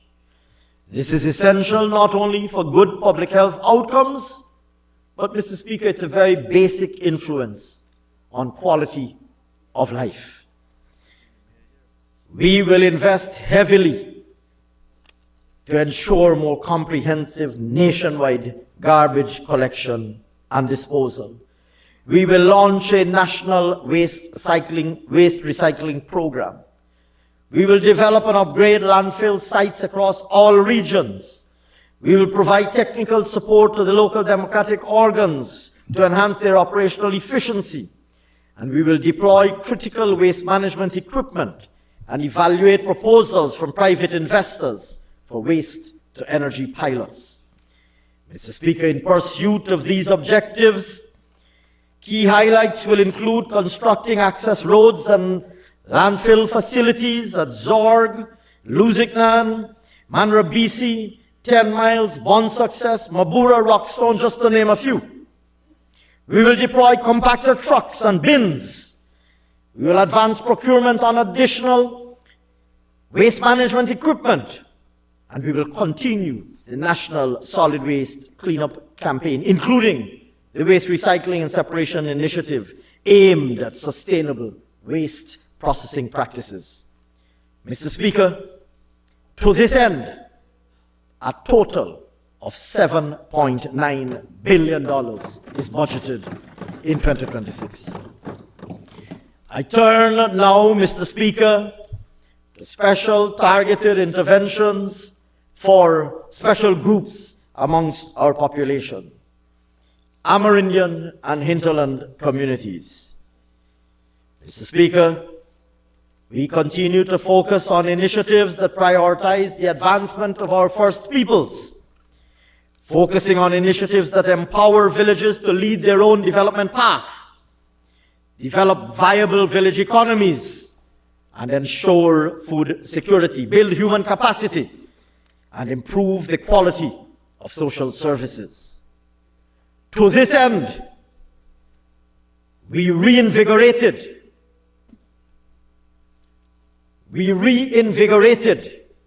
Amerindian Land Titling Initiative, which was callously abandoned during the 2015 to 2020 period when the APNU AFC was in government. We came back into office and we resuscitated the Amerindian Land Titling Program, and we are continuing that program. We revitalized the CSO program, having come into office after the APNU AFC had terminated the employment of these young Amerindian boys and girls, or young Amerindian young men and women, having had their employment terminated callously and unconscionably by the APNU AFC. We came back into government and we resumed the program, and we hired CSOs, and we have been growing the program, and we will continue the program. We have invested substantially in training, education, health, and infrastructure. Mr. Speaker, looking forward, under the ALT, the Amerindian Land Titling Program, as it is abbreviated, the ALT, Mr. Speaker, in 2025, certificates of title were issued to 7 villages, including Akawini, Hobadiah, Manowaring, Red Hill, Sawariwau, benefiting more than 5,500 individuals who now legally own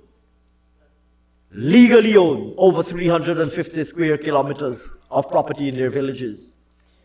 Mr. Speaker, investigations have been done in 5 communities in Region 9 and 10 in 2025.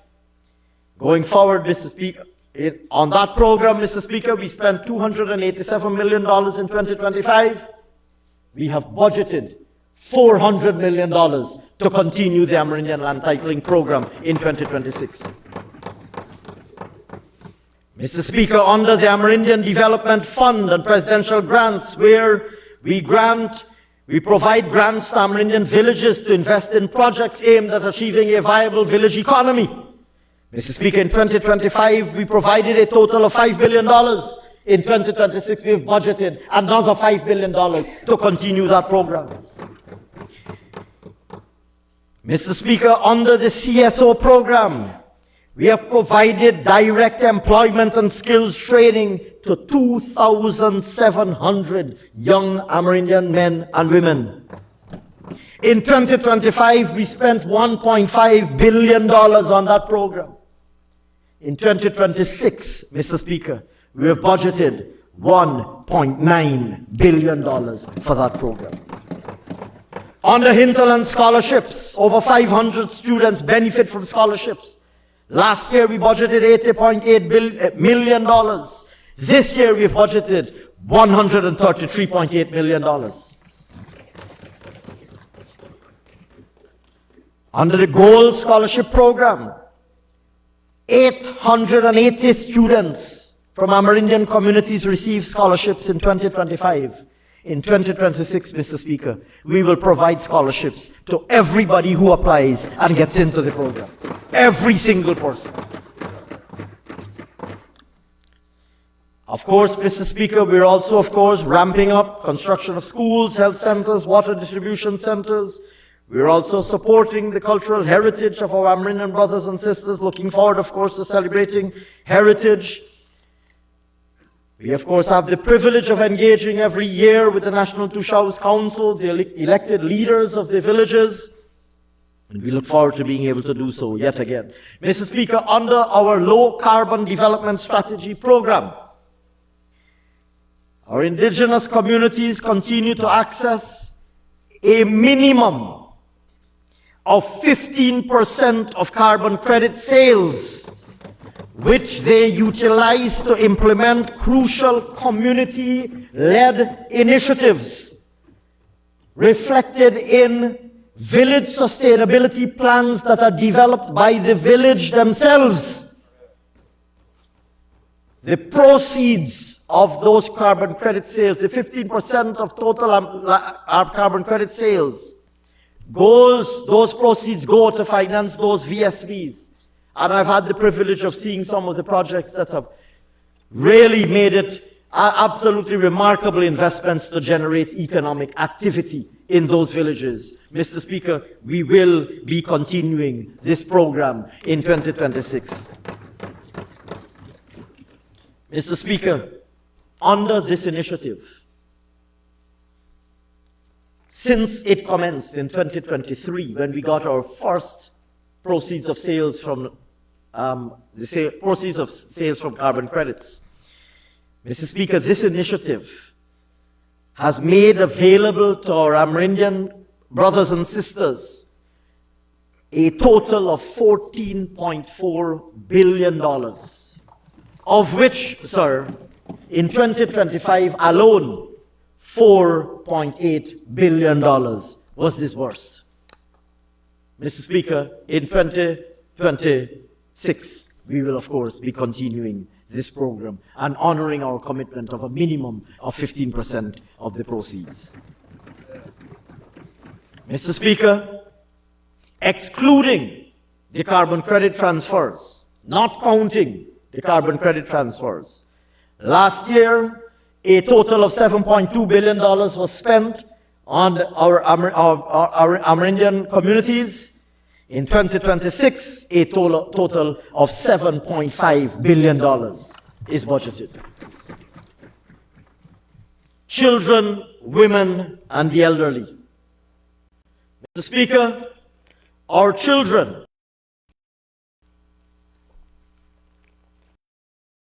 are the custodians of our future. They are our future. Our women nurture and shape our destiny. And our elderly dedicated their energies and sustenance in building our strong and resilient nation. It therefore goes without saying that protecting, empowering, and securing their well-being and dignity will continue to rank amongst the highest priority for our government.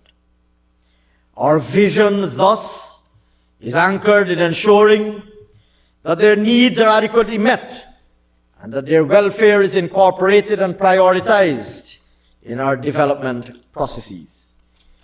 Mr. Speaker, we will continue to provide a safe and inclusive space for our children to empower them to freely express themselves and engage in meaningful contribution to nation building.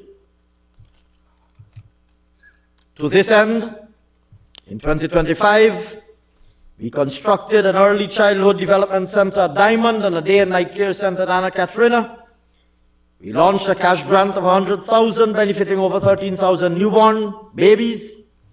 And we have trained hundreds of persons in basic and advanced child care and supported them in opening their own home-based child care facility. Mr. Speaker, in 2026, government will continue to provide child care support and services as follows. We will complete the construction of the day and night care facility at Providence. We will commence construction of 4 additional day and night care centers in regions 2, 5, 6, and 8. We will co-invest with qualified private individuals to provide child care services. And of course, we will continue our one-off cash grant for newborns. We will continue to train persons and ramp up that training to provide basic and advanced child care services. And we will invest in safe, child-friendly spaces to promote recreational activities for families and communities. turning to initiatives that empower our women.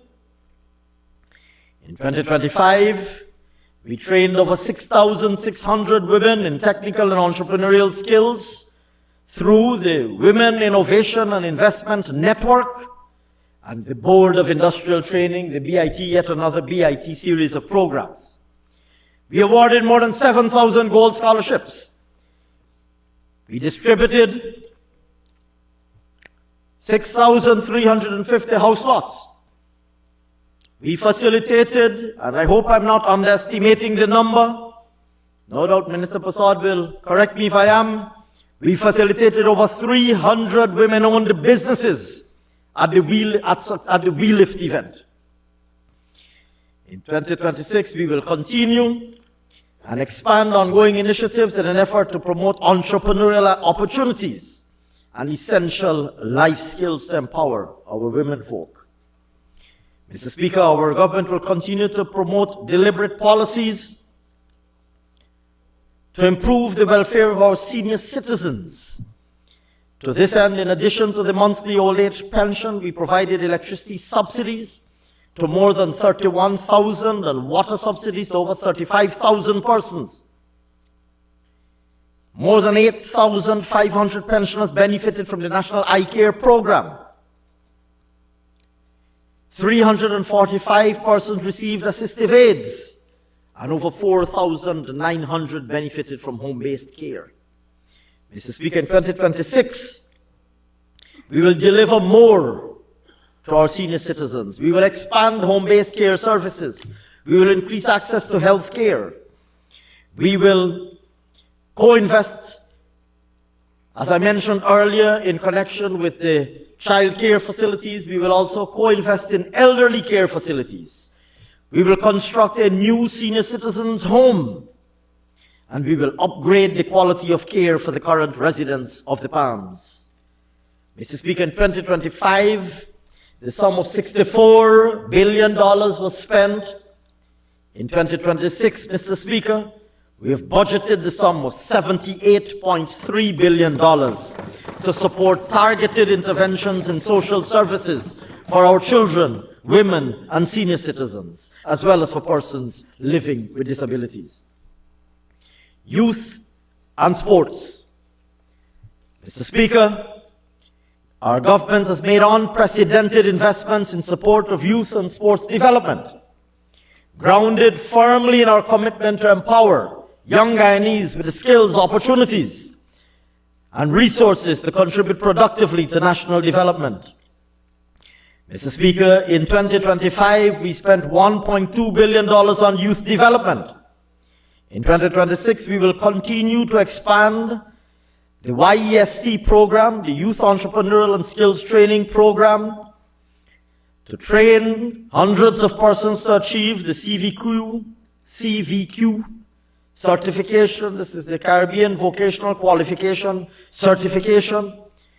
We will provide apprenticeship stipends and youth engagement activities, expand those programs. Overall, Mr. Speaker, we anticipate that some 13,000 young people will benefit from these various initiatives. Mr. Speaker, the sum of $1.2 billion is budgeted to continue to support youth development. Of course, not counting how much we're investing in young people through the education system. Mr. Speaker, with respect to sports, we know that raw talent alone, which of course we in Guyana have in abundance, is not sufficient for our athletes to maximize fully their potential. It is for this reason that we invest so heavily in developing world-class facilities, in employing professional coaching personnel, in encouraging national and international athletes to provide mentorship, in hosting and participating in national, regional, and international sporting events, and in creating a world-class market for sports tourism. Sports, Mr. Speaker, is big business, and we are committed to providing the enabling environment for our young athletes to take advantage and grab these opportunities with both hands. Mr. Speaker, in 2025, $8 billion was spent on sports development. In 2026, we will complete the Palmyra International Stadium, Anna Regina and Mackenzie multi-purpose sports facilities, New Amsterdam synthetic track. We will advance works on the Good Hope Cricket Academy. We will advance works on a boxing facility at Angois Avenue in New Amsterdam. We will advance work on a chess facility at the Providence Stadium, as well as multi-purpose halls across the country. We will initiate construction of Guyana's first dedicated powerlifting and high-performance conditioning facility.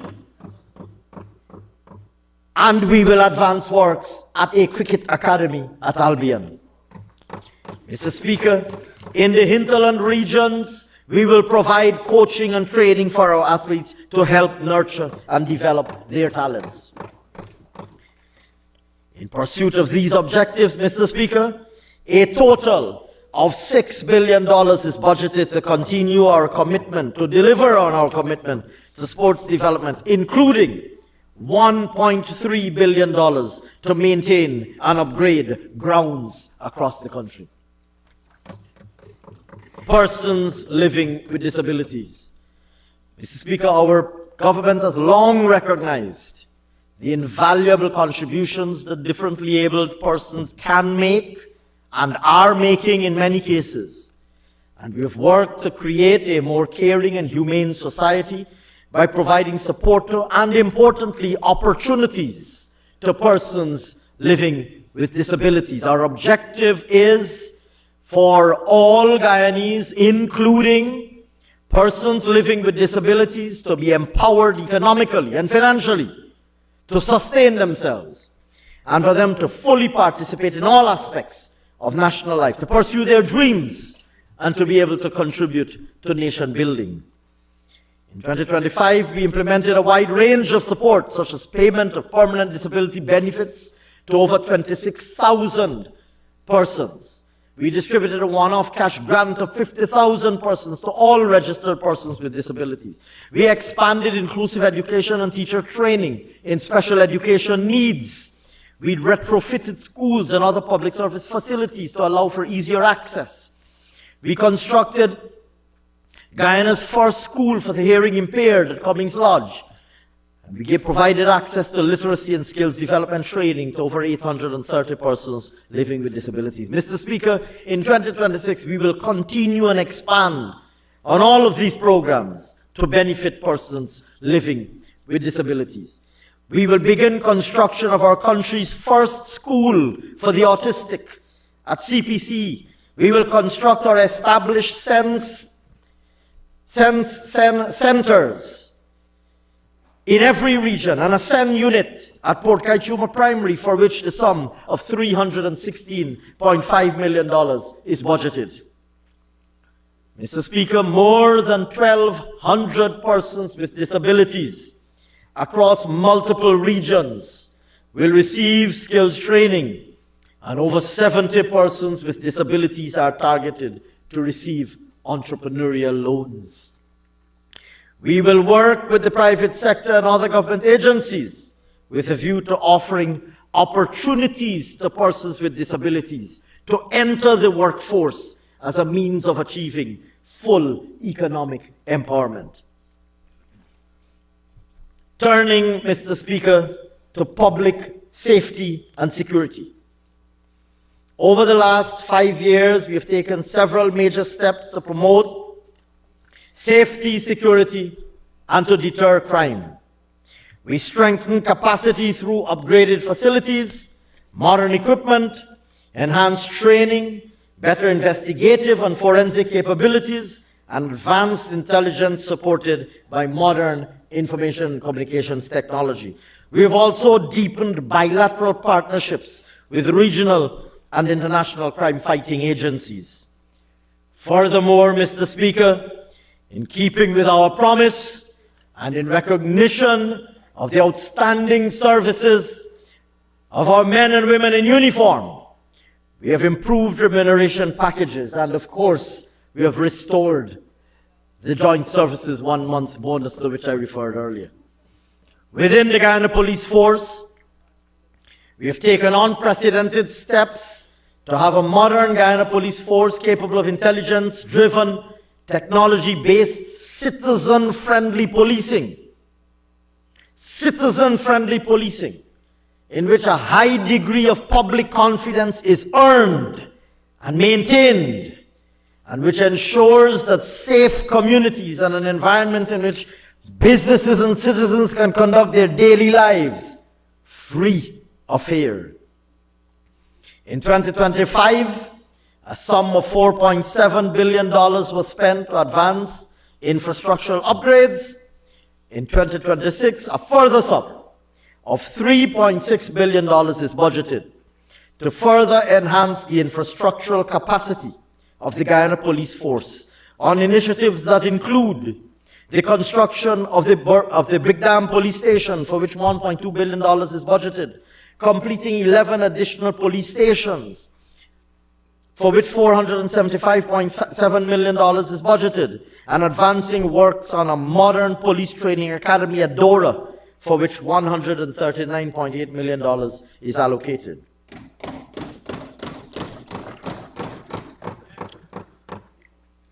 Improving force mobility, visibility, and responsiveness. Mr. Speaker, since returning to office in 2020, we have strengthened the police force's operational capacity through the addition of an assorted suite of transport assets. In 2025, we've also incorporated the use of 5,000 body cameras, which now enhance service delivery and offer digital audio and video evidence for criminal, civil, and traffic-related matters, completely revolutionizing the quality of policing provided. Over the next 5 years, we will substantially expand police presence in all communities. We will commence the design of an automated fleet management system to improve responsiveness, and Mr. Speaker, to further expand the force's transport capabilities.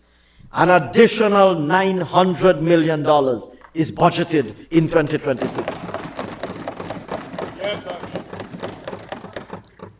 Mr. Speaker, to take full advantage of some of the most advanced and sophisticated modern equipment and innovative technology, we are rolling out the Safe Country Initiative, which has completely transformed our ability to detect criminal acts and to apprehend the perpetrators.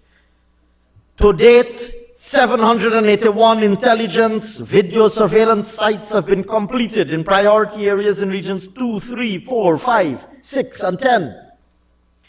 Mr. Speaker, in 2025, we spent $6.2 billion to expand this system. In 2026, another $5 billion has been budgeted to further roll out this system. Community policing. Mr. Speaker, in 2025, we spent $182.6 million to support community policing, equipping over 400 policing groups. Mr. Speaker, in 2026, we have budgeted $245.8 million to support and expand community policing. Training. We spent $250 million to train nearly 4,000 ranks. Mr. Speaker, in 2026, we have budgeted another $250 million for training of police ranks. Mr. Speaker, in 2026, a total of $36.2 billion is budgeted to support the activities of the Guyana Police Force. The Guyana Prison Service. We've embarked on a comprehensive transformation of the prison system to make it a modern correctional institution. We've completed the Lusignan Prison Headquarters. We have upgraded Mazaruni and New Amsterdam. Mr. Speaker, in pursuit of these and other objectives, we spent, particularly in relation to infrastructural upgrades, we spent $2.1 billion in 2025. We provided another $1.5 billion in 2026 to further expand and upgrade prison infrastructure. On training, we continue to prioritize inmate rehabilitation, vocational training, including in practical areas, preparing them for life after they would have been freed. We're also providing comprehensive training to prison officers, including in prison management and human rights. In this regard, Mr. Speaker, a sum of $141.8 million is budgeted. Mr. Speaker, in total for the prison service, $6 billion is budgeted in 2026. Fire, Mr. Speaker. We have completely revamped the capabilities of the fire service. In 2025, we completed 5 new fire stations. We have completely upgraded the fleet of equipment. In this regard, Mr. Speaker, we have spent $527.9 million to procure a crash tender, 3 ambulances, 2 water tenders, 5 all-terrain water tenders, 1 breathing apparatus, refilling vehicles, just to mention a few. In 2026, we have budgeted $1.6 billion for firefighting equipment, including 2 airport firefighting vehicles, 4 water tenders, 2 water bowsers, continuing the revolutionizing of the fleet of equipment used by our firefighters in the Guyana Fire Service. Mr. Speaker, recognizing the value of fire hydrants, we spent $503.1 million to procure more than 430 fire hydrants in 2025. We've budgeted another $250 million to buy additional fire hydrants in 2026. Mr. Speaker, a total of $6.3 billion is earmarked for the Guyana Fire Service and for the security sector. In 2025, we spent $94.6 billion. In 2026, a total of $100.3 billion is budgeted to build out a modern, robust, and technology-driven security sector. Mr. Speaker, turning to institutional reforms,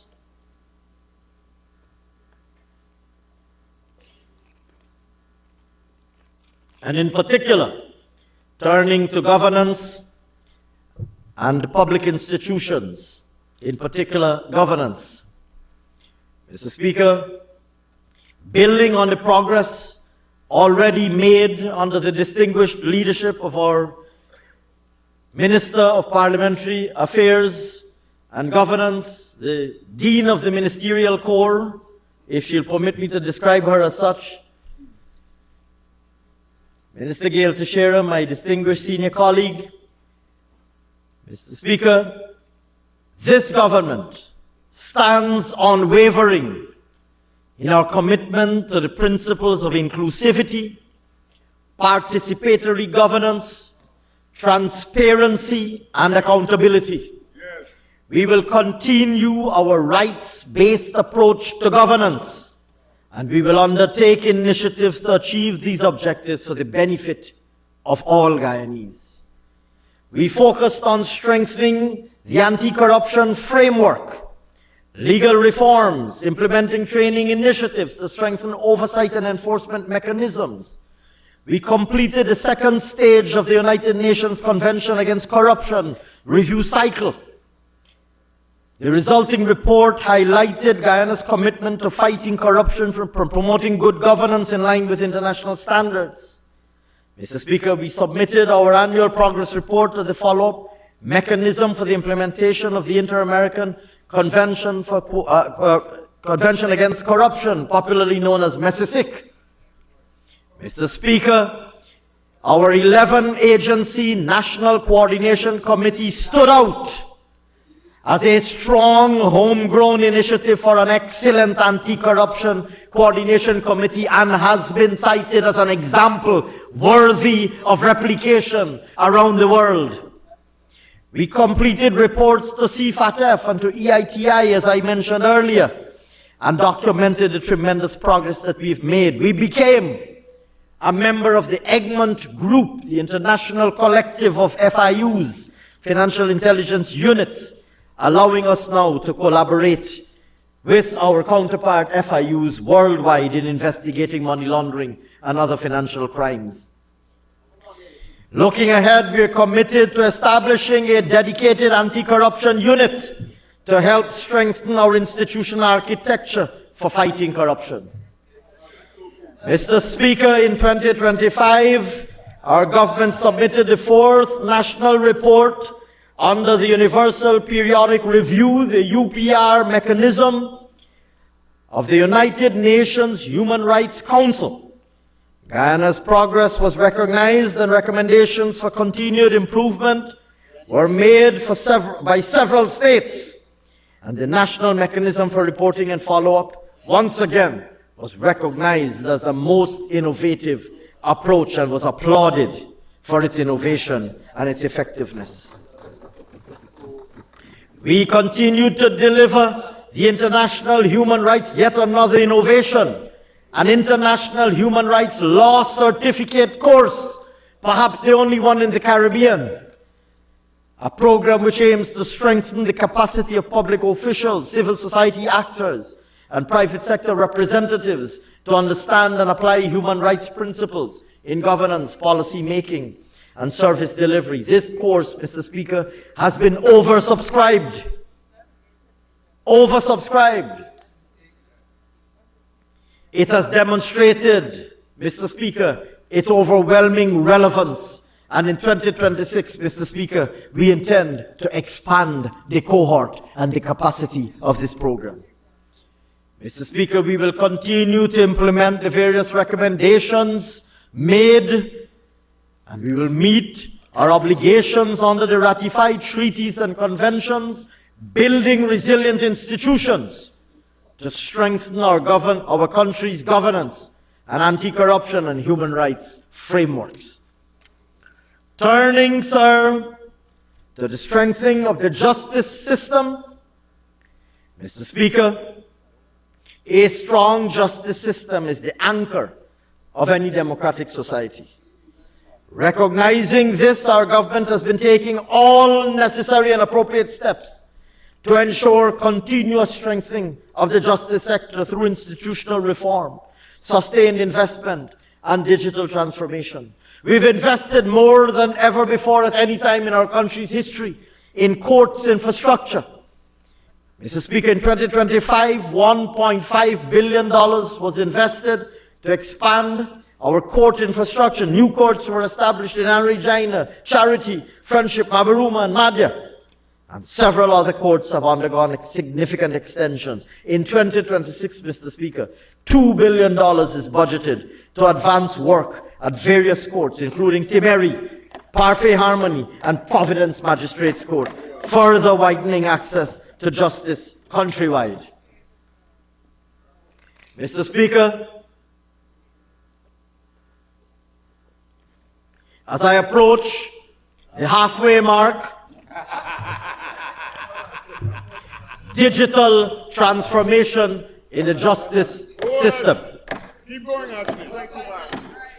Since the launch of the e-litigation platform in 2024 for the High Court, the Court of Appeal, and the full court, this e-litigation platform is being continuously rolled out to fully automate the court's filing system. Mr. Speaker, 9,962 cases have been filed electronically to date, 7,946 of which were filed in 2025. Mr. Speaker, the case management system launched in 2023 at the Diamond Magistrates Court has now been expanded to include Friendship Magistrates Court, with plans to roll it out further afield. Mr. Speaker, since the reconstituting of the Judicial Service Commission in 2023 and the enactment of the Court of Appeal Amendment Act, significant gains have been made in enhancing the human resource capacity of the justice system. Mr. Speaker, in 2025, 6 justices of appeal were appointed to complement the appointments that were made previously, expanding the complement of puisne judges and of magistrates in our judicial system. Mr. Speaker, these appointments, these legislative enactments to increase the capacity and the appointments that flowed therefrom have significantly increased the capacity of the system to discharge its functions in an efficient and an effective manner. Restorative justice, following the introduction of the Restorative Justice Act 2022, our government commenced the establishment of restorative justice centers across the country. To date, 9 such centers were commissioned, of which 6 were commissioned last year, and 42 cases were successfully resolved using the restorative justice method just last year. We will continue to roll out this program in 2026. And the Deeds and Commercial Registries Authority. Mr. Speaker, we will continue to ensure that the Deeds and Commercial Registry services are accessible to the citizens of Guyana. A state-of-the-art facility was commissioned in Sadi not so long ago in pursuit of this objective. Mr. Speaker, the transition to e-transactions to modernize the operations of the registry with full implementation will be rolled out in 2026. Other initiatives, Mr. Speaker, include the completion of the revised laws of Guyana, further revisions to the laws of Guyana, the completion of the law reports and further updating of the law reports, which we expect to be launched very shortly. This work is substantially completed, and I am advised by my distinguished colleague, the Honorable Attorney General, that the printing of the law reports and the laws of Guyana, the law volumes, that the printing is completed, and we are awaiting simply the launching of these reports. I anticipate that will happen within weeks, if not days. Mr. Speaker, importantly, in keeping with our government's commitment to make legal education more accessible in Guyana, and to position Guyana as a center for legal education for aspiring lawyers from across the Caribbean. Mr. Speaker, the Council of Legal Education has approved plans for the establishment of Guyana's very own law school, and preparatory works have already commenced with a view to the development and construction of this law school. Mr. Speaker, in 2025, we spent $7.3 billion to finance the expansion and operations of the justice system. In 2026, we have budgeted a sum of $9.3 billion.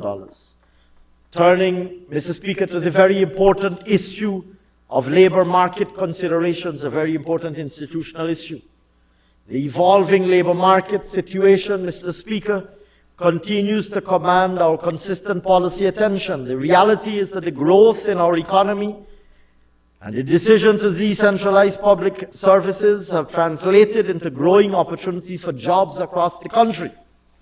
In response, we have ramped up training opportunities. I have referred already to many of these, including those offered under the Ministry of Labor by my distinguished colleague, the Minister of Labor, through the Board of Industrial Training and others.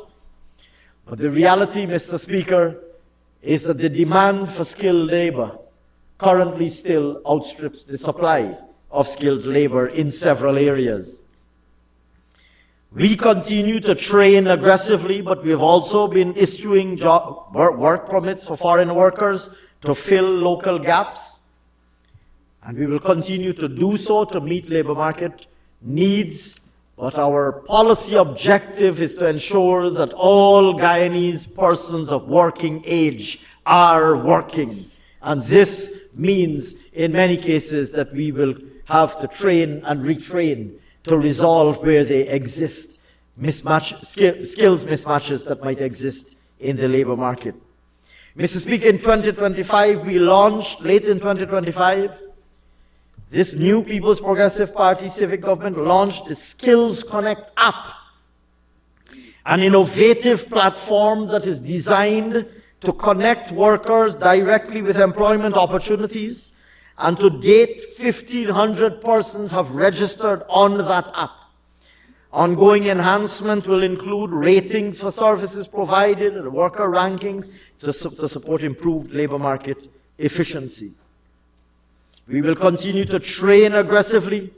We will conduct specific labor market needs assessments to drive our policy responses, and we will incorporate more digital and artificial intelligence solutions as we confront these issues. Turning, Mr. Speaker, to the financial sector and payment system and capital markets reform. Mr. Speaker, in this era of transformation, our government would like every single Guyanese citizen to enjoy financial inclusion, an opportunity to participate in the formal financial system, to have a bank account, to be able to access credit, to be able to make payments electronically, and then to invest in more sophisticated financial instruments in due course. Basic services that are essential in the modern world.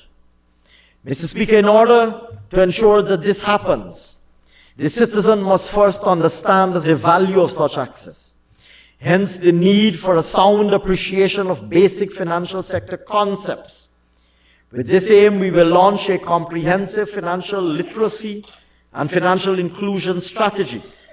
We will also work with the banks to assist in making bank accounts more accessible.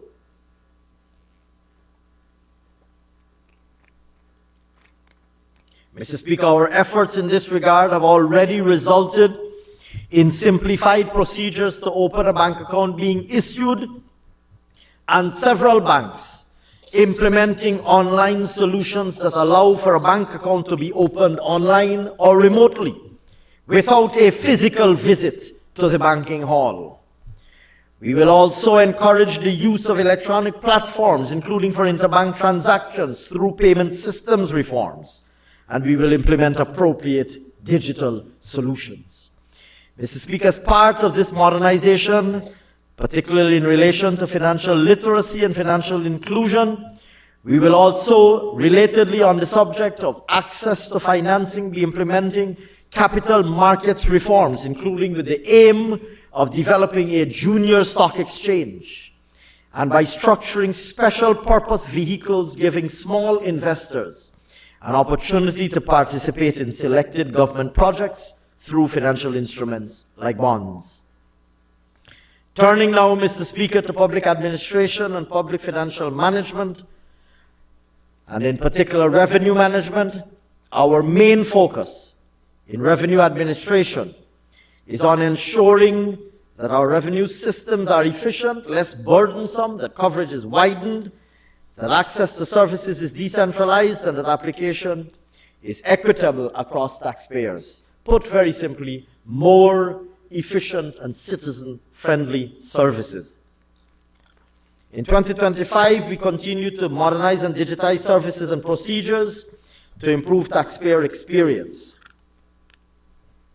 We expanded services at an increasing number of regional locations across the country. We deployed several digital applications to facilitate online services. Mr. Speaker, it is little known, and I believe worthwhile to report, that in 2025 alone, as a result of the ICT infrastructure and digital solutions that we've implemented at the GRA, in 2025 alone, over 68,000 persons submitted their tax returns or filed electronically. This constitutes a 48% increase in e-filers in just 1 year. Walk-in filers declined by 49,000, nearly 50,000 filers, or by 28%, reflecting a clear shift to the convenience of e-filing.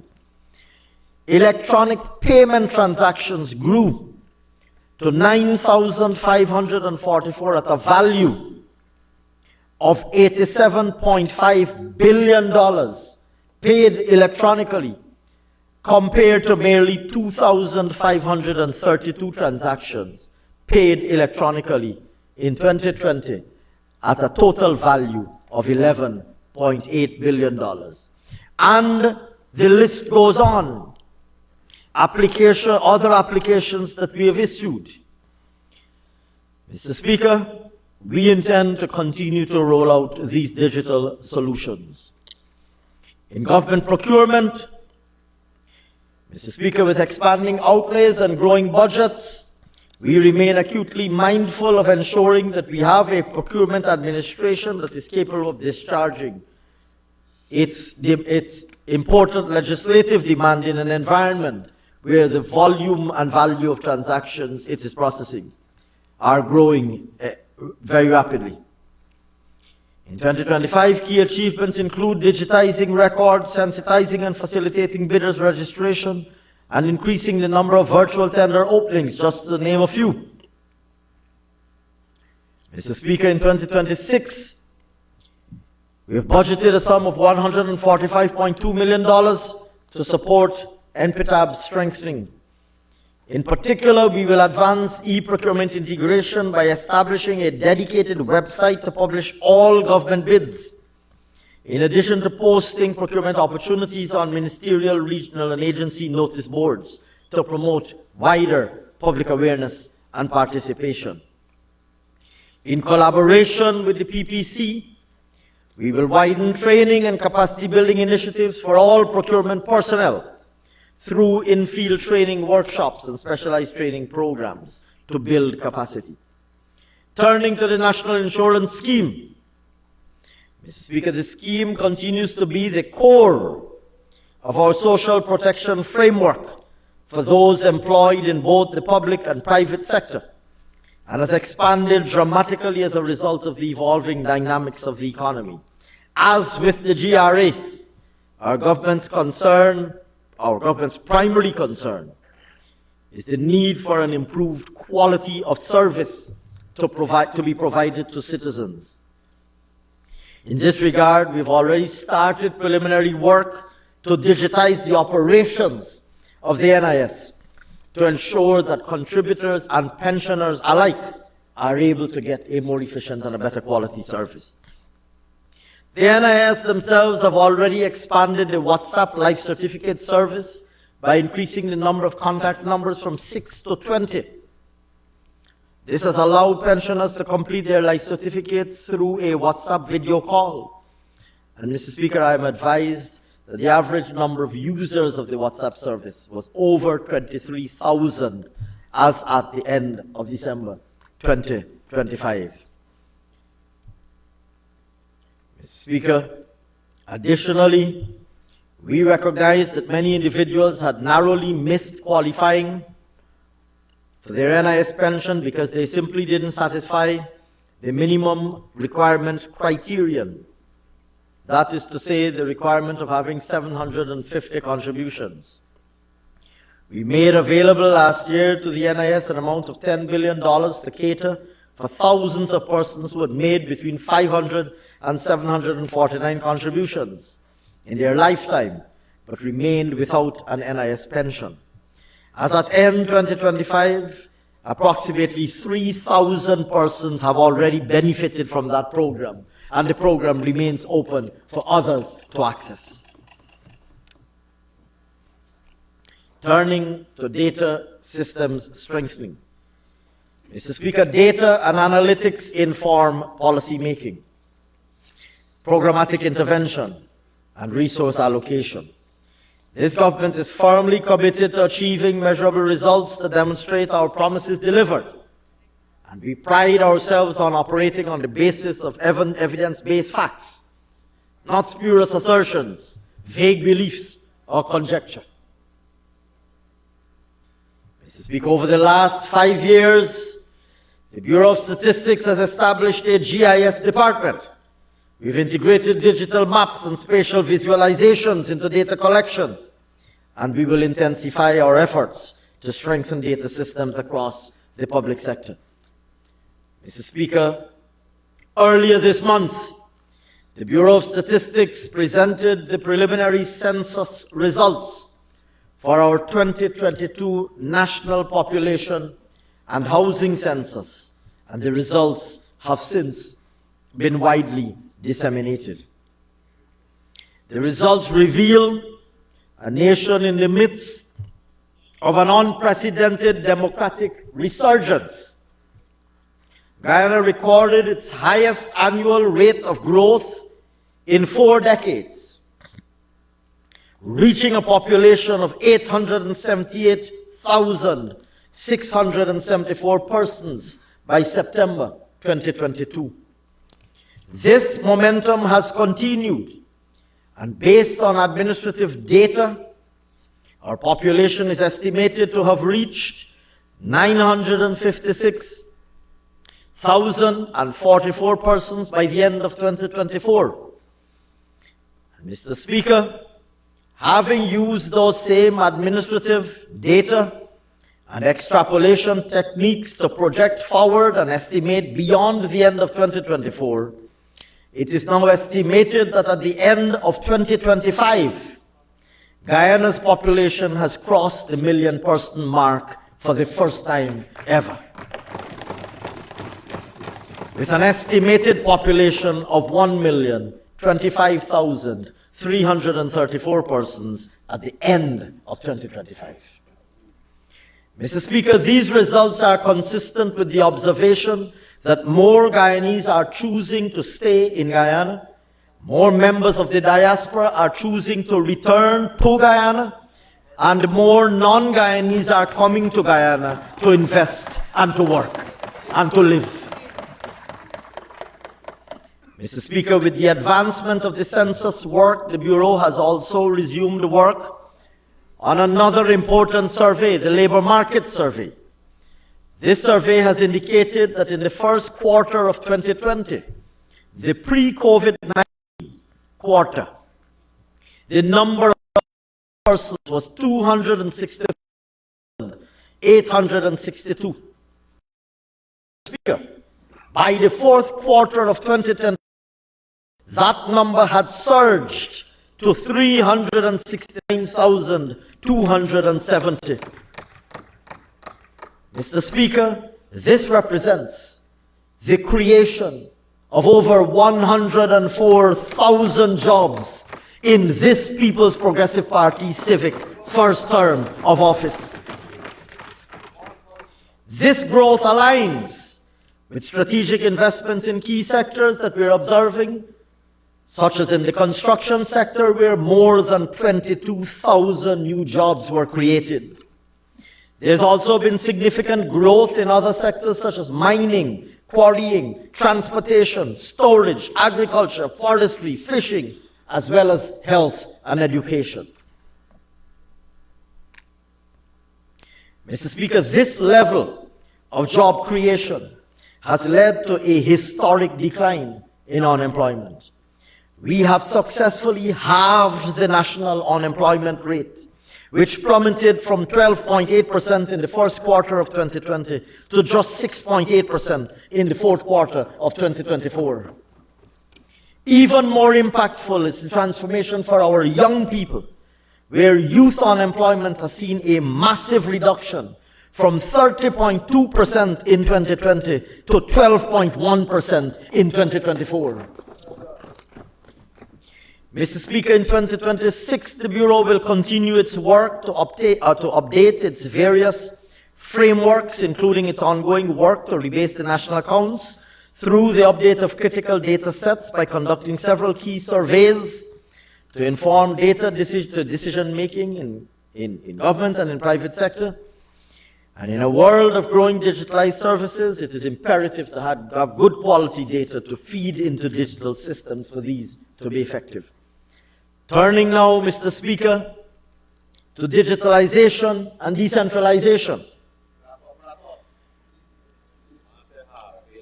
Mr. Speaker, this government's ambitious digitalization agenda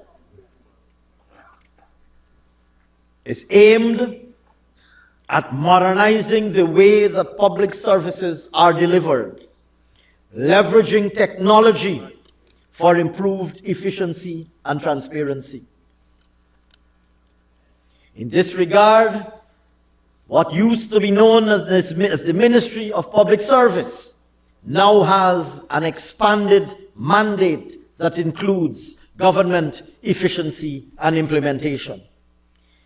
Mr. Speaker, with several public sector services having already been integrated and digital solutions to better serve citizens in multiple areas, in road safety, in crime tracking, in border control, in telemedicine, and so many others, we intend to expand across the whole of government digitally based solutions.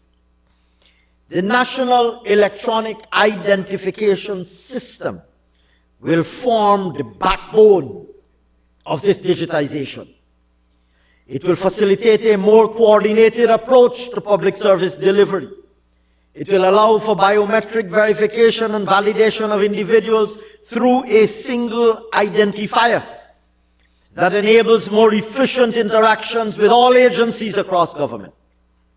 Mr. Speaker, registration commenced for the national EID late last year, and we've already enrolled over 4,700 persons, and we will be rolling this program out even more aggressively in 2026.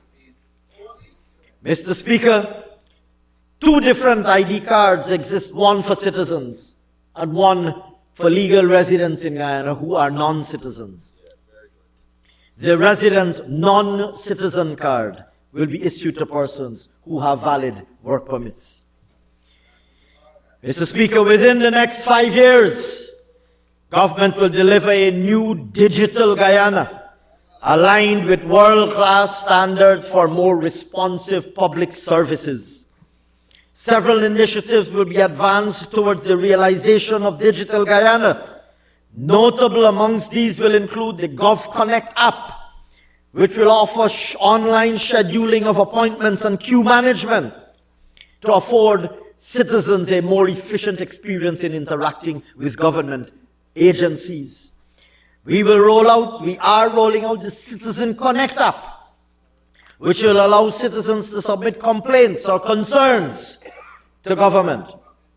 We will roll out Ask Gov, a 24/7 AI assistant, which will answer questions and guide users through government transactions and interactions with government services. Mr. Speaker, going forward, our government will develop a My Guyana Citizen Portal, a single portal through which citizens will access all government services, logging in with their citizen ID. Mr. Speaker, our objective to improve delivery of public services to every citizen, regardless of where they live, will be achieved through, in addition to digital solutions, will be achieved through decentralization of government services. This has already resulted in the operationalizing of integrated service centers being rolled out, with the first one already in operation in Leonora in Region 3 and operating with tremendous success and immense positive feedback. And I have no doubt, Mr. Speaker, that this Honourable House and the people of Guyana will be delighted to know that we will be rolling out and replicating this to other regions during 2026. These centers will offer EID, passport, tax administration, GRO services, all in at a one-stop shop, in one location. Mr. Speaker, we will also continue, of course, to digitize citizen-facing services.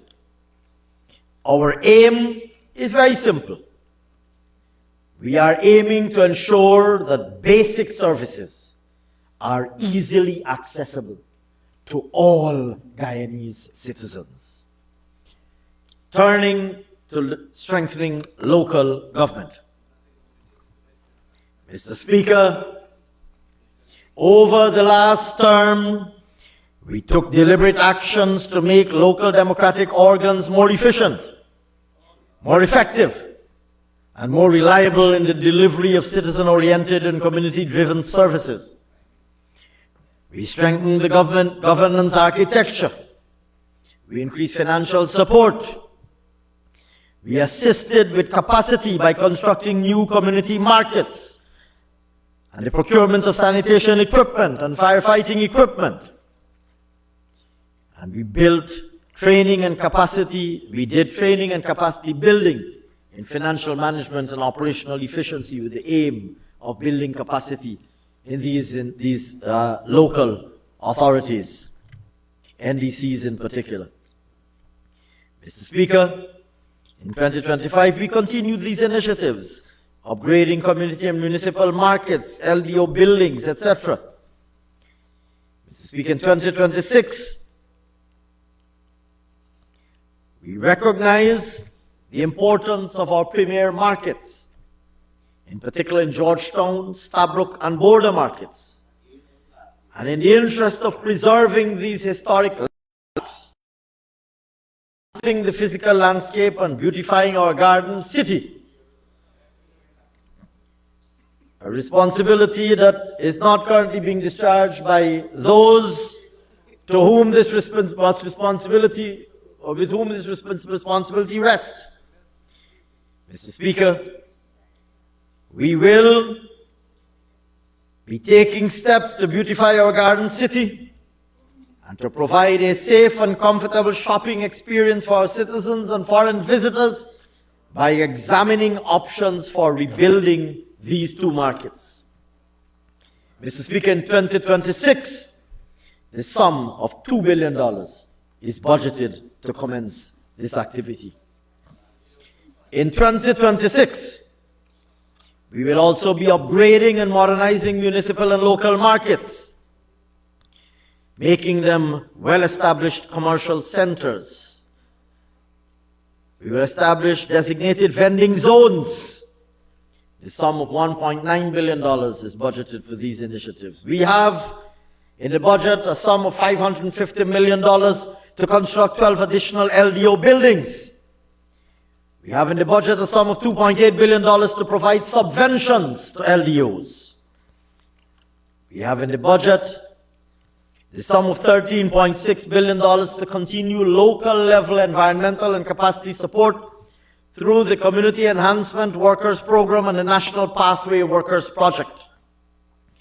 Mr. Speaker, we will be fully operationalizing the Citizens Help Desk in the NDCs to improve more timely service delivery, and we will be integrating them with the solutions that we are rolling out countrywide. Turning now, Mr. Speaker, to foreign relations and the diaspora. Mr. Speaker,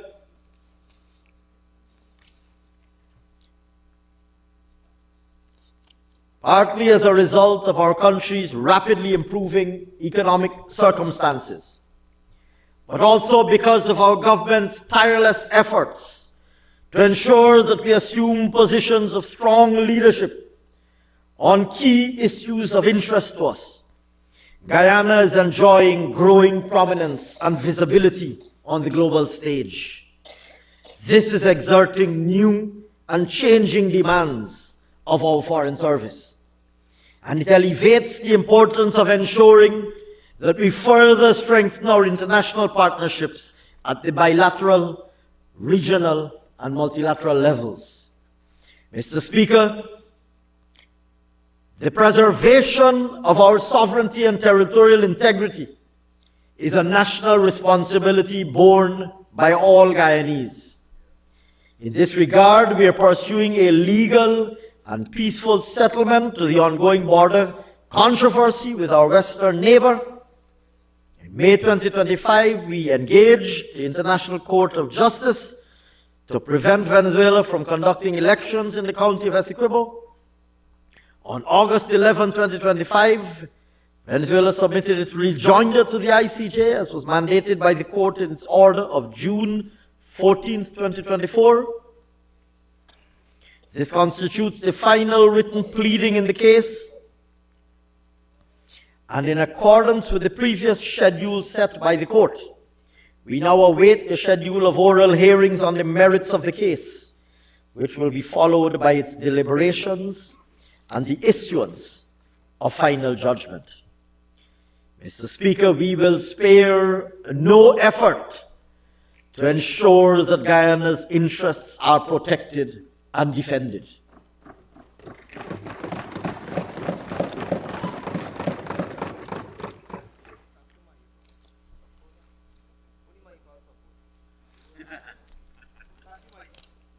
I see, Mr. Speaker, that it did not escape the notice of one of our youngest members of Parliament.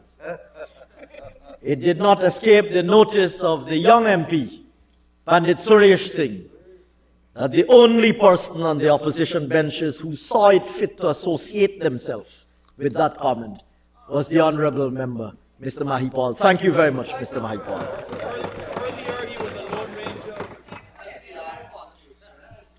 That alone, Mr. Speaker, that alone, sir, speaks volumes. Mr. Speaker, Guyana benefited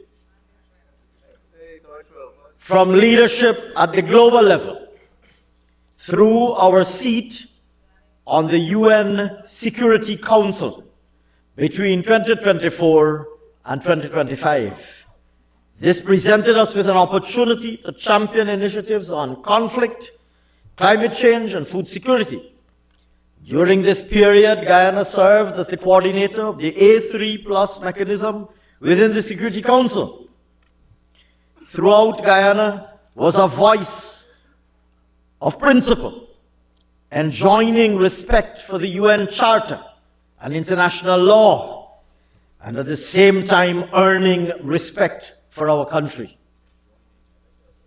Mr. Speaker, at the regional level, Guyana continues to remain engaged with representation at the 48th and 49th regular meetings of the Conference of Heads of Government of CARICOM, intersessional meetings and meetings of other CARICOM-related bodies.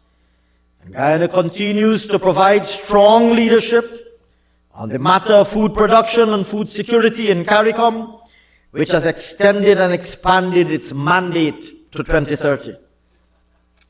Mr. Speaker, in the area of bilateral diplomacy, the past 5 years have seen significant strengthening of diplomatic ties.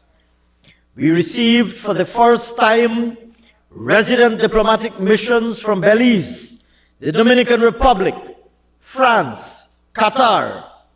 And the opening of these resident representations set the stage for expanded cooperation in such areas as security, health, trade, and other areas of economic development. Mr. Speaker, furthermore, Colombia re-established its presence in Guyana, and Peru and the United Arab Emirates are expected to establish diplomatic presence here soon. Turning to the diaspora, Mr. Speaker, in keeping with our manifesto commitment, we will be continuing to deepen ties with the Guyanese diaspora through engagements and outreaches. And furthermore, the development of a migration policy will allow for the recruitment of foreign workers to meet the needs of our country's rapid economic growth without compromising the rights and interests of the Guyanese people. Mr. Speaker, in pursuit of these objectives and more, Guyana's commitment to fostering strategic alliances and to promoting mutually beneficial cooperation continues. And in 2026, a sum of $10 billion is budgeted for the work of our foreign ministry.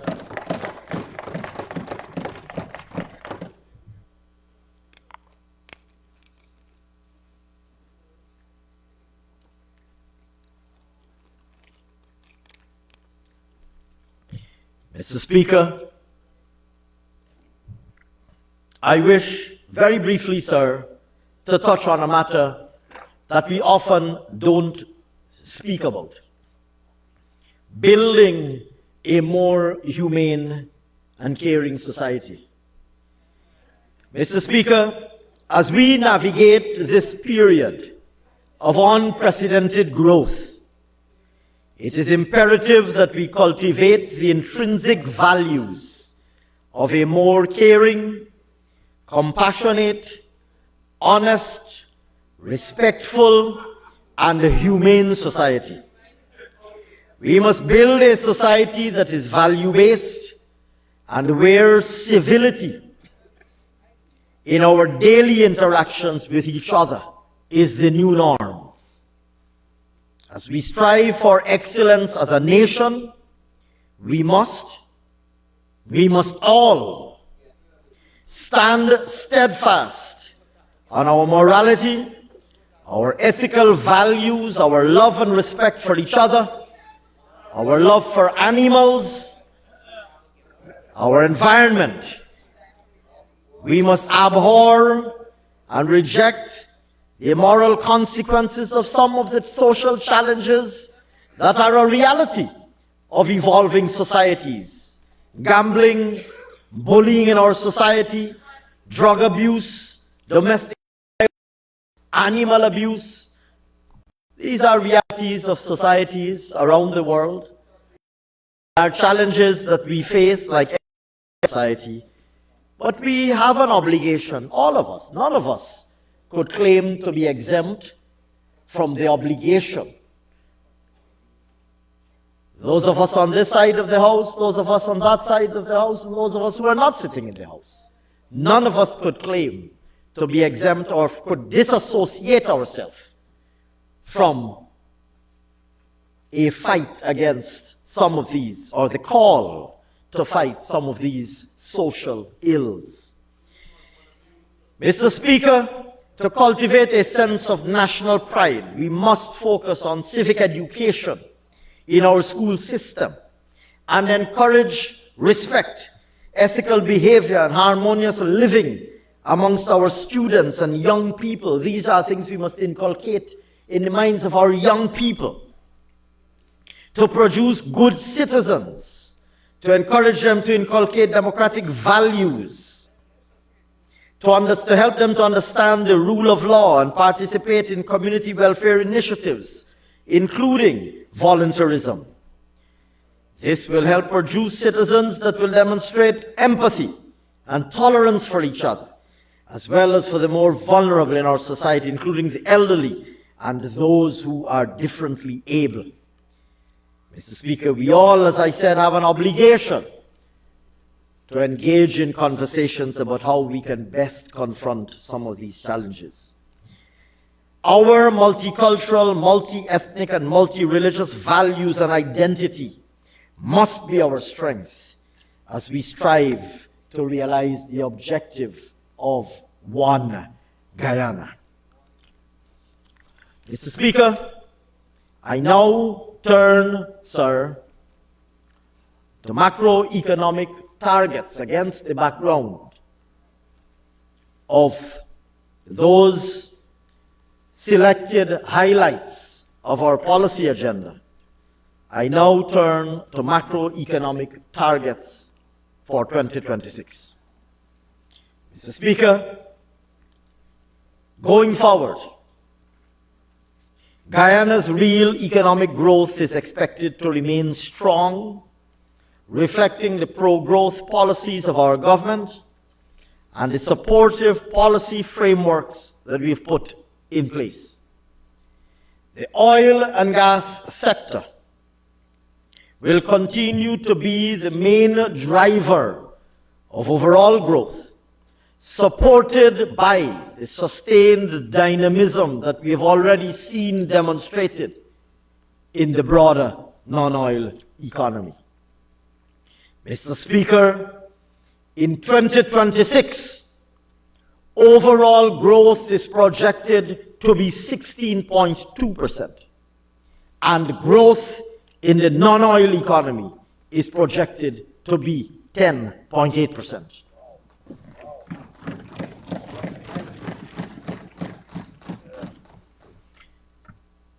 agriculture, forestry, and fishing. Mr. Speaker, the agriculture, forestry, and fishing sector is projected to grow by 7.6% this year, with expansion expected across all subsectors.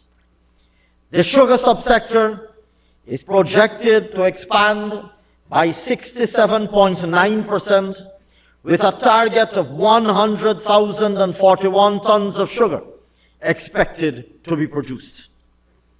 The rice sector is expected to grow by 1.8%, with a production target of 827,500 tons of rice set for 2026. The other crop sector is projected to grow by 9.8%, with anticipated growth in production and cultivation across all major crop categories. Livestock is expected to grow by 2.6%. Fishing is projected to grow by 2%. Forestry is projected to grow by 7.6%, with a 2026 production target of 592 cubic meters of timber. Extractive industries.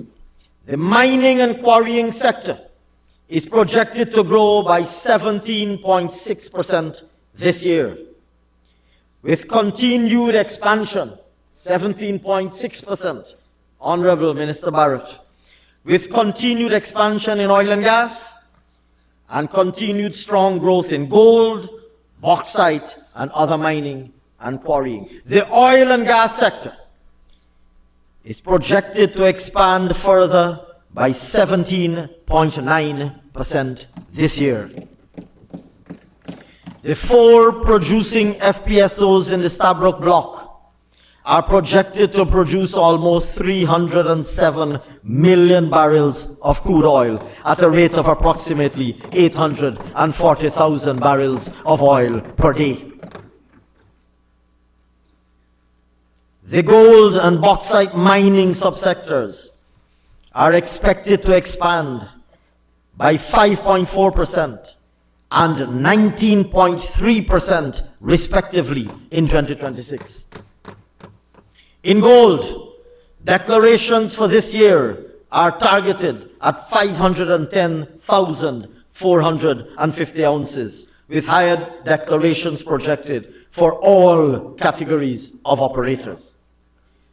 Bauxite production is targeted at approximately 4.8 million tons for 2026, with higher output expected from both large producers.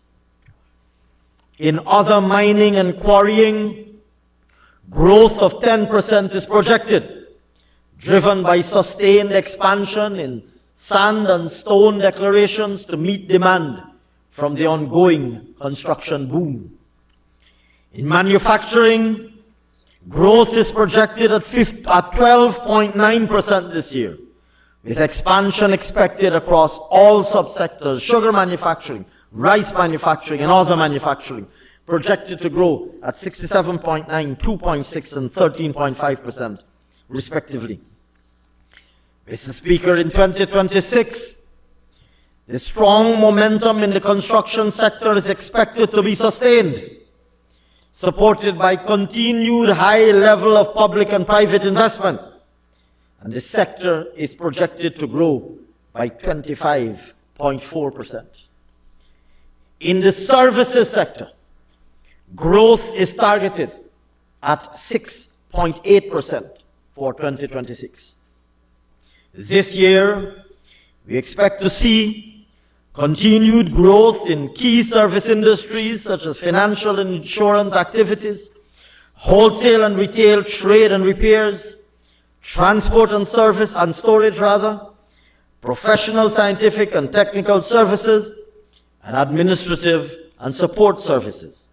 These industries are projected to grow by 11%, 8%, 5.3%, 23.2%, and 6.9%, respectively.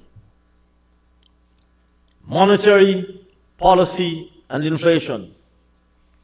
Mr. Speaker, government's objective in 2026, as in prior years, is to keep inflation low and to maintain exchange rate stability while supporting continued expansion in private sector credit and continued strong growth in domestic economic activity. As such, an inflation target of 2.5% is set for this year. Balance of payments. Mr. Speaker, this year the overall balance of payments is expected to record a surplus of $151.3 million, mainly on account of a projected reduction in the capital account deficit. The current account is expected to record a surplus of $1.7 billion this year, with a projected merchandise trade balance of $8.8 billion. Total export earnings are expected to grow by 1.8% to $20.5 billion, with export earnings from crude oil projected to grow by 0.9% to approximately $18 billion, reflecting projected price moderation. Non-oil exports are projected to increase by 8.6% to $2.5 billion, mainly on account of higher anticipated export earnings of gold and bauxite, both with greater output and favorable price developments. At the same time, Mr. Speaker, import payments are anticipated to increase by 14.2% to $11.7 billion in 2026, with the arrival of the new FPSO expected in the second half of the year. The capital account is forecasted to record a lower deficit of $1.6 billion, underpinned by higher projected disbursements and FDI inflows in 2026. Targets for the non-financial public sector. Mr. Speaker, central government current revenue, net of NRF withdrawal, GRIF, and carbon credit inflows is projected to increase to $514.1 billion in 2026 from $459.3 billion in 2025. Tax revenues are projected to grow by 11.7% to $486.1 billion, reflecting the continued strong expansion in economic activity in our economy in our productive sectors across all productive activity. Mr. Speaker, the NRF transfer to the national budget in accordance with the NRF Act is estimated at $495 billion for 2026, along with projected carbon credit inflows of $49.7 billion. Mr. Speaker, central government total expenditure is projected to grow by 15.8% this year to reach $1.5 trillion, with the PSIP expanding to $779.6 billion and non-interest current expenditure to $705.1 billion. The PSIP continued to be the engine delivering government's national transformation agenda, pushing deeper into the foundations of daily life by building modern roads and bridges, new and upgraded energy infrastructure, world-class schools and hospitals, affordable housing, and safer communities, as discussed earlier. The central government overall deficit after grants is projected at $448.9 billion for 2026, or 7.7% of GDP. Mr. Speaker, Budget 2026 was crafted to give effect to His Excellency's vision for a modern, prosperous Guyana that provides opportunities for every single Guyanese person. Mr. Speaker, to ensure that we begin to deliver on our 2025 manifesto commitments, Budget 2026 totals $1.558 trillion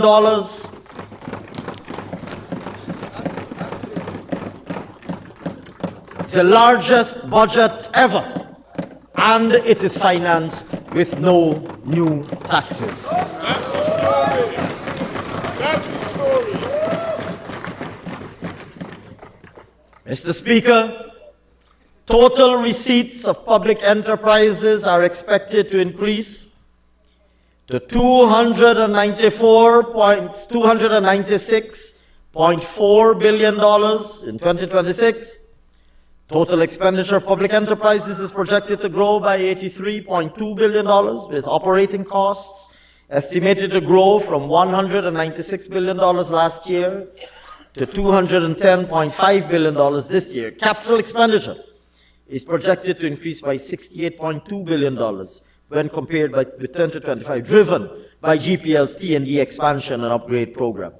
As a result, the overall surplus of public enterprises is forecasted at $6 billion for 2020.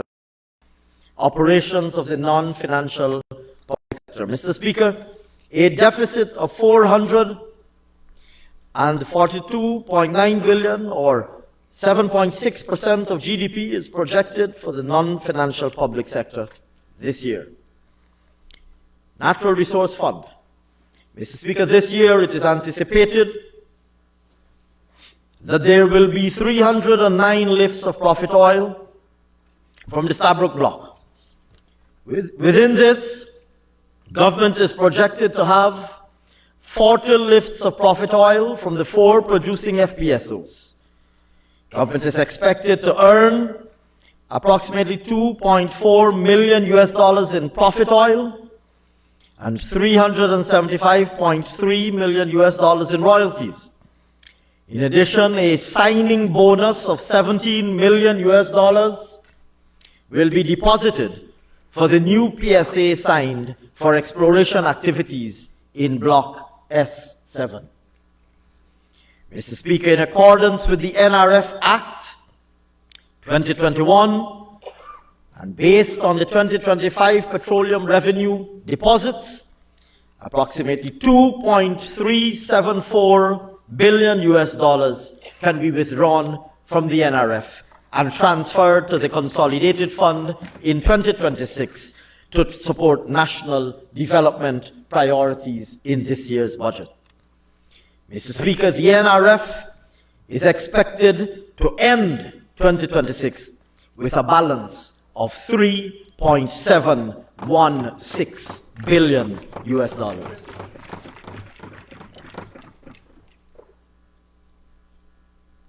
Mr. Speaker, I turn now to measures.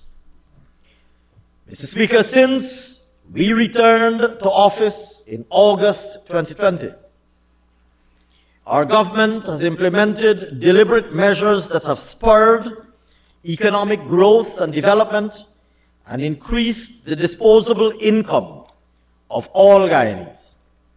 Over the last 5 years, we have made conscious investments to diversify the economy, reduce the cost of living, expand access to jobs, and enhance the quality of life for all our citizens. Budget 2026 builds on these 5 years of steady progress and ushers in a new phase of inclusive, diversified growth through creating more opportunities for accelerated job creation, income generation, and human capital development. Against this backdrop, I now wish, Mr. Speaker, to announce the following measures. Promoting productive activity and economic diversification. Special development zones.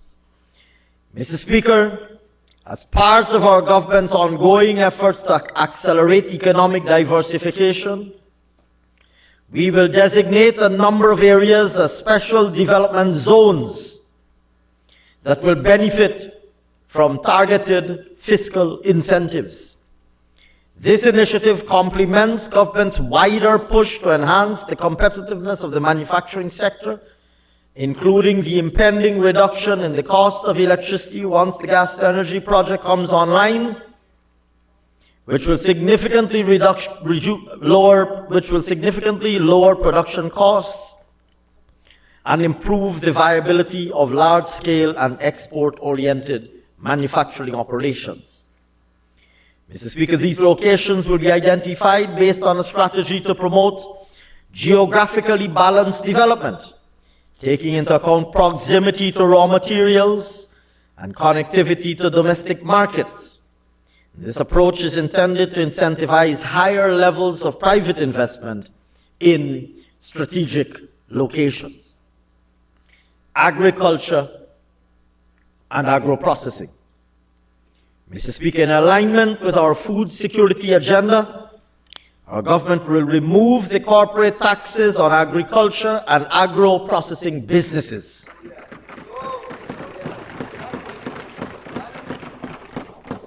This will increase retained earnings and enable greater investments to boost production and productivity. This measure represents yet another step in the transformation of Guyana's agriculture sector, with the objective of increasing diversification and ramping up the scale of production. Revision of export allowance. Mr. Speaker, in support of our forestry value-added subsector, government will expand the list of products eligible for export allowance to include timber value-added products.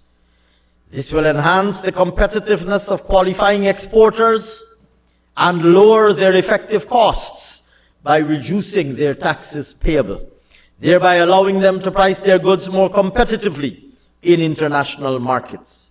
This measure is intended to promote exports and incentivize value-added production.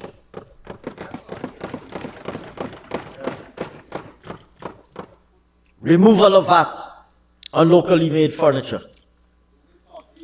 Mr. Speaker, having already removed VAT on most locally manufactured building materials to further increase competition and competitiveness of the forestry sector, to lower the cost of construction and support our local manufacturers, our government will remove VAT on locally made furniture, including doors, moldings, and beds. This will boost our local industries on their path to sustainability and competing regionally, as well as, once again, promoting value-added production. Mr. Speaker, returning to the gold industry to encourage local value-added and strengthen opportunities for small and medium enterprises in the jewelry-making subsector. We will extend our support to the local jewelry subsector by removing VAT levied on locally manufactured jewelry.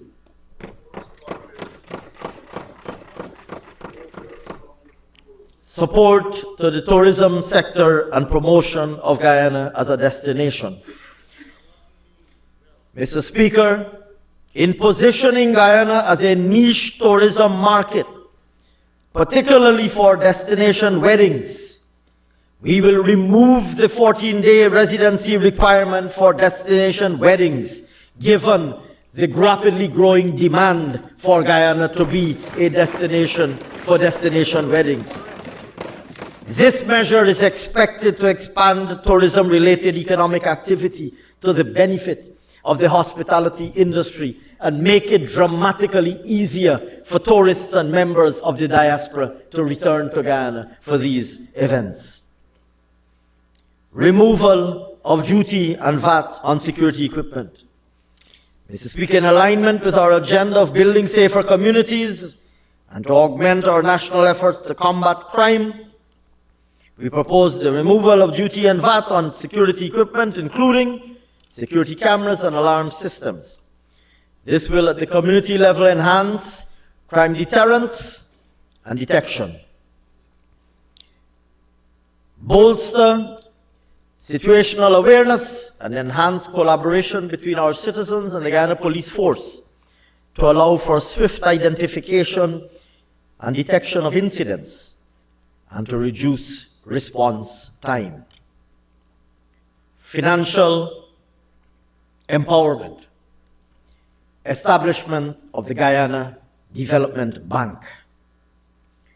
Mr. Speaker, SMEs play a critical role in creating employment opportunities and supporting community-based economic development.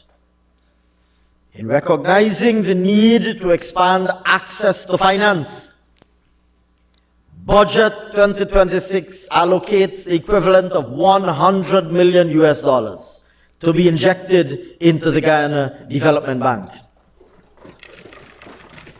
This institution will provide SMEs, young entrepreneurs, women, and persons living with disabilities with access up to $3 million in microcredit loans at zero interest, with zero collateral requirement for targeted investments in specified sectors. A key aspect of this program will be that programs will be paired with membership and training to support the growth and development of the SME sector. Additionally, Mr. Speaker, our government will embrace a co-investment model, effectively sharing the financial risks and providing support so that SMEs may be able to access up to an additional $7 million at preferential interest rates from participating commercial banks. Government will extend to the commercial banks similar fiscal concessions as are granted for low-income housing loans currently. This forms part of a wider initiative to strengthen the ecosystem for SME growth in Guyana. Reducing the cost of home ownership. Increase in low-income mortgage ceiling. Mr. Speaker, since resuming office in 2020, we have made tremendous progress on improving access to housing and reducing the cost of home ownership. Building on this progress, over the next 5 years, our target is to ensure every Guyanese family has access to affordable housing.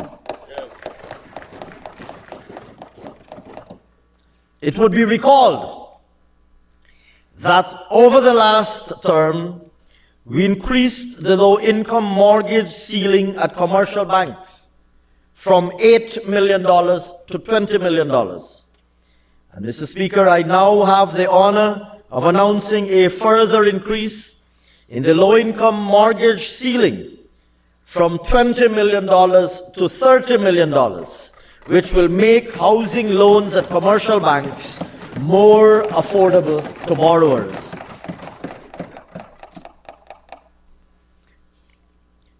Extending low-income mortgage ceiling window to insurance companies. Mr. Speaker, in keeping with government's commitment to expanding access to affordable housing finance, I now wish to announce that a low-income mortgage ceiling window of $30 million will also be extended to approved insurance companies that offer housing loans under similar arrangements that apply to commercial banks. This will provide consumers with additional choices and will generate additional competition for business in this sector. Housing improvement subsidy. Mr. Speaker, over the last term of office, we provided direct assistance to homeowners, including the construction of over 2,000 homes. And we provided a steel and cement subsidy which benefited over 3,000 families. Building on the remarkable successes of these initiatives, our government has provided in Budget 2026 to support households by the provision of home improvement subsidies to upgrade their homes, a sum totaling $7.5 billion.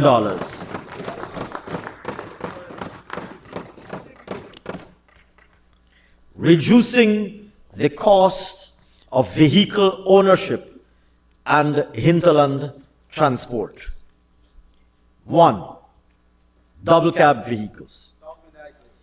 Mr. Speaker, double cab pickups play an integral role at both the business and the household level. In an effort to reduce the cost in relation to the importation of double cab pickups, our government will introduce a flat tax of $2 million on double cab pickups less than 2,000 cc, irrespective of age, and a flat tax of $3 million on double cab pickups between 2,000 cc and 2,500 cc, irrespective of age. Removal of VAT on vehicles below 1,500 cc.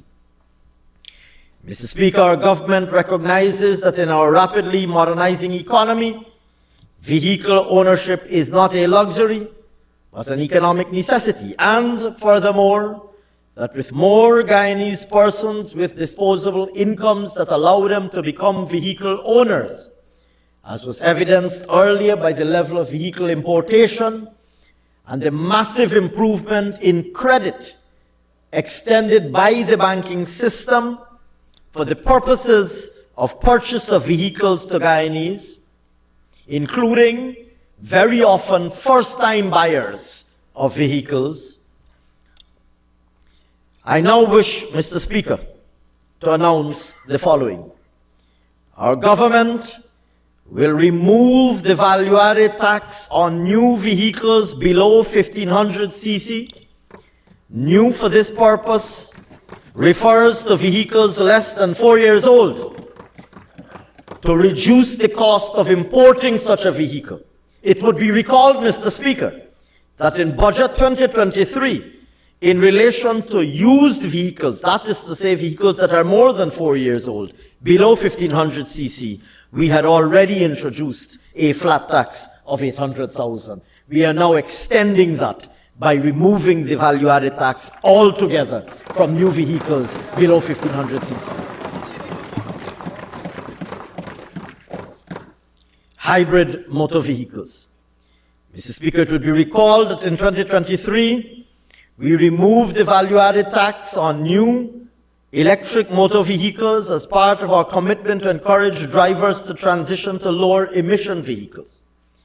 Our government will build further on this measure by removing the value-added tax on hybrid motor vehicles below 2,000 cc. Mr. Speaker, this measure is yet another reflection of our government's commitment towards low-carbon development and is intended to support the shift, even if it is a gradual shift, towards more environmentally friendly transportation alternatives. All-terrain vehicles. Mr. Speaker, immediately after resuming office in 2020, we removed the value-added tax on all-terrain vehicles which were used for the purposes of mining, agriculture, forestry, manufacturing. And in the following year, Mr. Speaker, we also removed the duty on ATVs for use in the hinterland. Mr. Speaker, I am pleased to now announce that we will simply remove all import duties and taxes on ATVs for all categories and irrespective of purpose of use, to simplify it. Outboard engines. Mr. Speaker, to reduce the cost of transportation within hinterland and riverine communities, we will eliminate all taxes and duties for outboard engines up to 150 horsepower. Easing the cost of living. Mr. Speaker, containing the cost of living. Mr. Speaker, we have maintained a 0% excise tax on petroleum products since March 2022. This has seen us forego an estimated $100 billion in revenue annually. and it has translated into approximately $500 of savings to citizens for every gallon of diesel or gasoline purchased. Notwithstanding the moderation of oil prices now compared to the peak of 2022, I wish to announce, Mr. Speaker, that our government will continue to uphold this measure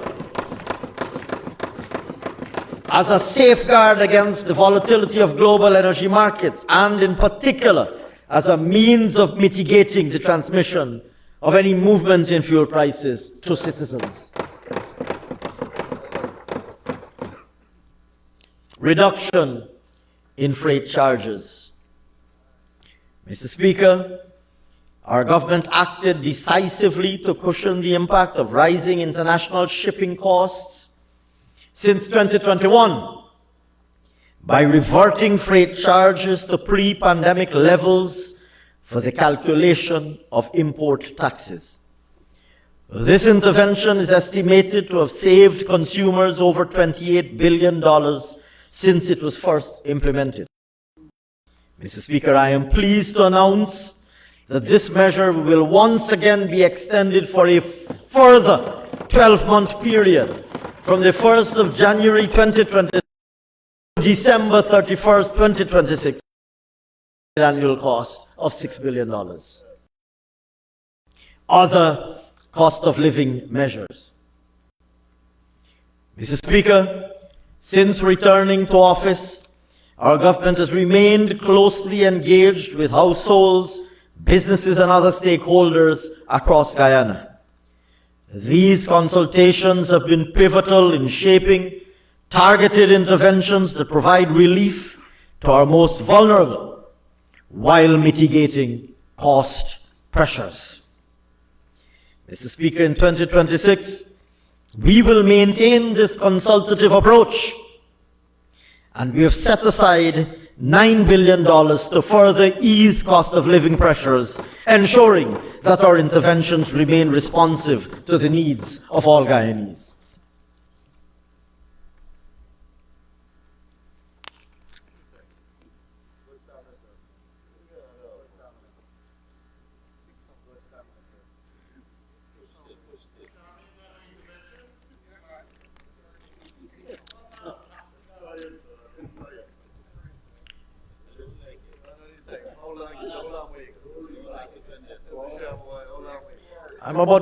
I'm about 2/3 of the way through.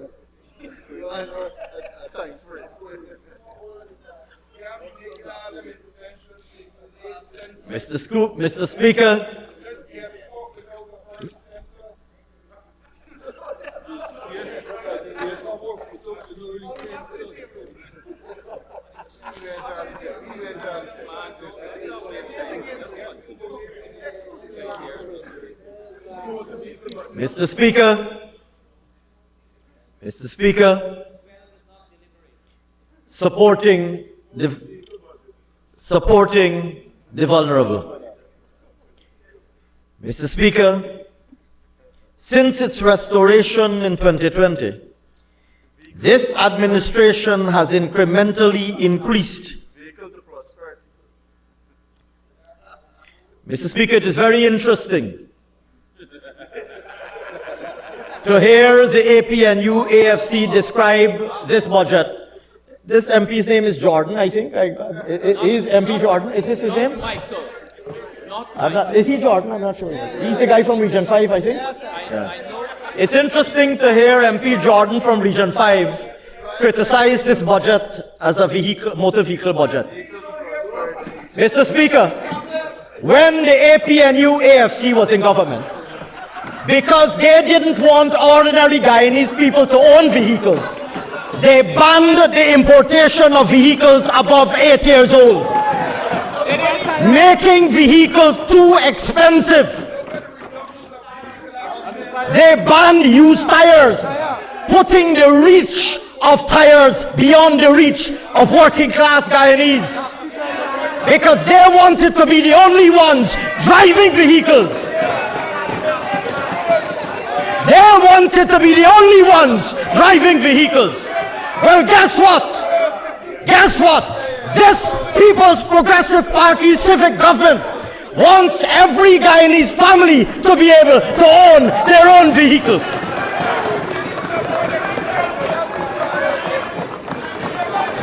No wonder MP Jordan from Region 5, I want the people of Region 5 to know that he is opposed to ordinary Guyanese people becoming their vehicle owners. No wonder they ban vehicles above 8 years old and ban used tires. Because in their heads, vehicle ownership is something that only PNC elites should be driving. Only PNC elites should be driving vehicles. Ordinary Guyanese people must not own vehicles. Well, this People's Progressive Party believes that ordinary Guyanese must become vehicle owners too. Not you alone. Not you alone. So yes, we are making vehicles more affordable for ordinary Guyanese. Yes, we are doing that, and we are proud of doing it.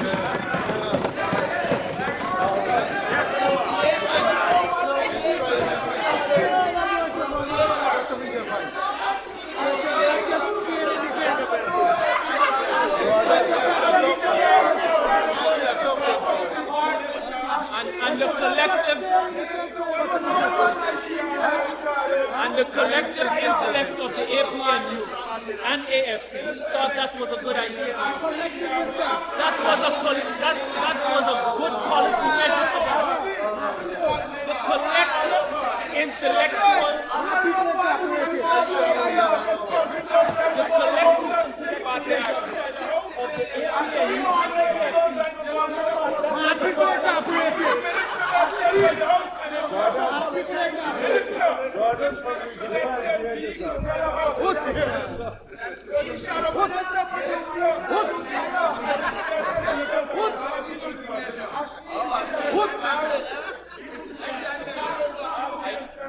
I honestly didn't like the quietness.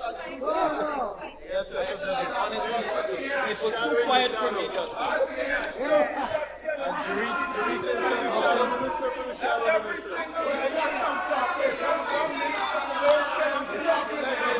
Oh Lord, don't wake up Ashley again. Don't do it so much. That man gearing up again right now. Ashley, take the rest.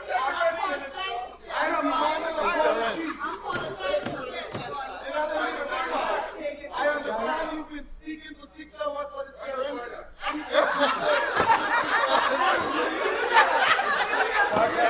Hear the one. The man gets the vote. He gets the vote. He said Nami. He said Nami. The man threw Terrence under the bus the first chance he gets.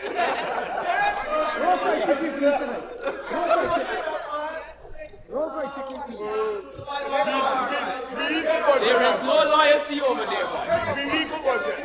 No loyalty over there, boy. The man throw you under the bus first chance he gets. I said, Nami. Should we take a suspension?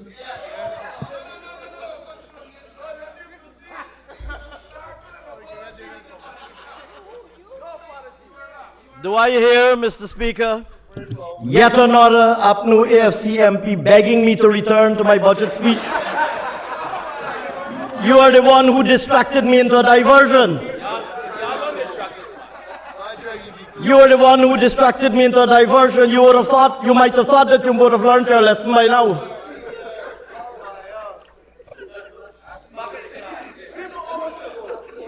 Returning, sir. You might have thought that you would have learned this lesson by now. Easy lesson, hard for thugs. Mr. Speaker, supporting the vulnerable. Because we care, cash grant. Mr. Speaker, since we restored the Because We Care cash grant in 2020, we have incrementally increased this grant, initially from $10,000, which is where it was when we left office in 2013, we left in 2015. The last year, that when we left office, it was at $10,000 a year.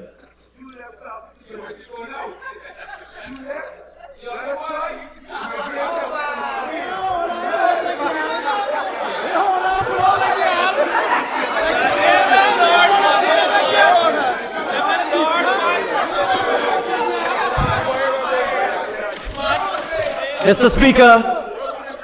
Speaker, in 2015, the People's Progressive Party lost the election. And we promptly demitted office because that's what people do in a democracy. That's what people do in a democracy. In contrast with the electoral hoodlums who lost an election on the 2nd of March 2020 and held on to power until the 2nd of August 2020, holding on with their tentacles, refusing to give up office. The electoral hoodlums that comprise the APNU-AFC. In a democracy, when you lose government, you demit office, and that is what the People's Progressive Party did. When you lost, you held on to government like a bunch of desperate electoral hoodlums. And that is why the people of Guyana will never put you back into government.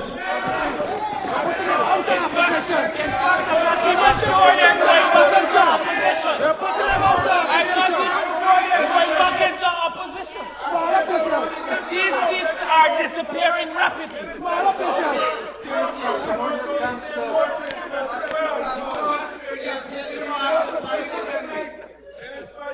These seats are disappearing rapidly.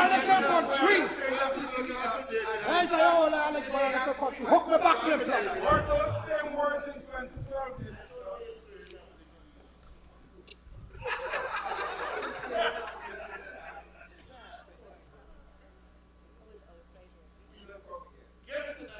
Very well, sir.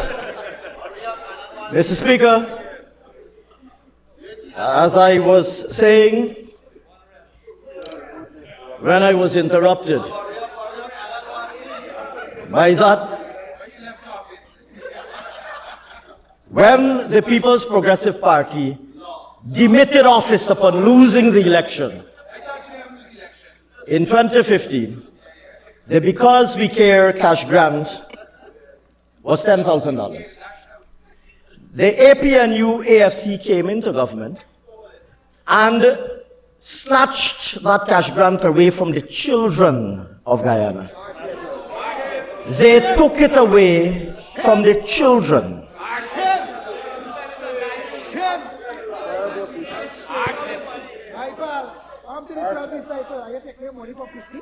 And we said very simply to the people of Guyana, first of all, if we lose an election, we demit an office, because that's what people do in democracies. And we said, sir, when we are re-elected to office, we will resume the cash grant and we will increase it. And the people of Guyana, voted for the People's Progressive Party civic, overwhelmingly so, returned us to government, and having returned us to government, we resumed payment of the cash grant. And we not only resumed the payment of the cash grant, but we delivered on our promise to increase it. And so, Mr. Speaker, this cash grant has been not only resumed, but it has now been increased as of 2025 to $50,000 per child.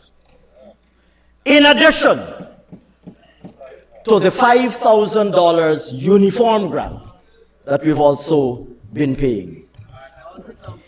Mr. Speaker, I now wish to announce a further increase of the Because We Care cash grant from $50,000 per child, where it is, to $60,000 per child. To the benefit of 206,000 children in public and private schools countrywide. This increase alone will put in the hands of the parents of these children an additional $2 billion of disposable income. And this increase will result in an estimated $12.4 billion in total being transferred to the parents of these children under the Because We Care cash grant.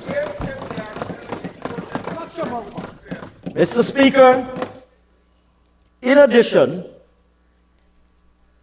I am pleased to announce that in keeping with our 2025 manifesto promise, we will be introducing this year an annual transportation support grant amounting to $20,000 per child and totaling $4.1 billion of additional disposable income to parents.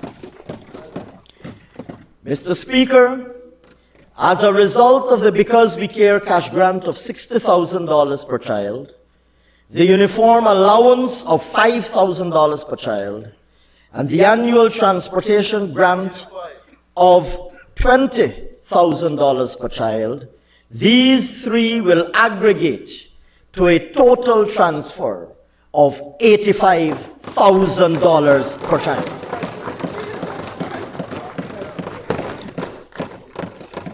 And this, Mr. Speaker, will amount to a total transfer of $17.5 billion to the parents of school-going children.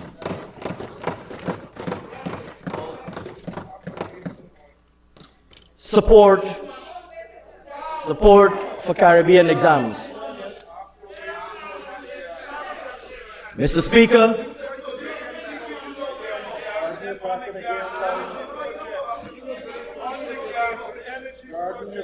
Mr. Speaker, in support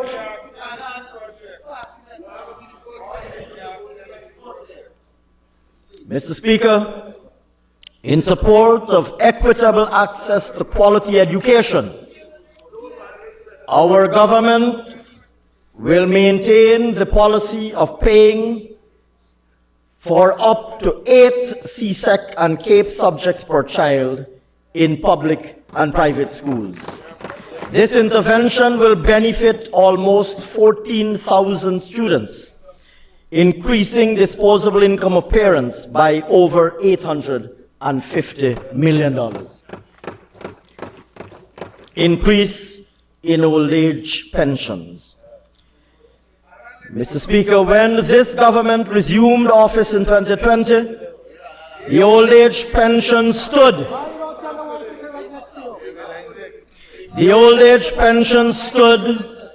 at $20,500 per month. By the end of our first term, the old age pension was doubled to $41,000 per month, in line with our 2020 manifesto commitment.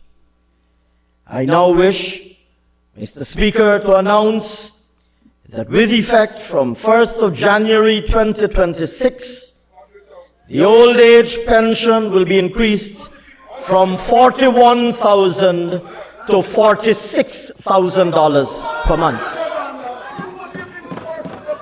Mr. Speaker, approximately 95,000 pensioners will benefit from this increase, with an additional $5.7 billion of disposable income being made available to them.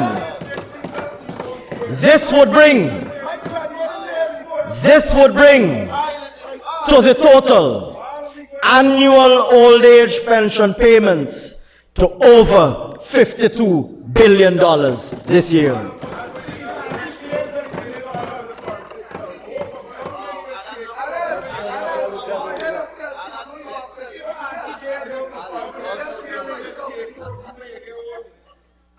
don't know, you going back in the deep and fight now. Across the floor, man.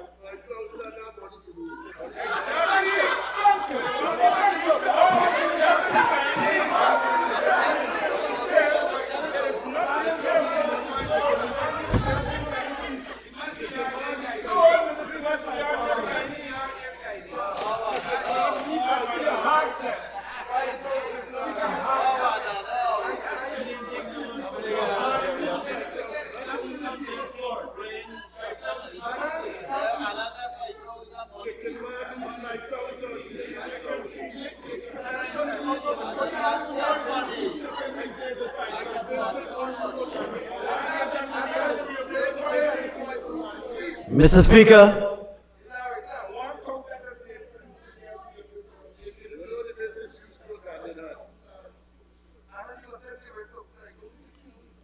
Mr. Speaker, increase in public assistance. Mr. Speaker, since returning to office, we have more than doubled public assistance, increasing it from $9,000 where it was in 2020 to $22,000 at the end of 2025. I'm pleased, Mr. Speaker, to announce that with effect from January 1, 2026, public assistance will be further increased from $22,000 per month to $25,000 per month. Mr. Speaker, this measure will benefit over 46,000 persons, placing an additional $1.7 billion in their hands and providing critical support to some of our most vulnerable. Mr. Speaker, the total public assistance payout for 2026 will now amount to almost $14 billion. Mr. Speaker, support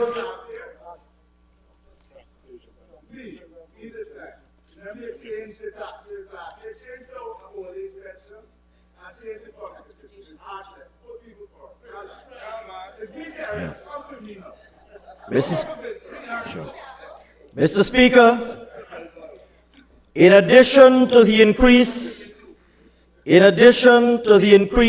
the old age pension, we will also be giving, in keeping with our manifesto promise, we will also be giving our old age pensioners an annual transportation grant of $20,000 to every old age pensioner, providing an additional injection of $1.9 billion in support.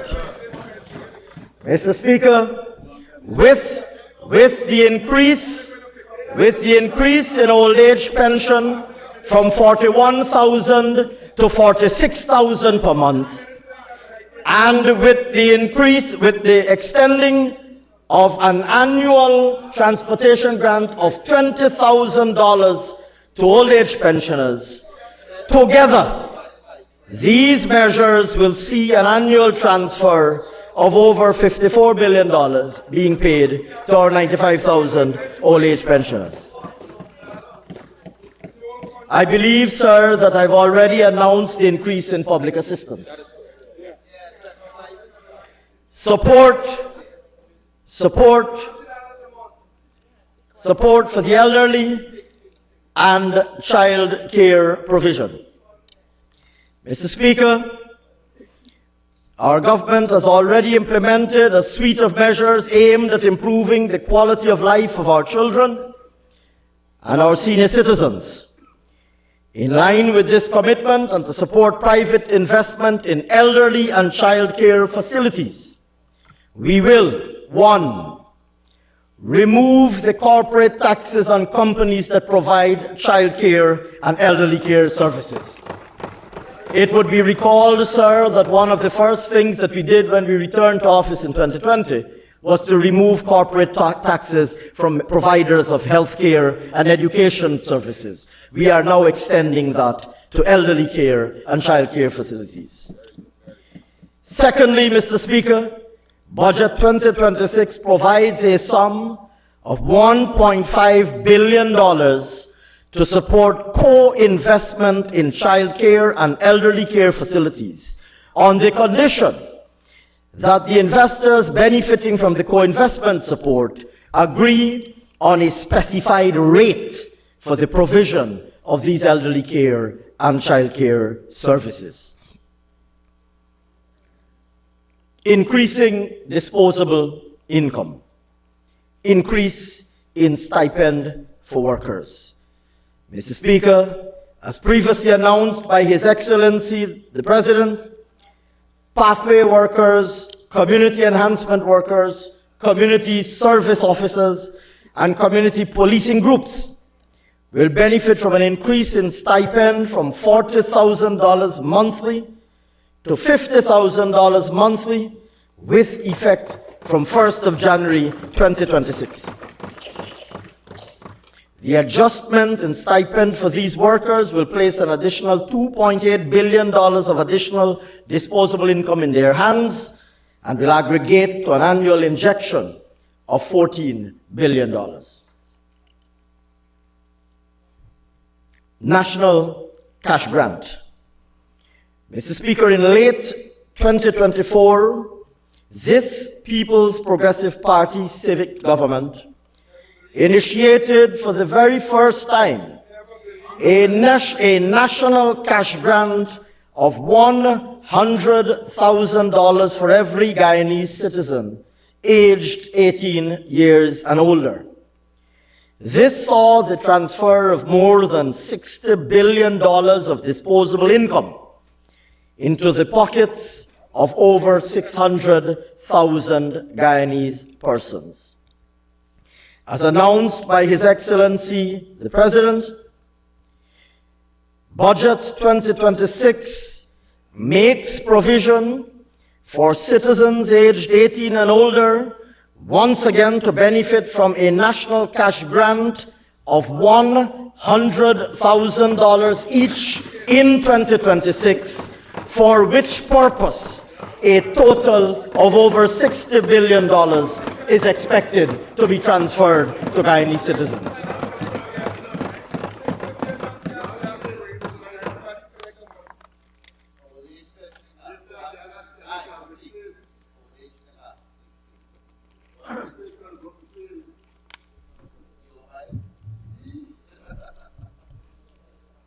Net property tax. Mr. Speaker, in alignment with government's objective to support the accumulation of savings and assets by individuals, ordinary Guyanese, we will remove the net property tax on individuals, which will increase the disposable income of these persons by over $1.4 billion. And this measure will be applicable from year of assessment 2026. Income tax threshold. Mr. Speaker, by the end of our last term of office, this government had doubled the income tax threshold from $65,000 in 2020, where it was when we came into office, to $130,000 in 2025. We increased it, we doubled it, from $65,000 in 2020 to $130,000 in 2025. Let me say that again, sir. The income tax threshold was at $65,000 a month when we came into office in 2020. We progressively increased it over the years to $130,000 per month by 2025. This resulted in $18 billion in disposable income to all additional disposable income being provided to all workers, and the removal of 60,000 persons from the income tax net. Mr. Speaker, I now wish to announce a further increase of the income tax threshold from $130,000 per month to $140,000 per month, with effect from year of income 2026. Mr. Mr. Speaker, this will result in the removal of 5,000 persons from the income tax net and add over $2 billion in disposable income to those workers. Mr. Speaker, these measures together provide more than $100 billion of additional disposable income to our citizens, not including the impact of the removal of the excise tax on fuel. These measures therefore help to promote economic activity, to create jobs, to increase disposable incomes, and therefore to improve lives and well-being. Mr. Speaker, I will now conclude, sir. I will now conclude, sir, as I started.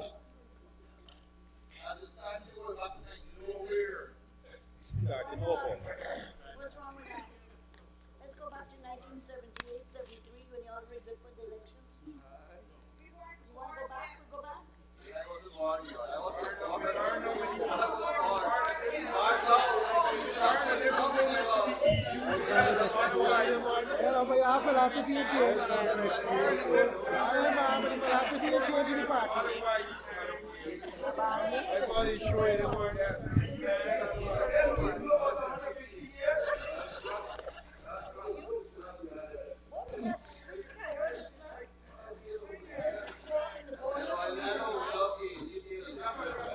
Mr. Speaker,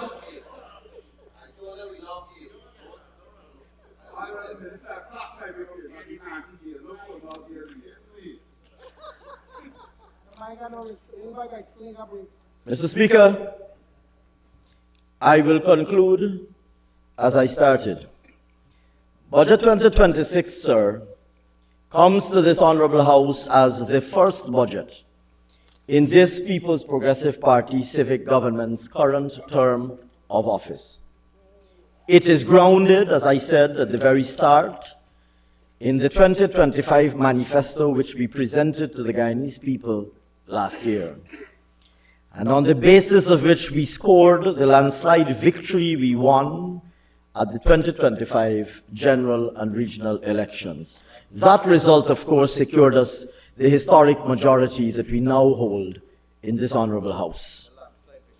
Mr. Speaker, this result served not only to vindicate the oftentimes difficult policy choices we made over the past 5 years, but it also serves as a resounding endorsement of the policy agenda we have outlined for the next 5 years.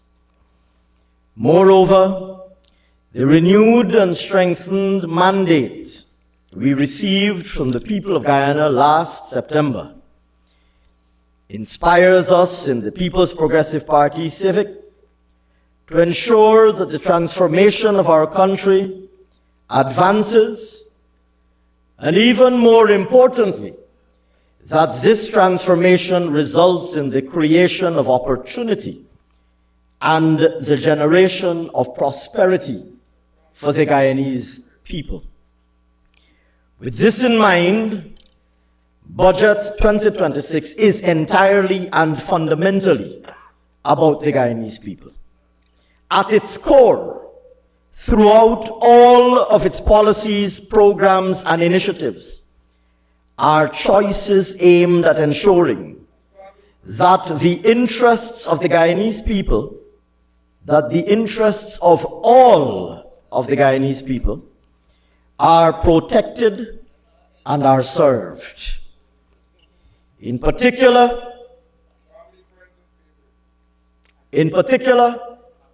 its aim is to ensure that everything that we do as a government results in an identifiable improvement in Guyanese lives or in an identifiable creation of opportunity for Guyanese nationals. This is the litmus test of all that we do as a government. To those who are of school or university age, our aim is for you to get a world-class education, equipping you to engage meaningfully in your chosen field of endeavor and be able to earn and live comfortably on the strength of your own effort. To those of you who are already working, our aim is to ensure that you continue to have opportunities to uplift yourself even more. To every Guyanese family, we would like you to be able to become homeowners, and we will support you to get there. To the elderly, our aim is that you must be able to retire in dignity, not having to worry about the quality of health care you will receive, because the public health care system will provide you with world-class primary care to you, irrespective of where you live.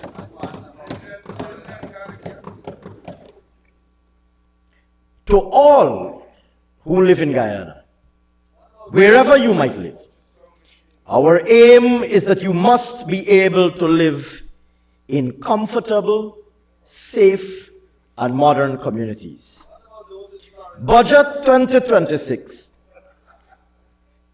This budget, currently before this Honorable House, therefore prioritizes investments that directly promote economic growth, accelerate the transformation of our country, enhance human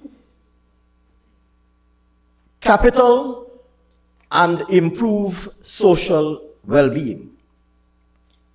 Budget 2026 supports an education and training system that equips our children and young people with relevant skills for a modern, diversified economy. A health system that is more accessible, resilient, and responsive, and social protection mechanisms that provide dignity, security, and support for the most vulnerable amongst us. These are not expenditures of convenience. They are investments in productivity, resilience, and a better Guyana. A Guyana where all can prosper, and a Guyana where ability and effort are rewarded. As I said before, Mr. Speaker, this is the Guyana that we in the People's Progressive Party civic government are building with the Guyanese people in all that we do.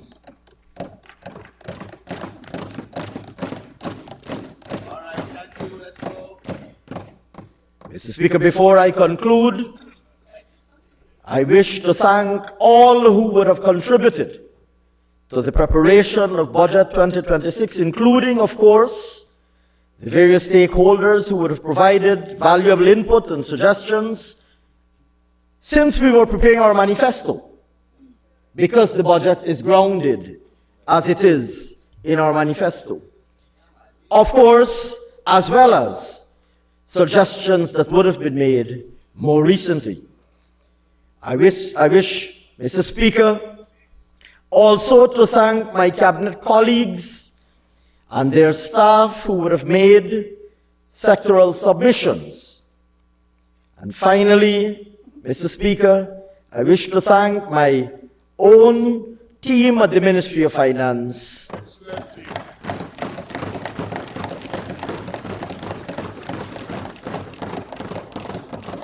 who spared no effort in pulling it all together within the policy framework that we outlined.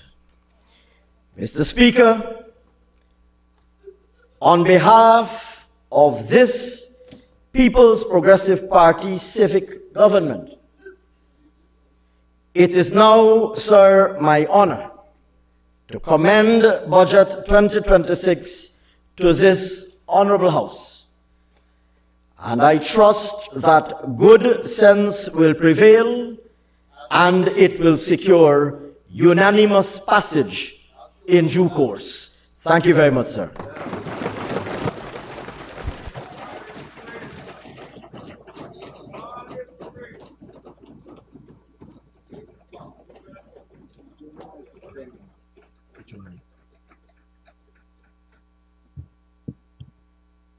Thank you, Honorable Senior Minister, Dr. Ashni Kumar Singh. Honorable members, the motion is proposed. Honorable Minister Teixeira. Looks like Sorry?